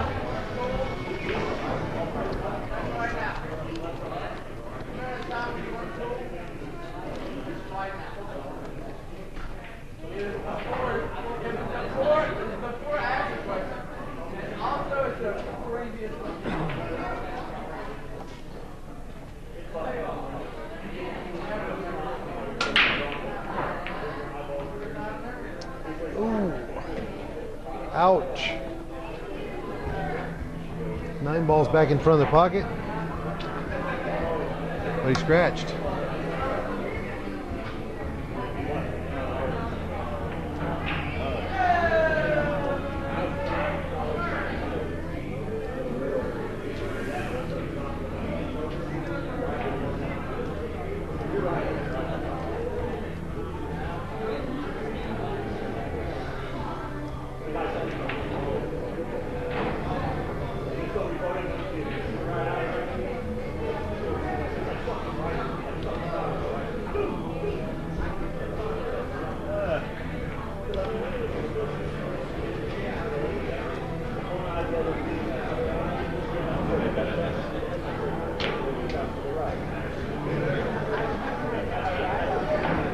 Ouch.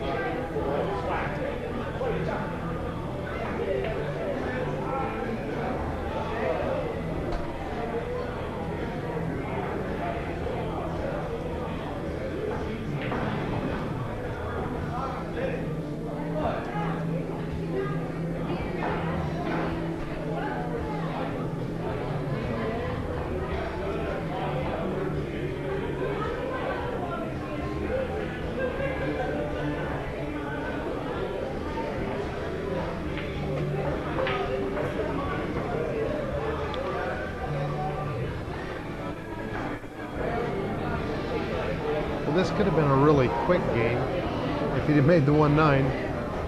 But it's looking pretty rough right now.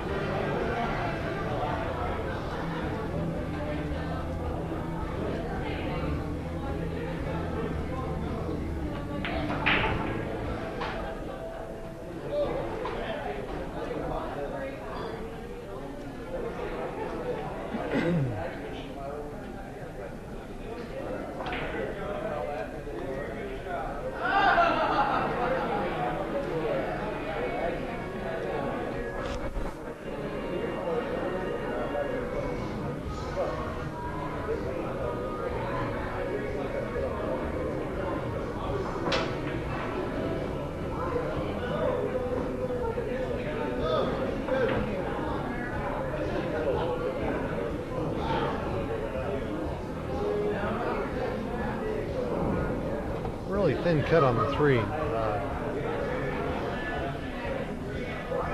Close, but no cigar.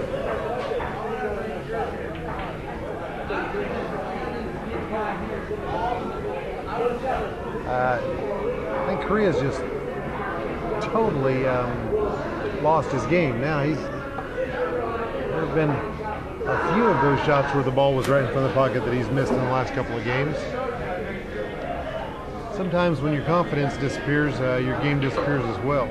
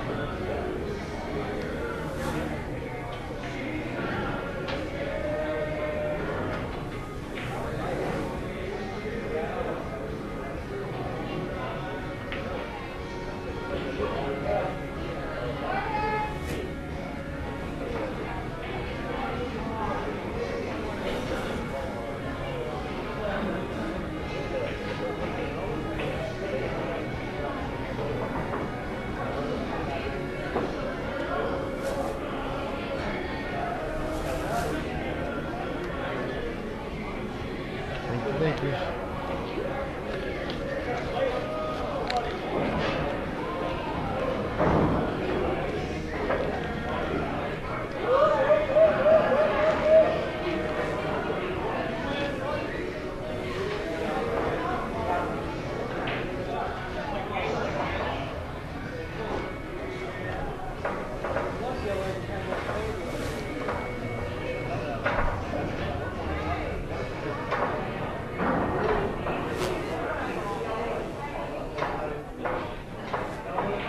Three to nothing Korea.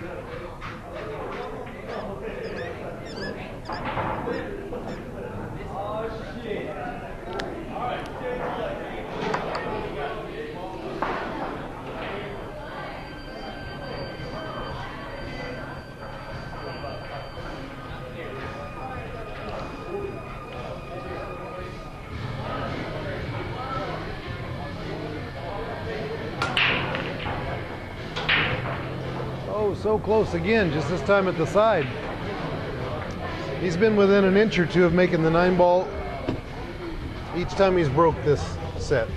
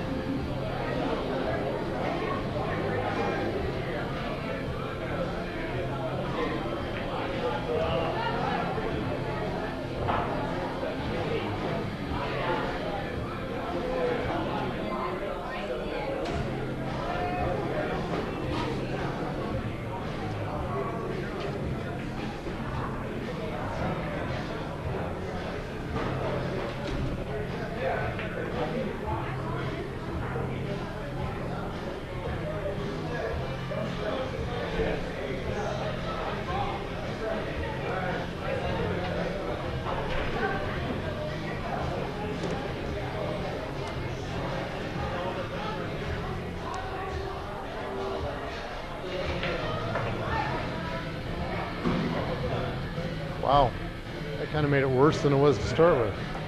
I think the 5 would have gone from this end of the table,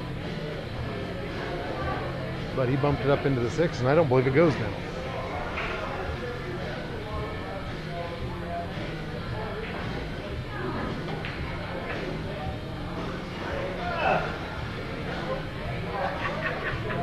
Hey, it's worth the whack.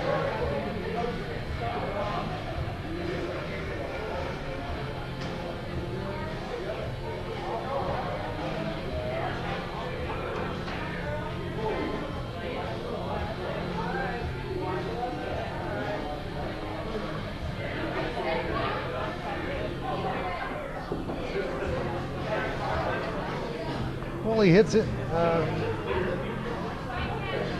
Certainly doesn't leave anything easy for Korea, so he's got a chance of getting back up there.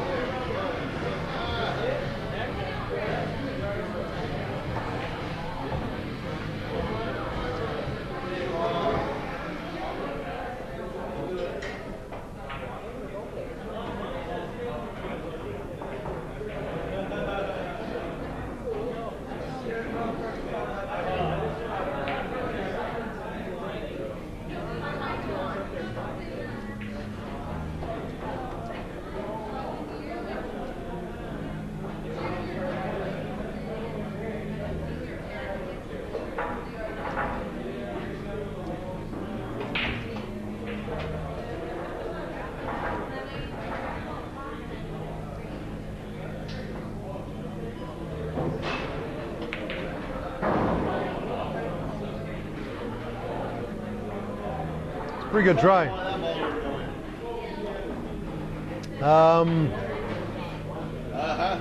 Yeah, because the pockets are really deep. Pretty close.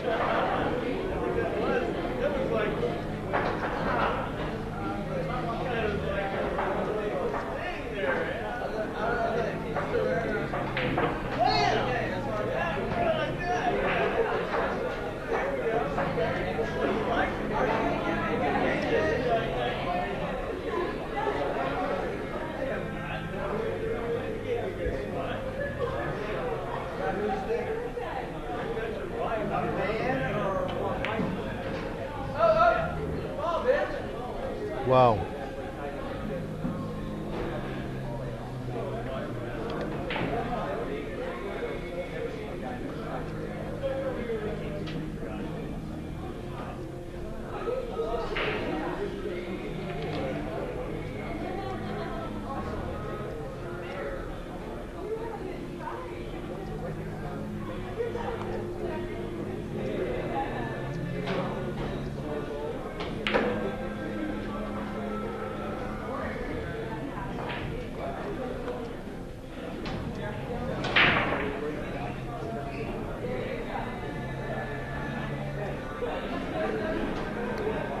Wow.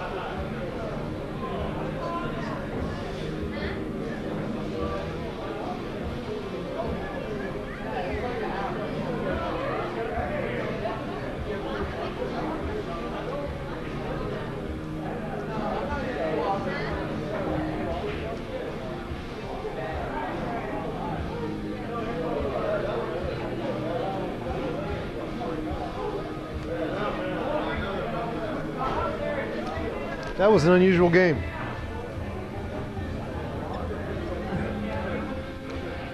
Korea missed every shot that he shot that game, except for the one that was already sitting in the pocket that Brad hung. And then after Brad misses the 9, he shoots the one ball and wins the game, and now he's up 4-0 this set.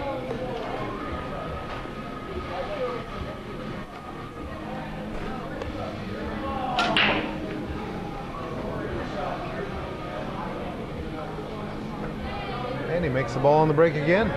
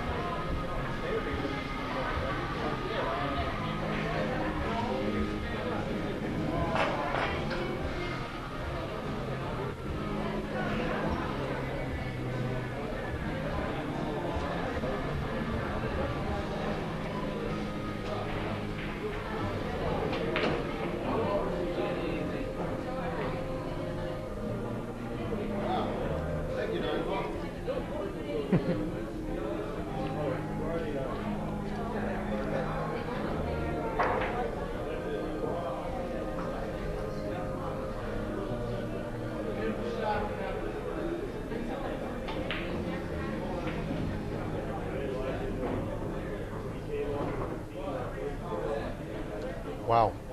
This is kind of what this has come down to, but it's coming up on 2 o'clock in the morning. They've been playing since 9. It's getting late or getting early, and they're wearing down. I'm wearing down.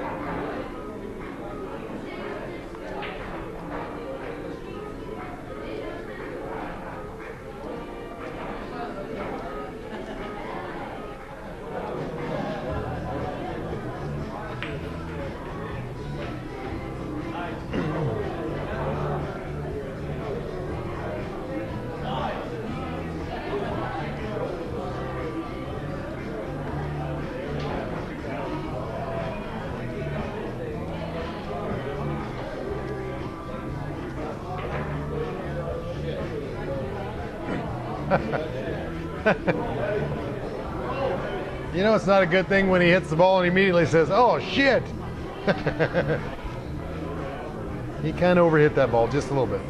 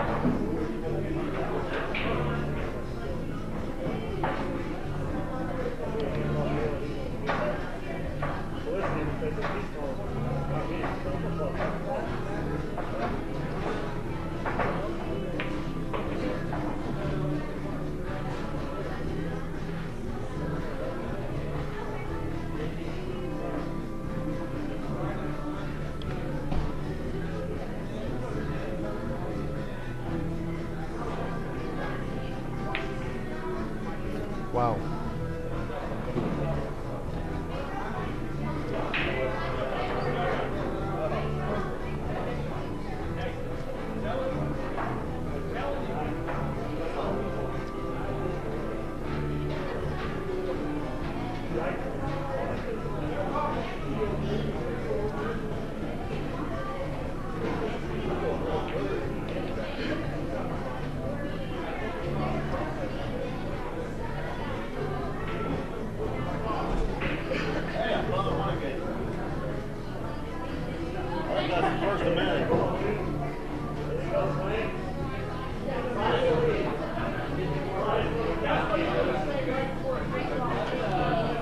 And 4-1 Korea.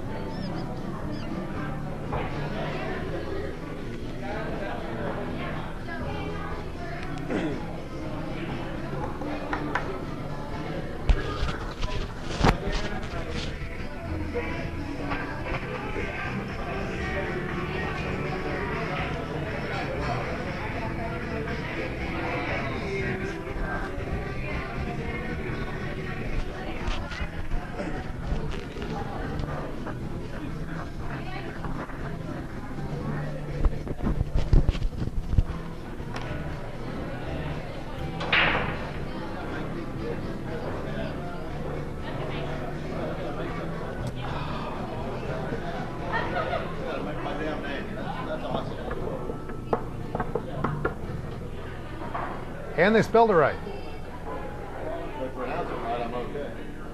You know, I like to have the most mispronounced 5-letter name in the world. Everybody calls me Schuh, you know, Schuh, and everything else. Hey, my last name's Incalar. I get you. I even pronounce your name right. The double A fooled everybody.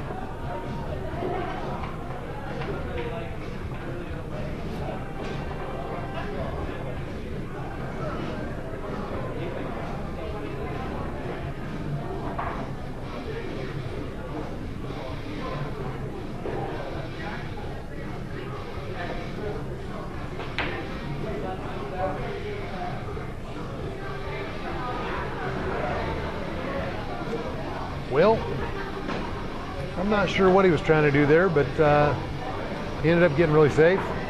And Brad says, "Here, have at it."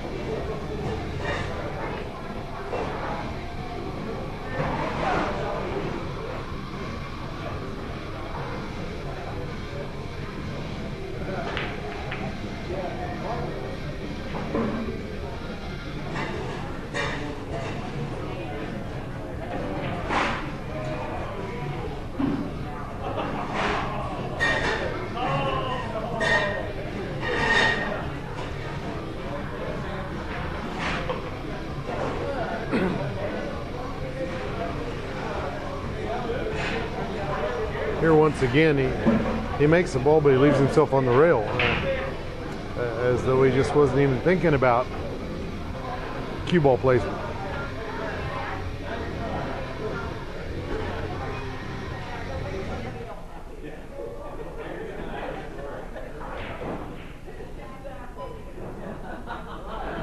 So he shoots that ball, and now he has to bank or play safe or something.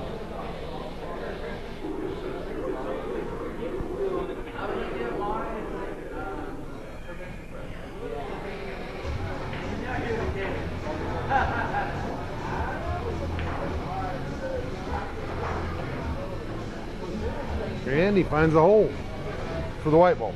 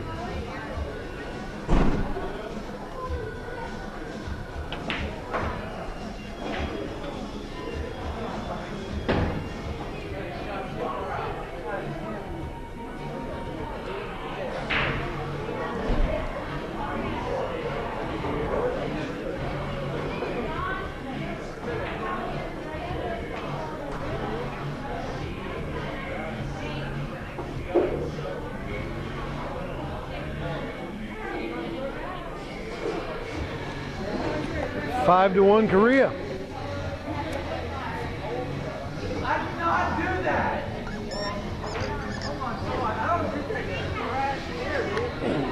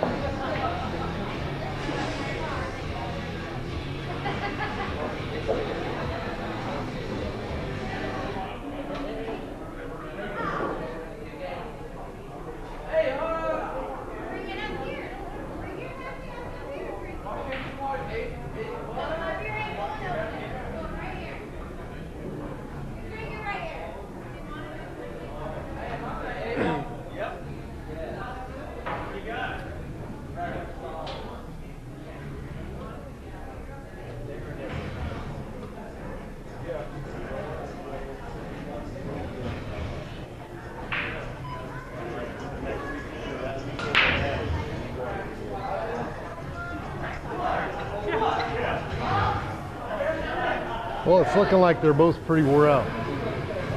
Yeah, Shawn just quits. He just quit on that. He just gets the ability, he doesn't give a shit in one stroke. Like he thinks he's Brad Huffman or something. I mean, you just can't do that. You got to bear down every fucking shot. When you watch players like that, you tend to pick up their shit, and you need to stop watching them. That's what these matches taught me. Bear down on every shot. It's exhausting after 3 fucking sets.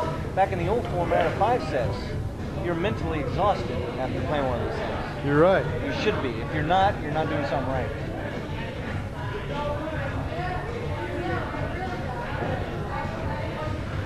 Well, and here we are, maybe halfway through with the final set, and it's already last call. It's almost 2 o'clock in the morning. They've been playing for 5 hours, and who knows how much longer we've got to go. But he makes the 9, and he's 1 game closer. It is now 6-1.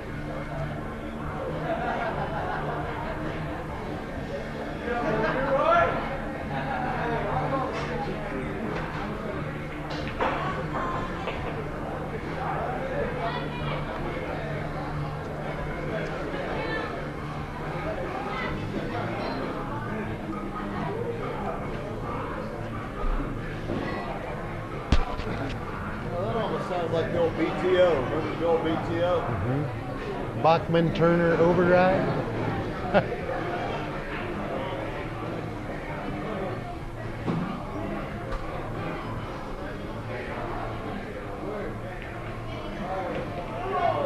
Good shot.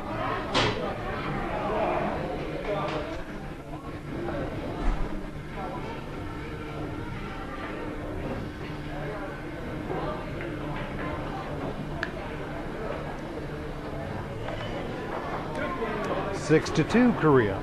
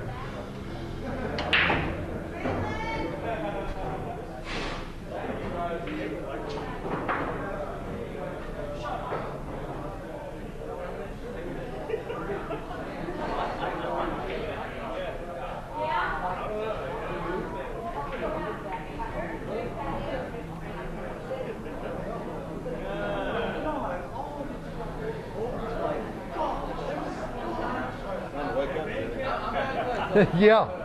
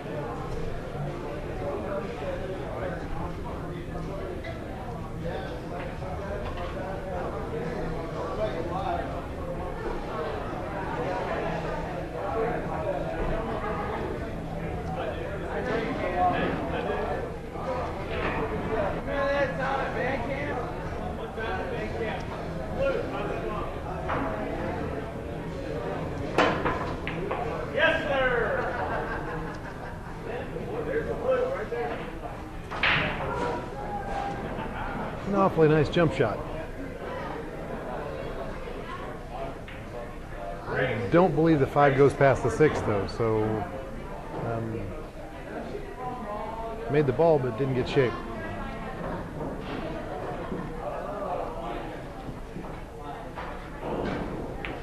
Wrong ball.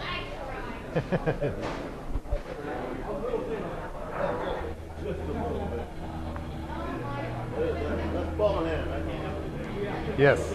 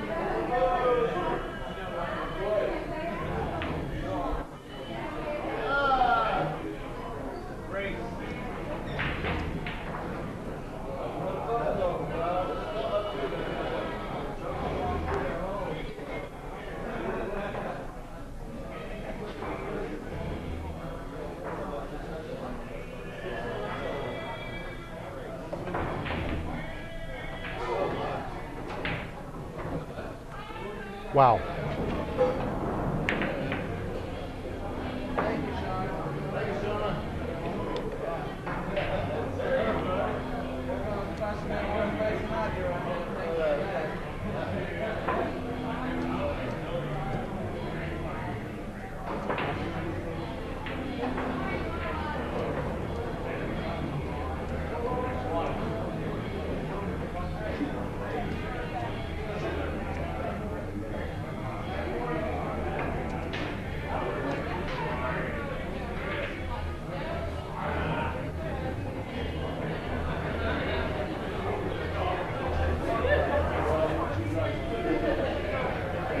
Better go put that game down.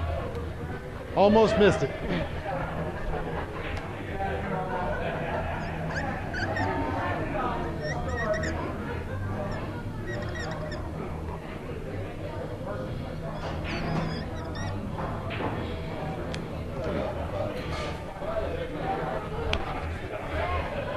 So what do you think, gentlemen? I'm 2 and out in the tournament. It just happened to be a long match. Usually, I'm playing the tournament long after this thing's over. See, now, I saw you sitting over here all this time, and I just assumed you'd won the winner's bracket and was having to wait for the rest of the tournament to play out. No, I was 2 and out. Turns out you were 2 and out, so you're sitting over here because you got nothing better to do.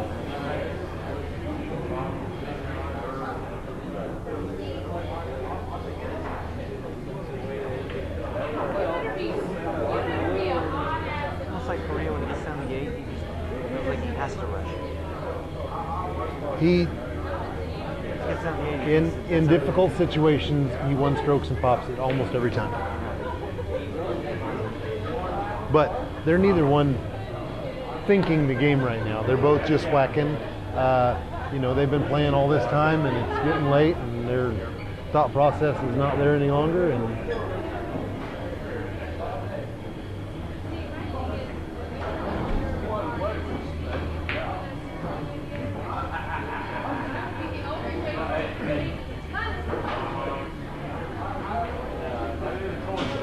the quantity of misses far outweighs the quantity of makes right now.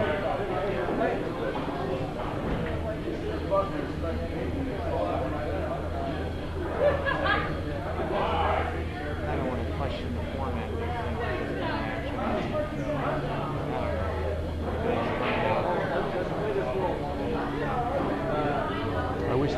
start at 8 instead of 9, personally. You get done just a little bit earlier. I'd be okay with that. Good shot.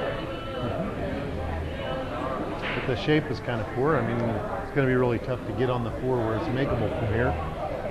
Certainly not without having to really do something haywire with the cue ball.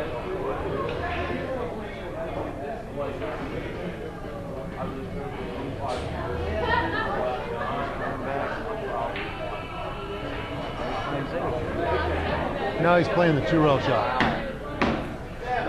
Nice shot, Brad.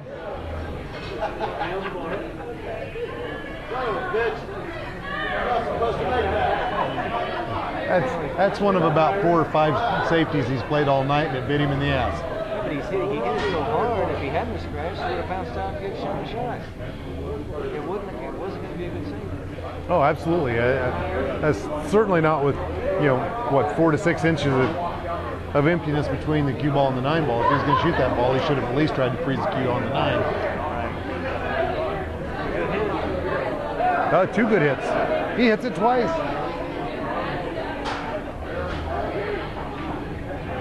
Hit the goddamn ball.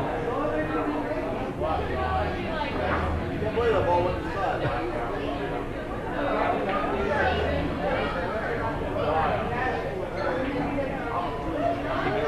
It's okay.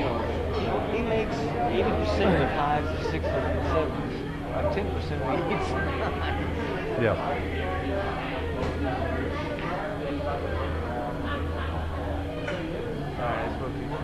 Well, and I mean, what shape was he playing on the 6 if he makes the pod ball there? It makes absolutely no sense.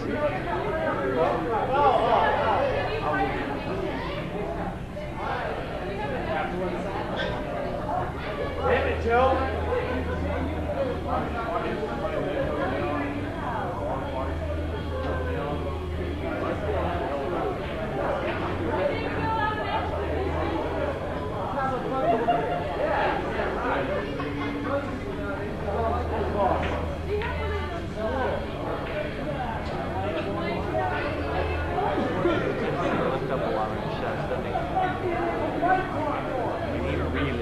There's a reason for that. He holds his cue too far forward. And so, in order to get through, to follow through, he either hits himself or he has to stand up in mid-stroke. It's not an issue on bar tables. On a big table, when you really got to stroke the ball and get through it, as Shirky was saying when he and I were discussing it, it actually that stroke of his, it actually doesn't even have a backstroke. He never gets past straight up and down very often. He just kind of goes and pushes through. Watch him on this shot. He's stretching, so this may not be a good shot to watch. Watch at the point where the cue ball, yeah, he's stretching there, it'll be a little different, but the point at which the cue stick touches the cue ball, how far forward his hand is from straight up and down.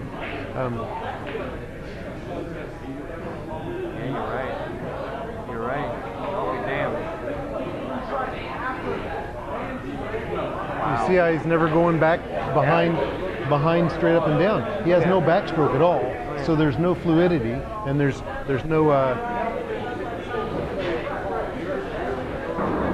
I mean, he shoots straight. Especially earlier in the night before he got wore out, he was making a lot of really nice, long, straight in, hard to make shot. That kind of stuff that's difficult, but.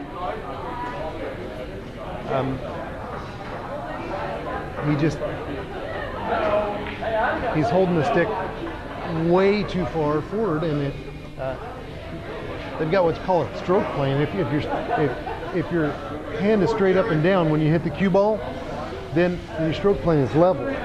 If it's behind, if you hold the stick too far backwards, as you're stroking, the back of your stick is going up and down, and the opposite of that is what he does. He's holding it too far forward, so as he strokes the cue stick, he actually is going up every time he goes forward, and it makes it really hard to have a level stroke. It makes it hard to have a fluid stroke to get English on the cue ball, and most people that do it have no idea they're doing it because they don't watch themselves play.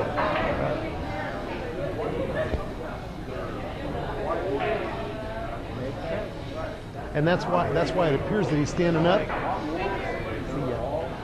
It's why it appears he's standing up in mid-stroke, because in order for him to go far enough forward to get much of a stroke on a shot that he's got a stroke, he's really got to get his body out of the way. A lot of people you'll see actually twist their cue when they do that. If they're that, they'll get here and they'll get you here and just see they're doing this to get forward. It's serious. And it's now 6-4.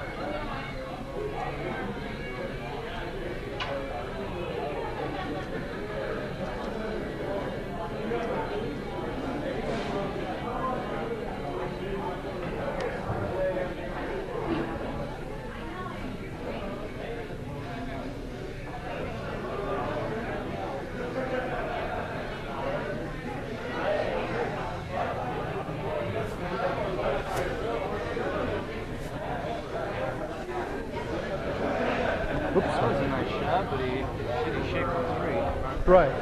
It was half a nice shot. Well, and here's the thing. He was up 6-1,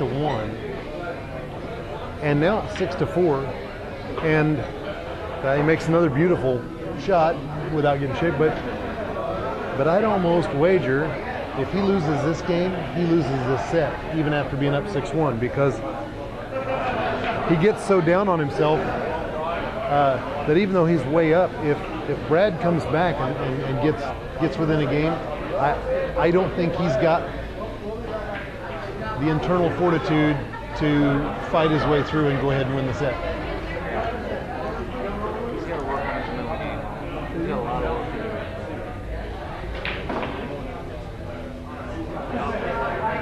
do. Now, I'm not saying Brad's going to win this game. I'm just saying if he does, and it's a crapshoot at this point in time whether he wins it or not, but I think if he does, it will put Korea in a mental state where he just isn't capable to win the set.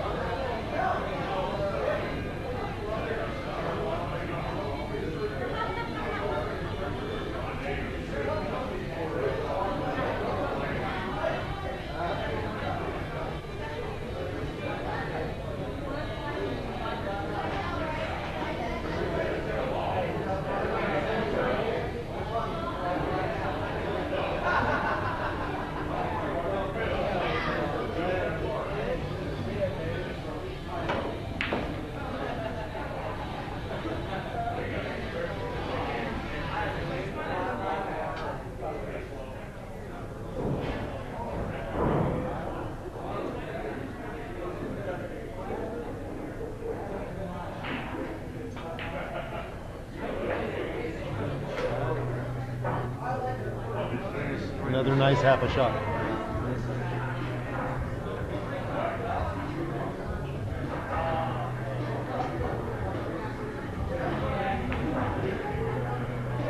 And, oh, I thought he was going to scratch too. Wow.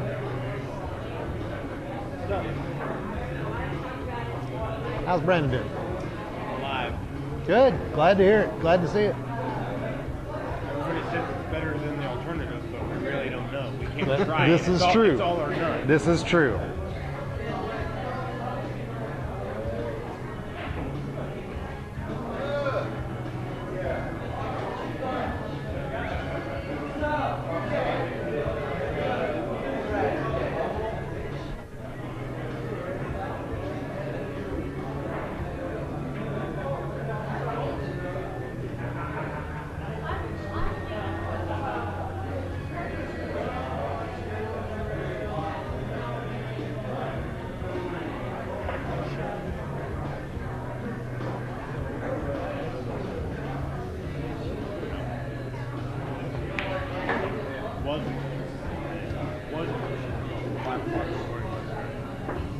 And I guess if you're going to play the table the way he did, make a lot of nice shots, never really get shape. If you're going to finally get shape on a ball, at least it was the 9.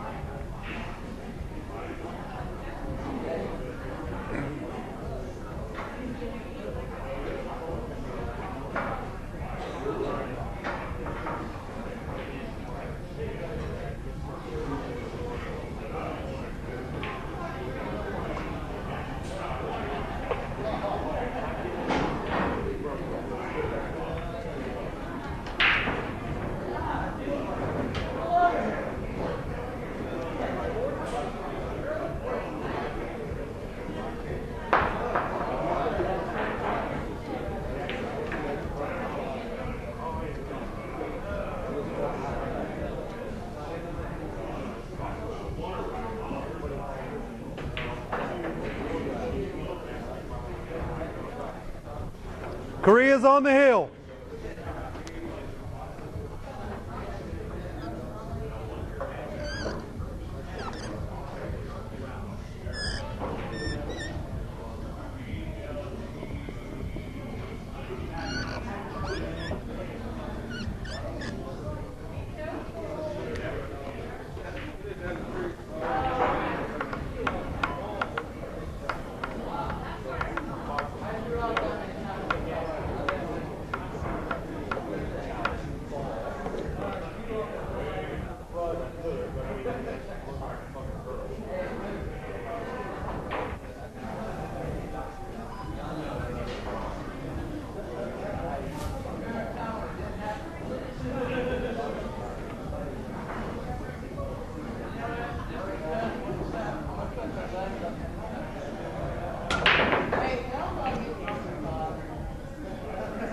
Oh, safety brake.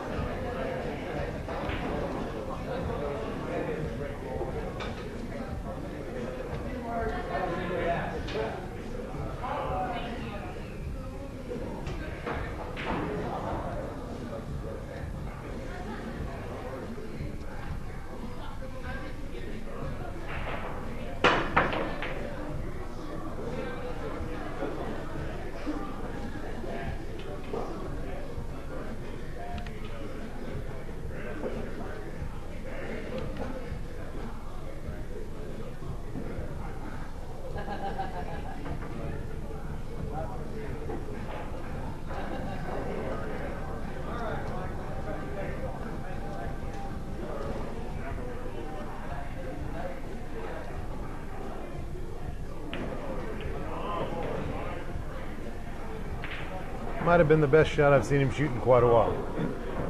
Very smart.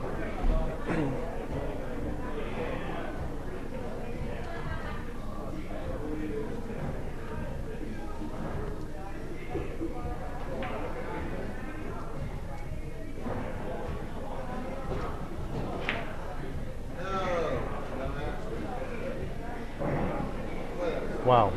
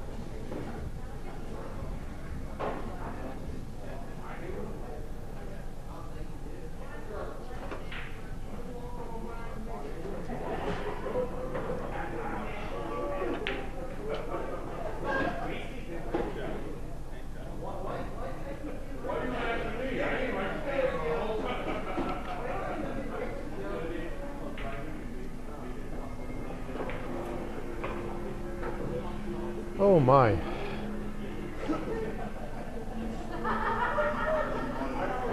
Long night on the hill. Makes that ball and plays absolutely no shape.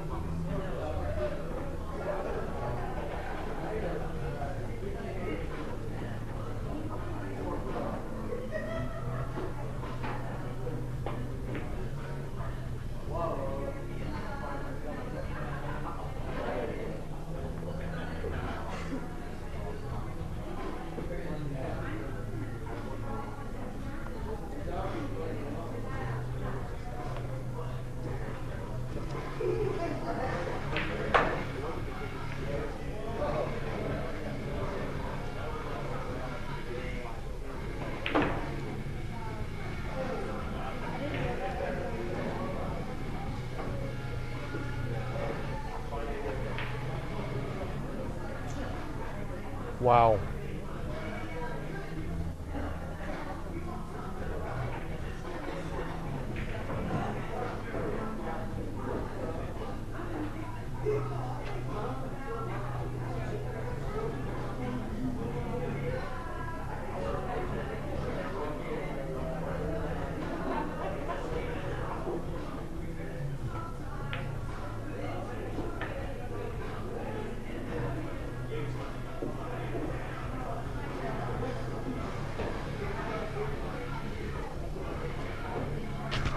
Do you want your change?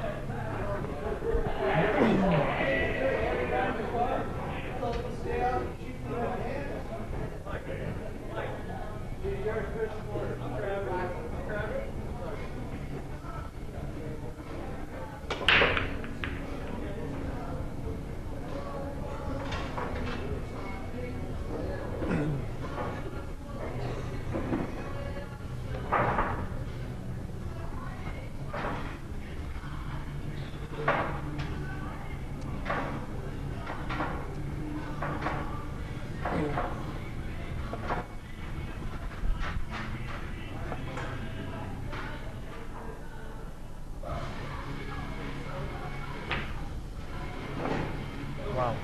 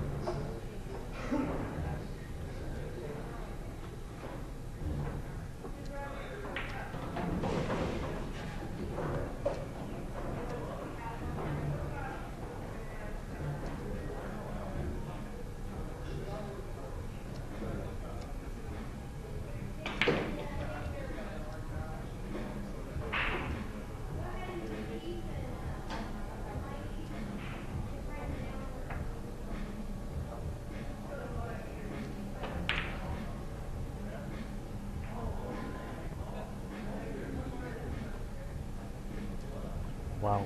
I think he was trying to make the 9 there, but the 9 hit the middle of the end rail. Missed it by 2 diamonds. These guys are tired.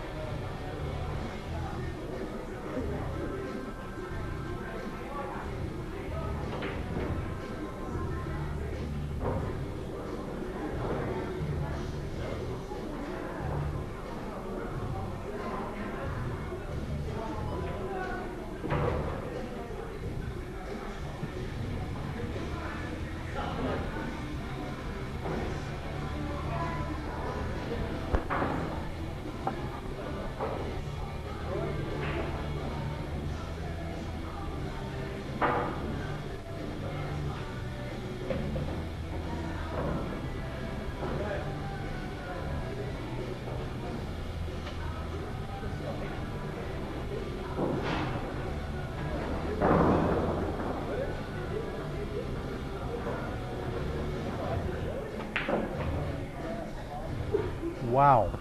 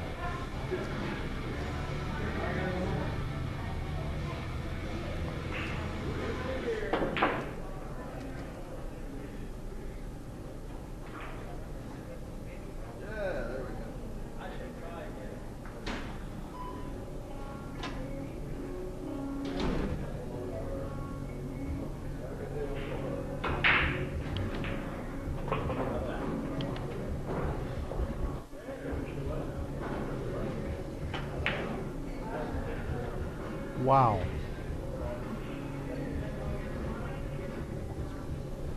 One stroked again. If he would slow down and take his time, especially in situations like this, he'd be so much better on pool player.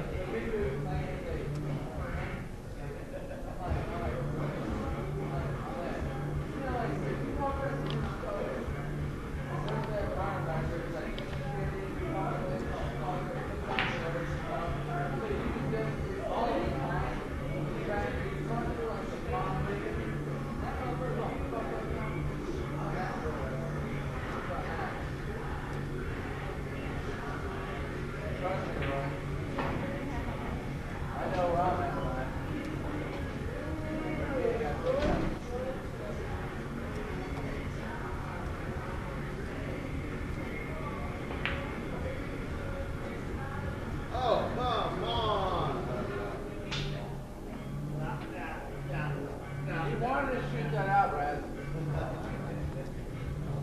Don't be mad. Shoot it out, Shawn. Shoot it out right now.